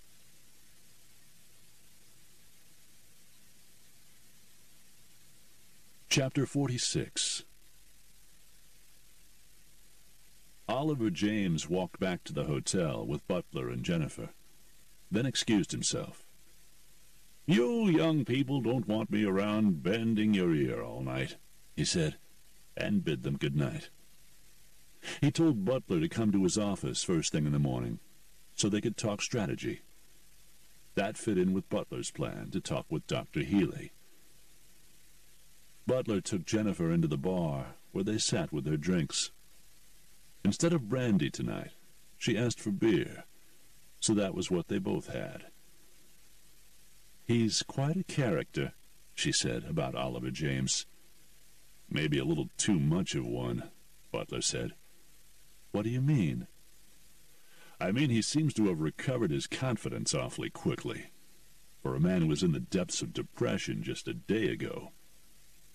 What are you saying? I don't know what I'm saying, Jennifer, Butler said. I'm just not sure I'm going to trust him yet. Not completely, anyway. You're still looking out for your friend, Butler, she said. I think that's wonderful. Butler looked across the table at her. Without James in the way, he could see how lovely she was tonight, and how playfully flirtatious. He began to wonder where this night might lead.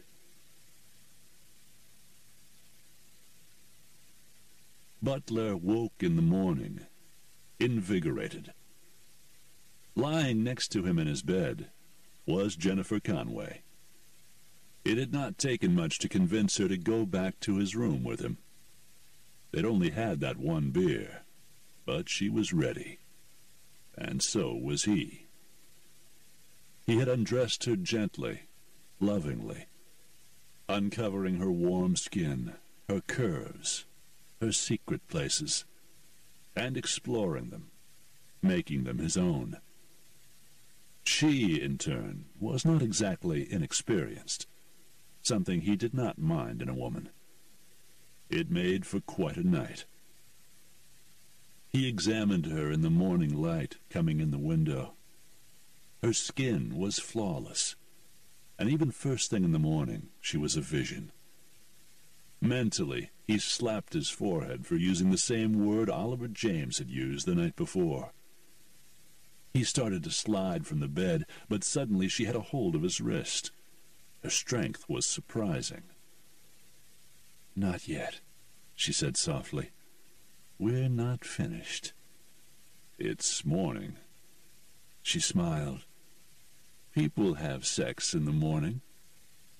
She drew him back into the bed.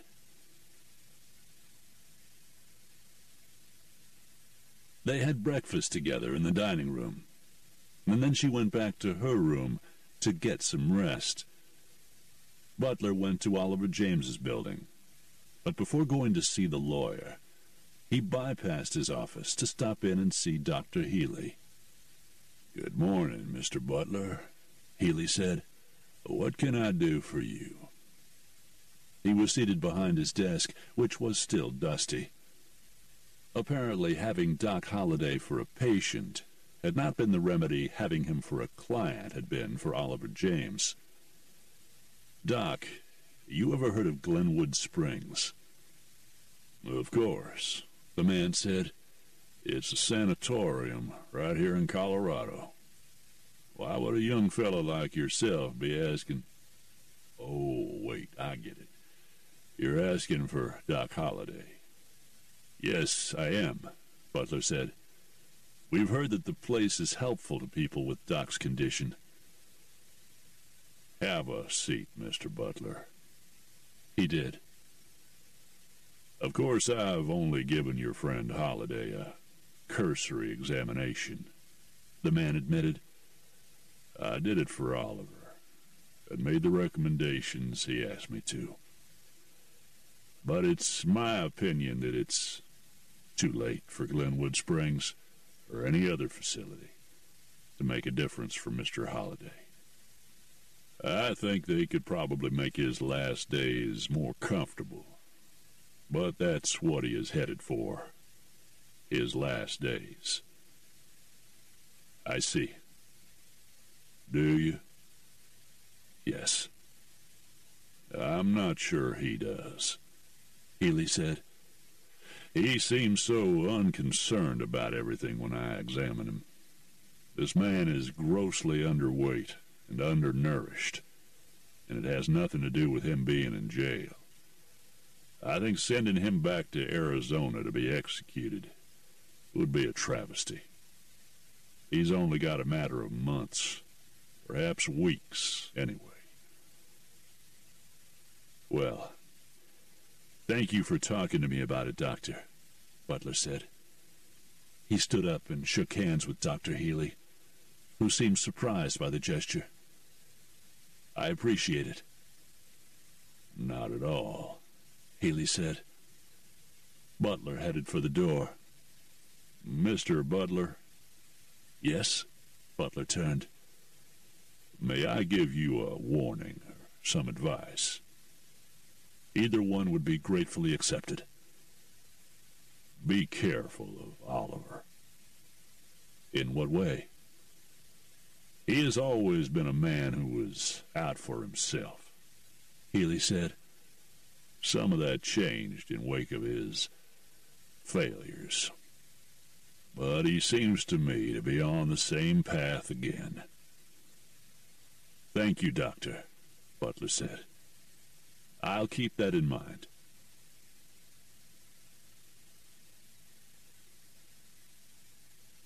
Chapter 47. Butler went back down the hall to Oliver James's office, entered without knocking. Still no girl in the outer office. He walked right into James's office. Good morning, Butler, James said from behind his desk. Butler noticed that the surface was gleaming. Could a secretary be far behind? I'm reminding myself that you haven't been paid a dime yet, Butler said. How much would you like now? Will you be footing the bill for Mr. Holliday?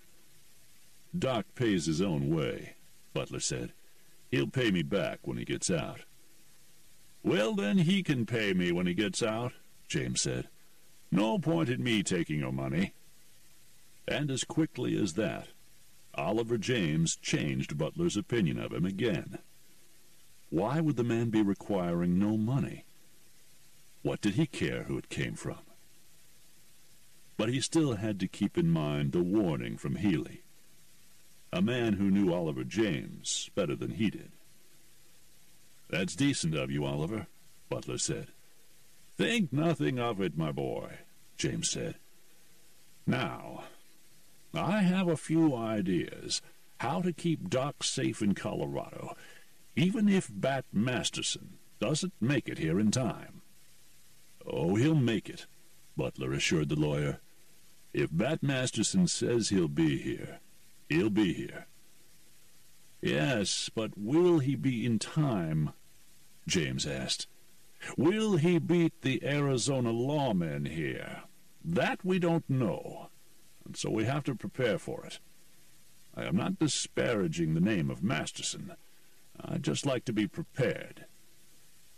I see, Butler said. Okay, then. You talk, and I'll listen. A few of Oliver James's contingency plans had merit. Some were far-fetched. A couple were illegal. "Wait," Butler said. "Weren't you the one kept asking me if we're going to break him out?" "I'm just talking here, Butler," James said. "We're just tossing ideas back and forth, right?" "No," Butler thought. "You're throwing ideas at me. My idea is that Bat Masterson gets here in time with his Colorado warrant. I'm going down to the jail this morning to make sure Holliday has some fresh clothes. Do you know what he likes to wear?"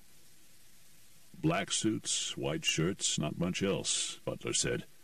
"Same as me, really." "Splendid," James said. "We'll do some shopping for him before we go and see him. I have a tailor who is actually in this building." He was already going out the door when he asked, "You wouldn't happen to know his size, would you?" Oliver James held the new jacket, while Doc Holliday slipped into it. "We didn't know your size, but we had some help," he said. "Help?" Doc asked, turning. "From who?" "It's not important." Doc looked at Butler. "Too much meat on your bones, old son," he said. "Who's he talking about?" Come on, spit it out." "We needed someone who was as, let's say, as thin as you are. So we, James ran out of steam and looked at Butler. "We bought a homeless man a meal if he would stand for the tailor to fit him," Butler said. "Homeless man?" "Homeless and emaciated," James said, then stepped back as if he thought Doc would hit him. "Was he a drunk?" Doc asked Butler. "No, Doc," Butler said. "Just hungry. We bought him a meal." Doc adjusted the jacket by shrugging his shoulders and said, "Well, okay then." James looked relieved. Doc had now donned the shirt, trousers, and jacket, and pronounced them all as fitting well enough. "Couldn't do anything about the boots," Oliver James said. "My boots are fine," Doc said. "I'm obliged for the clean clothes." "Oh, and these." James produced several new, clean white handkerchiefs. Doc accepted them, and Butler thought, seemed genuinely touched by the gesture. "Thank you, both," he said. "Time to go," the lawman outside the cell said. "You're only supposed to have 5 minutes." "Just 5 more minutes, Elliot," Doc said to the young policeman. "Sure, Doc," the man said. "Elliot's okay," Doc said. "He talks with me at night." "He seems impressed by you," Butler said. "He's just a good kid," Doc insisted. "Any word from Bat?" "He's on his way." "And Wyatt?" "No word," Butler said. "Might not be any telegraph lines up near Gunnison." "I wouldn't know," Doc said. "I've got some motions I'm going to make to a judge to try and delay your extradition." "Do you think that will work?" "I hope so," James said. "I'd hate to be doing all this work for nothing. I'm going to go and see the judge now. Butler?" "I'd like to talk to Butler for a minute," Doc said, then added, "alone." "Sure," James said. He looked at Butler. "I'll be at the front door." "Okay." Oliver James withdrew, and the policeman, Elliot, backed away from the cell to give the two men some privacy. They had taken Butler's gun upstairs before allowing him to come down to the cell block. "What's on your mind, Doc?" Doc turned his back for a minute, seemed to be fiddling with his new clothes again, then turned around and looked at Butler. "I don't want to die in prison, Butler," he said. I want to do it outside, preferably with a gun in my hand. I don't blame you, Doc, but... Or even inside, with a gun in my hand, Doc said, lowering his voice. You see what I mean? I think I do, Doc, Butler said. The man wanted him to sneak a gun into him. I'll see what I can do. You're a good friend, Butler, Doc said. I won't forget.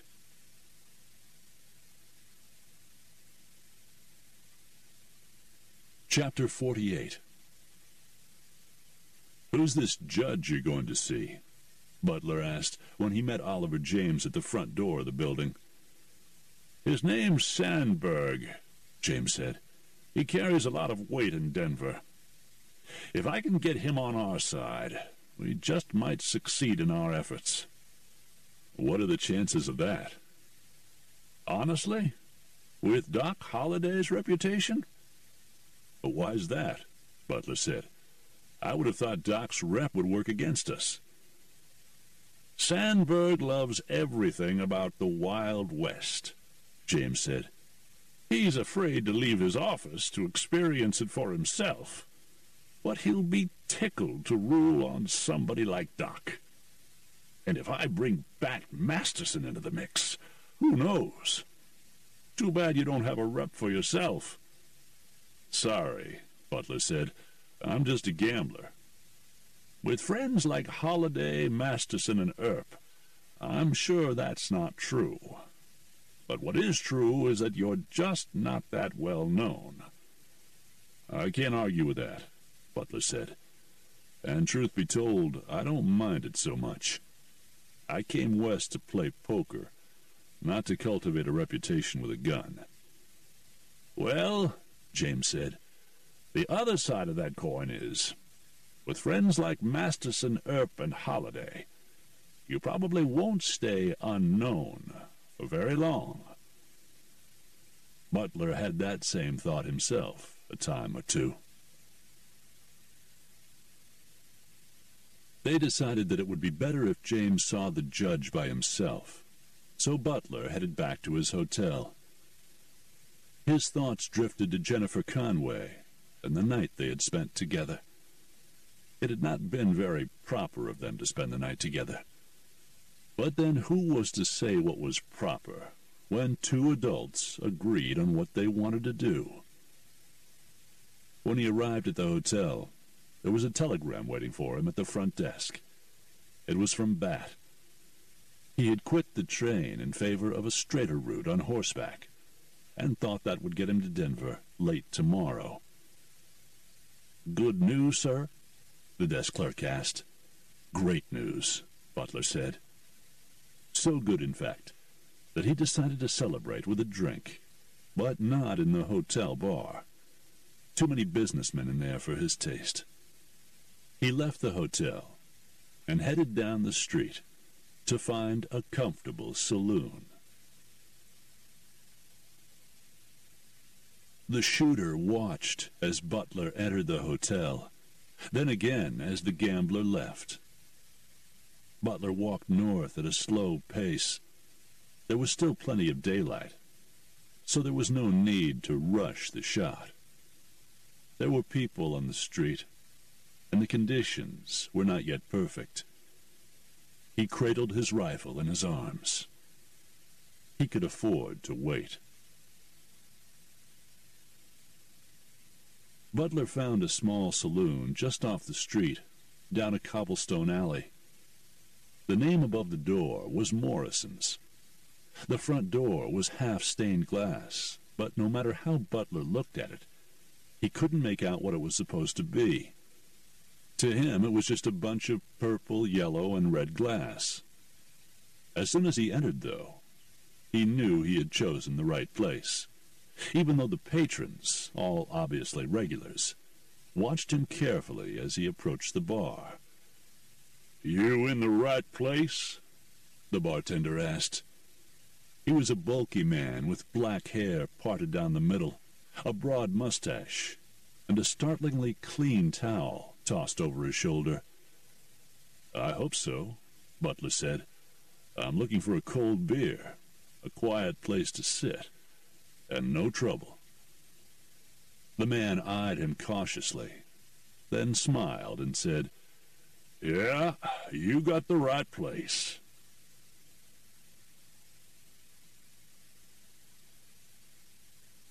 Chapter 49.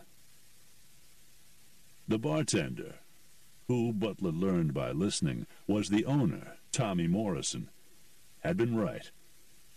He gave Butler a cold beer. He then took it to a back table where no one bothered him, or after the first 10 minutes even looked at him, which suited him fine. Ever since Leadville, on through Trinidad, and now here, he hadn't gotten much time to be alone. This beer was turning out to be one of the best he'd had in some time. He looked around at the regulars, studying them.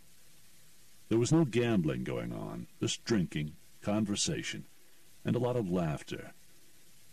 All of these men seemed to be very happy with their lot in life.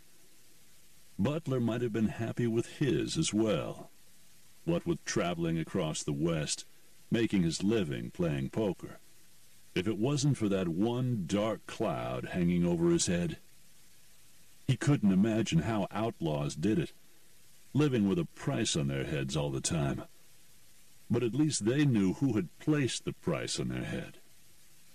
It was a mystery to Butler, a mystery he would go back east and solve someday. But it wasn't time to do that yet. "You ready for another one?" Butler looked up, saw Morrison staring down at him. I noticed you was down some," the bar owner said. Butler looked at his beer mug. He hadn't noticed, but there was only about an inch left there. "Oh, yeah," he said. "Thanks. I'll take another." "Coming up."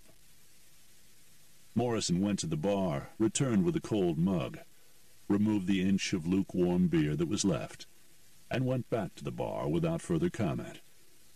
True to his word, leaving Butler to drink his beer in peace and quiet.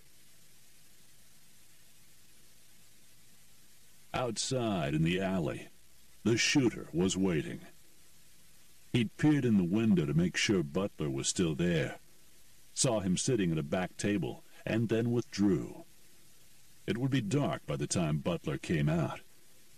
He probably should have taken the shot when he had the chance, but there was no point lamenting that now. He'd just settle back and wait. This was one of his virtues, his patience. It was why he had never missed a target, once he set his sights on it. Once again he cradled his rifle and waited. Butler had rarely been in a saloon for an hour without seeing at least one argument, or full-blown fight, and in some cases a gunfight. He'd been in this one almost an hour, and nothing. He was about halfway done with his second beer when he couldn't stand it anymore. He just had to ask. "Another one?" Morrison asked. He still had that clean white towel over his shoulder. Did he ever wipe anything with it? "No, I'm still working on this one," Butler said. I have to ask a question." "What's that?" "It's very calm in here," Butler said, waving his arm. "I'm used to seeing more action." "You mean like fights?" "Well, yeah." Morrison shook his head, touched the towel on his shoulder. "I don't allow no fighting," he said. "You see this towel?" "Yes." "See how white it is?" "Yes, I was noticing." "I used to own a place where this towel always had red on it," Morrison said. "Blood?" "Yep. I gave that place up, moved over here, and opened this place. I don't allow any blood spilt in my place now." How do you enforce that?" "With this." He reached beneath the bar and took out a club. "Know what this is?" "A club?" It's a shillelagh. This is a club from Ireland, Morrison said proudly. It's blackthorn wood, the hardest wood you can get. Butler thought that was oak, but kept quiet. It's named after a village in Ireland, and in the hands of someone who knows how to use it, it's deadly. And you know how to use it? Morrison smiled, and it was an evil smile, gleefully evil. I'm an expert. Well, I'll keep that in mind, Butler said. He tilted up his mug, finished off his beer, and set the empty on the bar. Thanks. I really like this place. Come on back, Morrison said.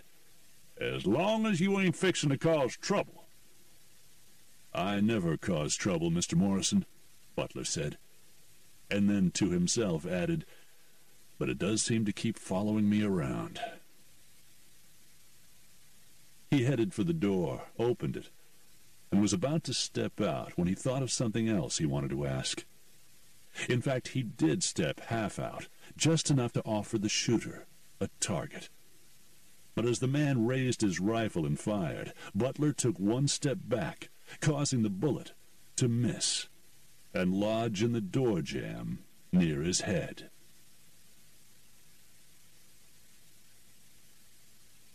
Chapter 50. Butler threw himself back into the room as the second shot shattered the stained glass on the door. Other patrons in the place looked up at the sound of the shot and broken glass. They all looked at Morrison, and then began to hit the floor. Morrison, on the other hand, picked up his shillelagh and came storming around the bar. "What the hell?" he roared. Butler saw that the man was heading out the front door and tackled him around the legs. Morrison was a thick-set man, though, and it was like trying to bring down a couple of tree trunks. He did manage to stop the man's progress, though. "I know you're good with that thing," Butler said, "but there's a man with a rifle out there." "Is he after you?" "It looks like it." Morrison pointed at Butler with the tip of the Irish club. "You keep him busy, you hear?" "I hear." Morrison broke Butler's hold on him, and then headed for the back door.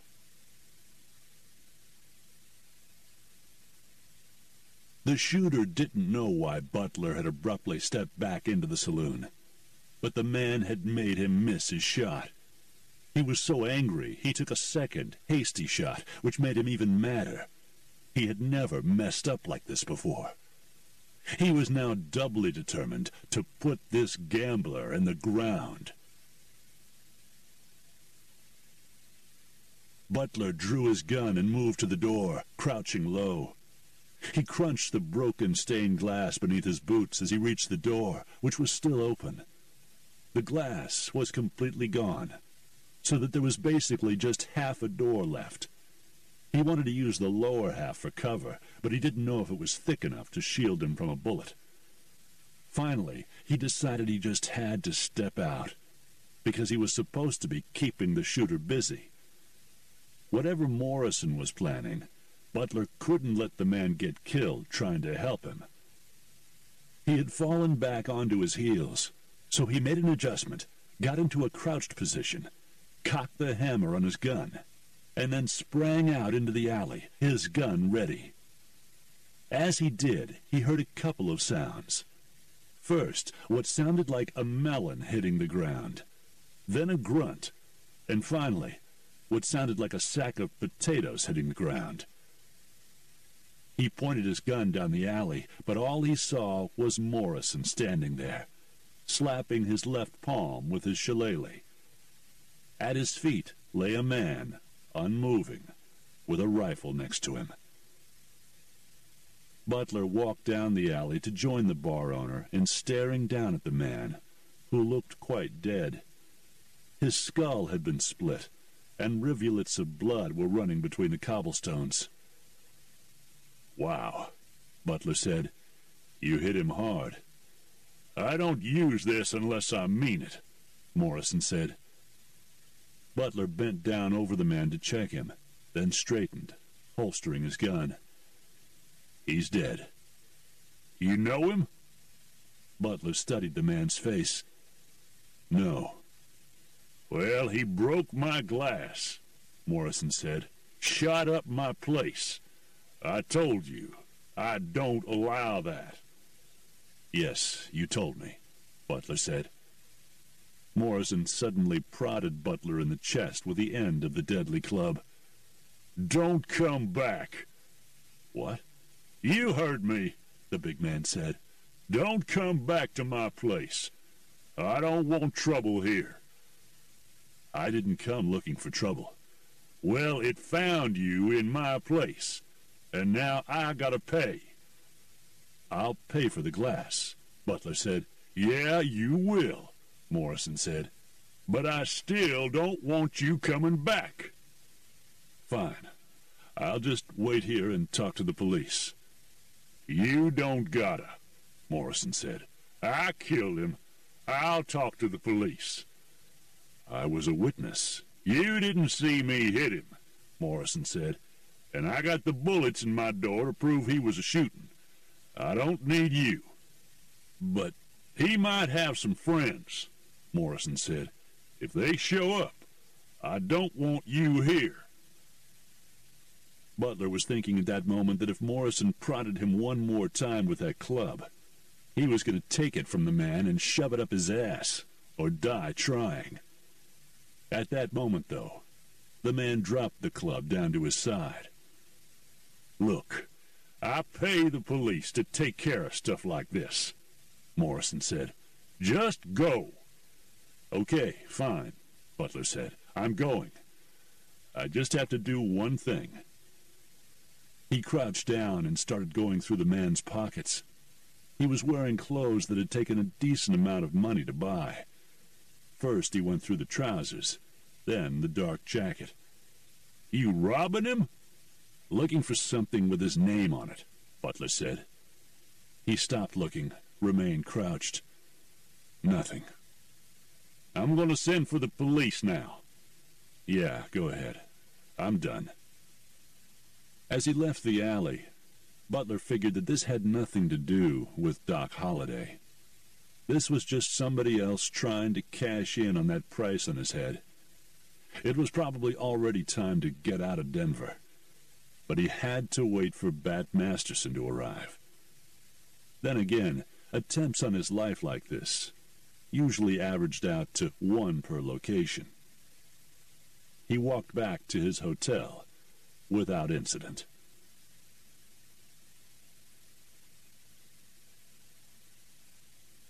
Chapter 51. Ty? Butler stopped when he heard his name, turned his head. Standing in the hotel lobby was Jennifer Conway. He had walked right by her without seeing her. "Jennifer, what's wrong?" she asked. "You look odd." "Where were you going?" he asked. "I'm not going," she said. "I'm coming back. I went to dinner. Alone, I might add. I thought I'd hear from you before now." "I'm sorry," he said. "I needed some time. Let's go into the bar and talk." She grabbed his hand and said, "I have a better idea. Let's go to my room." "Jennifer," he resisted. "If you're worried about my reputation, don't," she told him. "We took care of that last night." She tugged on his hand. "Come on." This time he didn't resist, and allowed her to pull him up the stairs to the next floor.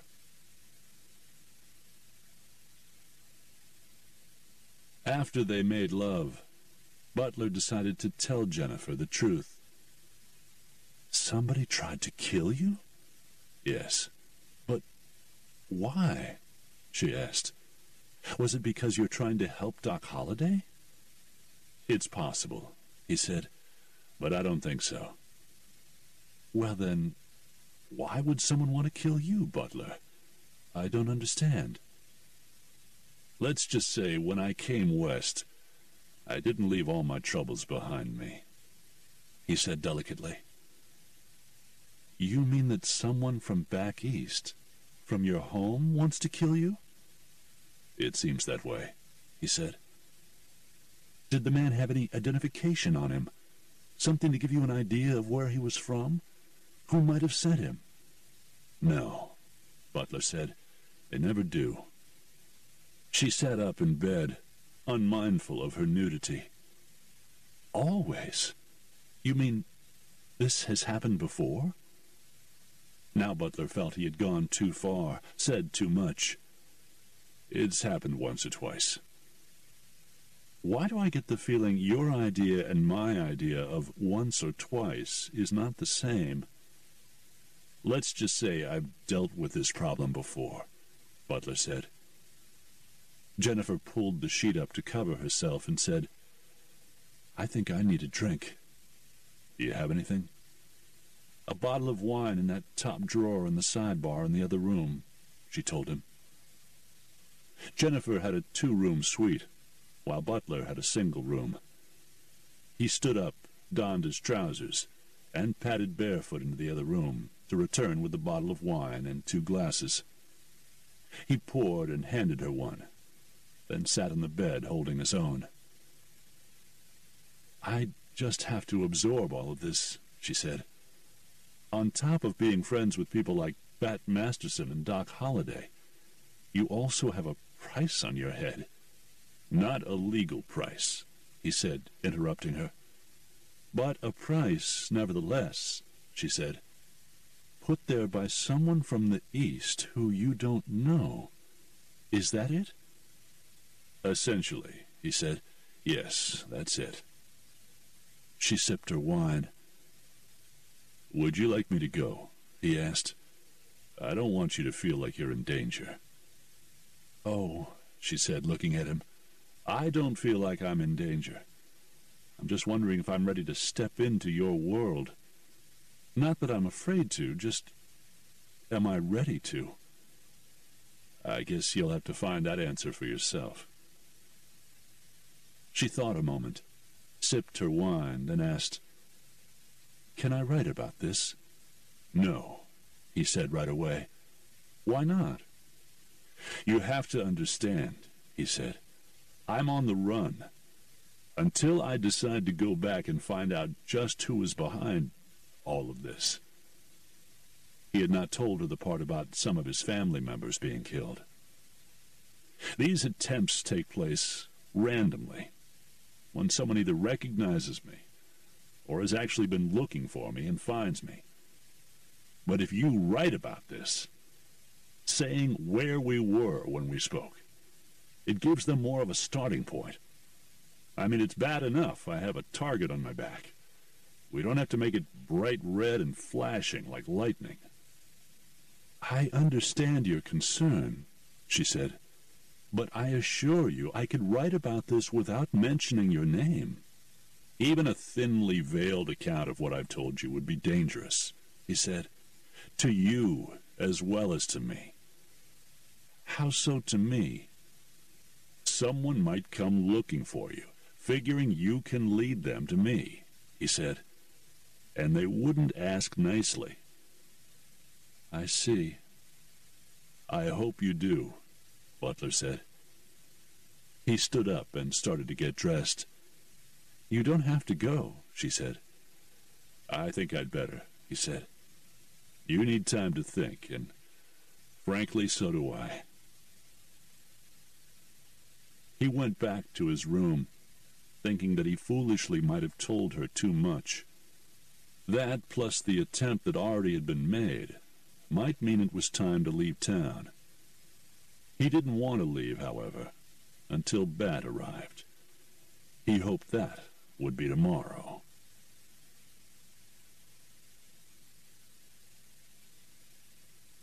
Chapter 52. Butler woke the next morning, remembering his promise to Doc Holliday to get him a gun. Then he wondered, did he actually promise to get him one? Or did he say he'd do what he could? He thought that Doc wanted the gun not to break out, but to take his own life if it looked like he was going to go to jail. How ironic that a man who was surely dying would want to take his own life. But Butler thought he knew how Doc felt. If you're going to waste away, you obviously want to do it on your own terms, not locked in a cell. If he was going to try to slip Doc a gun, it was going to have to be a small one. This last time he and Oliver James had gone into Doc's cell, they had frisked James, but had taken Butler's holstered sidearm away from him, without searching him further. If he'd had a Derringer in his boot, he could have given it to Doc, and no one would have been the wiser. That seemed to be the way to go. He had no meeting scheduled with the lawyer that morning or afternoon, so he decided that after breakfast he'd go shopping for a Derringer. A small, two-shot variety would be enough, he thought, for Doc Holliday's purpose. Butler found a gun shop near his hotel and purchased a two-shot Derringer that would fit into his boot nicely. He decided, however, not to try to give it to Doc that same day. Why take the chance of getting caught and tossed into a cell the same day Bat Masterson was supposed to arrive? Besides, as a lawman, Bat might be able to smuggle the gun in even easier than Butler. There was still a chance they might search him, but they might not search a badge-toter at all. Butler returned to his hotel with a Derringer. In his room, he secreted it several ways in his boot, until he was comfortable with it. When he was done, he looked around his room. As nice as it was, he wondered how Jennifer, who claimed to be a lowly writer, could have afforded a two-room suite. Sure, she said she had some money put away so she could travel. But even Butler, who traveled for a living, didn't spend large wads of it at a time, unless he was particularly flush. The stay in this hotel must have been costing her a bundle. Butler wondered if he could trust her. What could he do if she went ahead and wrote her story anyway? Dateline Denver. Young gambler from the East, running from assassins. How many flags would that raise back in Philadelphia? Denver would be overrun by bounty hunters. He hoped that she would honor his request and not write the story. Or at least let him know she was writing it, so he could head out, get as far away from Denver as possible. He didn't know her all that well, so there was no telling what she would do. Butler decided to go and see Oliver James. He left a message at the front desk for Bat Masterson in case he showed up while he was gone, giving him the lawyer's address, and then left the hotel. He quickly got used to the feeling of the Derringer in his boot. As Butler approached James's office, the door opened and the lawyer came out, shaking hands with another man. "I think I can handle this for you just fine, Mr. Lynch," James said. "I'll be in touch." As the man walked down the hall past Butler, the gambler asked, "Are you taking on other clients?" "A man's got to eat, Mr. Butler," the lawyer said. "Yeah, but before this you weren't taking clients," Butler pointed out. "We had to talk you into it." "Come inside." James went back into the office, and Butler followed him. They closed the door behind them. "Look, you and your friend Doc Holliday have awakened my enthusiasm for my job, which lay dormant for a long time. I'll always be grateful for that." "That may be so, but I want you concentrating on Doc's case, not taking other cases at the same time," Butler said. "And I don't think Bat Masterson's going to like it either when he gets here." "Which will be when, do you think?" "Probably this evening. So we should be able to get this settled in the next few days," James said. "That's when I'll start work on this other case." James turned and walked from the outer office into his own. Butler followed. "What happened with you and the judge?" Butler asked. "I have a feeling," James said, "we may have to go to the governor with this." "Why's that?" "I just found out the Arizona lawmen are in town, a marshal and a sheriff. They're here to take Holiday back." "And?" "The judge says their paperwork looks good," James said. "He's not sure Masterson's paperwork will trump theirs." "Now look, don't worry," James said. "I'm getting an audience with the governor. He loves the Wild West and all its legends." "That's what you said about the judge." "Butler," James said, "it's going to be all right." "I hope so," the gambler said. "As long as Masterson gets here today."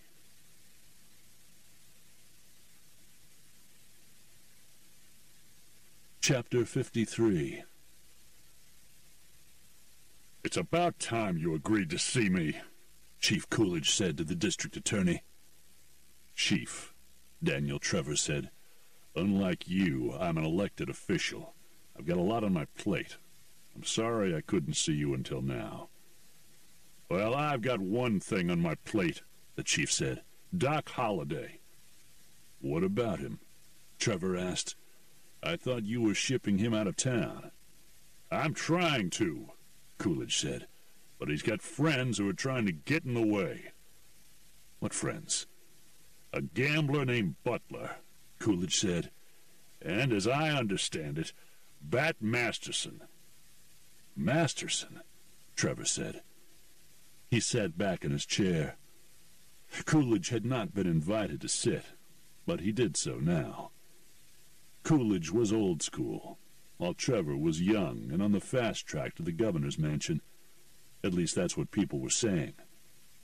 Personally, Coolidge didn't think the pissant would be able to handle the job. "It's bad enough we've got Holiday in Denver.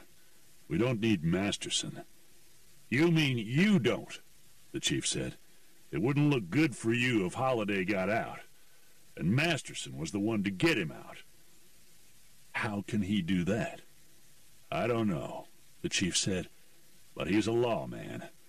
When he gets here, I'm going to have to show him some courtesy." "I heard there's a marshal and a sheriff here from Arizona," the DA said. "You heard wrong," Coolidge said. "There's a sheriff and a deputy sheriff." "And they're here to escort Holiday out of Denver and back to Tombstone?" "That's right." "So let them." "I beg your pardon?" "Give them Holiday." "I can't do that without a—" "Look, Chief," Trevor said, sitting forward, "getting Holiday out of Denver can only be good for you and me." "I don't have an order to turn him over yet," the chief said. "And his friends—" "I'll give you an order," Trevor said. "In writing?" "Signed, sealed, and delivered," Trevor said. "But here's what I want you to do. Wait until it gets dark." When Butler returned to the hotel, he wasn't sure what his next move was going to be, until the desk clerk called him over. "There's a man waiting in the bar for you, sir." "What man?" "He didn't give his name," the clerk said, "but he was wearing a badge." "A badge? He's a Denver policeman?" "I doubt it," the clerk said. "All right, thanks," the gambler said. He tucked the envelope into his pocket and walked to the bar. It only took him a moment to pick out his man, because Bat Masterson stood out among the businessmen who populated the bar. Butler smiled and approached his friend, who was standing at the bar. They shook hands warmly, and Butler said, "I wasn't really expecting you until later this evening." "I rode my horse into the ground," Bat said. "How's Doc?" "Not good. You got your warrant?" "Right here." He tapped his breast pocket. "I had to upgrade the charge to suspicion of murder." "Well, their charge is murder," Butler said, "so we'll have to see if that's good enough." My warrant is for Colorado, Bat said. Theirs is for Arizona. I think ours will come first. Butler signaled to the bartender for 2 more beers, as Bat was almost done with his first. Let's take these in the back, and I'll try to catch you up on what's been going on, Butler suggested. We might have time for me to get down to the jail with my warrant, Bat argued. We're going to have to go through the attorney, Bat, Butler said as they left the bar and headed for a table. And the judge is going to have to rule on the warrants. We got a sympathetic judge? Bat asked. Not from the way it sounds to me. They sat down, Bat with his back to the wall, Butler to the side, so he could keep an eye on the entire bar. He was jumpy, because there had already been an attempt on him. If the pattern stuck, there wouldn't be another, not in Denver. But he didn't feel like putting his faith into that. Okay then, Bat said. So what the hell has been going on? Butler told him everything he knew, including the attempt on his life the night before. He figured the man deserved to know everything. These attempts, they happen a lot, don't they? Bat asked when Butler was done. Often enough to be annoying, the gambler said. Anything I should know about? Maybe sometime, Butler said, but not now. Fair enough, Bat said. As long as you know they can happen any time without warning. Adds a little spice to life, doesn't it? Not exactly the way I would have put it, Butler said, but you're probably right. What about this lawyer? Bat asked. Any good? Probably good enough for what we need, Butler said. I don't know that I'd want to go to court with him. Sounds like you've done a lot for Doc already, Butler, Bat said. Getting that lawyer, taking him some clean clothes. What else is going on? Something else you should know, Butler said. A couple of Arizona lawmen are already here. They'll try to take him, Bat said. We better act fast. First thing in the morning, Butler said. The lawyer ready?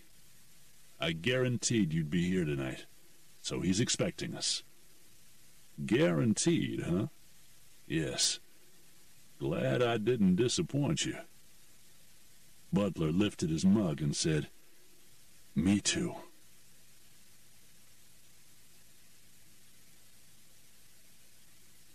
Chapter 54. Bat was exhausted from his ride. He hadn't been kidding about riding his mount into the ground. It died, he said, when we got to the livery. I hope Doc's life, or what's left of it, is worth that horse. I guess that would depend on who you were talking to. They had another beer, and then dinner together in the hotel dining room. Bat caught Butler up with what had been going on in Trinidad since he left, which had not been much. Since you, Doc, and the Earps left, there ain't been much going on, Bat said. I think I might be about done there. Ready to be on the move again. Take the badge off for a while. Butler had told Bat everything he needed to know about Doc, so now he filled him in on Jennifer. You think she's setting you up? Bat asked. Been setting you up all along to write something about you? I don't know why she'd want to do that, Butler said. She'd be more likely to sell something about Doc, or you, than about me. Could be that's been her plan all along, Bat said. You gotta watch out for the pretty ones, Butler. I'll remember that, Bat. Bat decided to turn in early. He'd gotten a room there in the hotel. Might as well go first class. They agreed to meet up early the next morning for breakfast, after which they'd go to the lawyer, Oliver James's office, to find out what their next move should be. Butler hadn't seen Jennifer all day. But there she was in the lobby now, hurrying over to him. "Was that him?" she asked breathlessly. "Who?" "Bat Masterson." "Oh, yes, that was him." "Lucky for Doc Holliday he finally showed up, huh?" "Yes, it is," Butler said. "Or I hope it is." She grabbed Butler's arm. "Do you think he'd sit for an interview?" "I think maybe you should ask him." "But do you think he'd do it?" "I don't know, Jennifer," Butler said. "Bat's got some very firm ideas about pretty women." Jennifer went on as if she hadn't heard. "If I could get an interview with him, I know I could sell it to a newspaper, maybe even more than one. Is he coming back down tonight?" "No," Butler said. "He's all done in from writing. He'll be down tomorrow." He'd almost told her that he was going to have breakfast with Bat in the hotel dining room, but thought better of it. "And will I be seeing you later tonight, Mr. Butler?" she asked. "I'm not sure," he said. "I might go out in search of some work." "You mean a poker game?" "That's my work," he said. "Well," she said, "if you don't get back too late, knock on my door." "I'll do that." But as she crossed the lobby and went up the stairs, he knew he wouldn't. He no longer trusted her, which might have been unfair, but it was how he felt. She was a writer, which was the next best or worst thing to a reporter, and you couldn't trust reporters. He didn't know why he hadn't thought this way before. Yes, he did. He decided to check with the head bellman. If anyone knew where a poker game was, it would be him. Police Officer Perry Mallon unlocked the cell door and said to Doc Holliday, "Let's go." Doc remained seated on his bunk, wishing Butler had brought him a gun already. He looked up at Mallon and the other two officers standing behind him. "Where are we going in the middle of the night?" "You're headed back to Arizona to hang," Mallon said. "Yeah," Doc said, "if I don't catch a bullet in the back while trying to escape." "If it was just me, you might," Mallon admitted. "But I'll just shoot you in the knee and drag you out if you don't come." Mallon drew his gun to drive his point home. Doc sighed. He was going to have to depend on Butler and Bat Masterson having something up their sleeves to counter what was going on now. "Let's go," Mallon said, cocking the hammer. "I ain't got all night." "All right," Doc said, standing. "Turn around," Mallon ordered. Doc did, and one of the other men handcuffed him that way. "If we're riding, I'll need my hands," Doc told them. "We'll take care of that when the time comes," Mallon said. "Right now you're walking and riding a buggy. Move." "You're not going to get away with this," Doc said. "We're just following orders," Mallon said. "There'll be some Arizona lawmen taking you all the way back." As they went up the stairs, Doc said, "So, we're trying to sneak out before anybody misses me?" "Ain't nobody gonna miss you, Holliday," Mallon told him, prodding him from behind. "Believe me." Chapter 55. Butler met Bat Masterson in front of the hotel dining room early the next morning, and they went in to have breakfast. "Well rested?" Butler asked. "More than you," Masterson said. "You look like crap." "I found a poker game last night," Butler explained. "It went on for quite a while." "How'd you do?" "I did my business." "Which means you won." "That's my business," Butler said. The waiter came over, and they both ordered steak and eggs. They were only halfway through with their meal when Bat saw a portly man come rushing into the dining room. "Is that our lawyer?" he asked. Butler turned and saw Oliver James hurrying toward them. That's him. He's got something on his mind. James reached the table and asked Butler, "Is this Masterson?" "Yes," Butler said. "Bat, this is... You both have to do something." "About what?" Butler asked. "Doc's gone." "What do you mean he's gone?" Butler demanded. "Just what I said," James answered. "They moved him during the night." "To where?" Bat asked. "I don't know," James said, "and they claim not to know." "Are they claiming he escaped?" Bat asked. "No," James said. "What they said was they seem to have misplaced him." Bat looked at Butler. "They're on their way to Arizona. They probably took him someplace right outside of town, or they'll hand him over to the Arizona lawman." "We'll have to go get him," Butler said. "Yeah," Bat said. "That means we're going to have to take him away from some other lawman." "That doesn't bother me much," Butler said. "I'm not wearing a badge." "That fact might come in handy," Bat said. He looked longingly at the remainder of his breakfast, then said to Butler, "We gotta go now."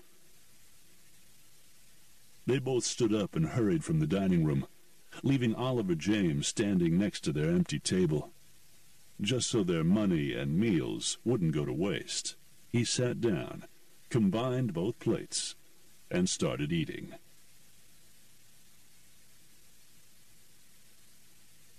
Bat needed a horse, so they went to the livery where Butler had left his, and made a quick deal with a liveryman to rent one. Bat had to pay too much, but there was no time to dicker. Mounted, they rode out of the livery. "Which way?" Butler asked. "That's easy," Bat said. "We head for Tombstone. We're bound to catch up. Doc asked me to smuggle him a gun." "Did you?" "Not yet," Butler said. "I was going to. A Derringer. It's still in my boot." "I've got an extra gun in my saddlebags," Bat said.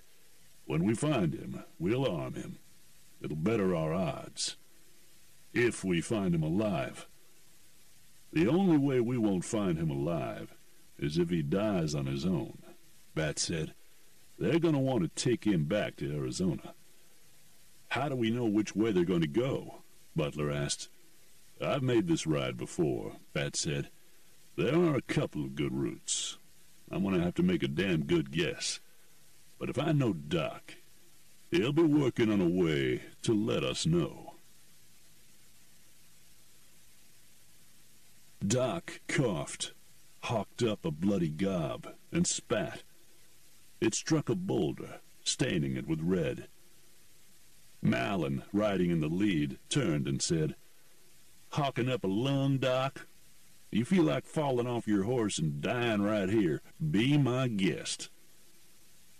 "When I want to lay down and die, Malin, you'll be the first to know," Doc said. "Because you'll be in the ground first," he added to himself. He brought up another bloody gob and spit it again. Once again it stained a round boulder. No one thought anything of it, except to avert their eyes when he did it. If Butler and Bat Masterson couldn't see the bloody trail he was leaving, they'd have to be blind.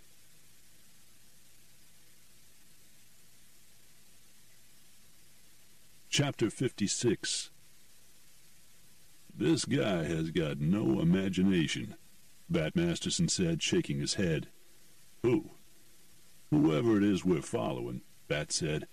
"He's taken Doc the most direct route. Maybe he's not expecting to be followed. An experienced lawman would take an evasive route anyway," Bat said. "Then I suppose we're lucky this guy isn't experienced. Or he's just plain stupid." They were a couple of miles outside of Denver, heading due south,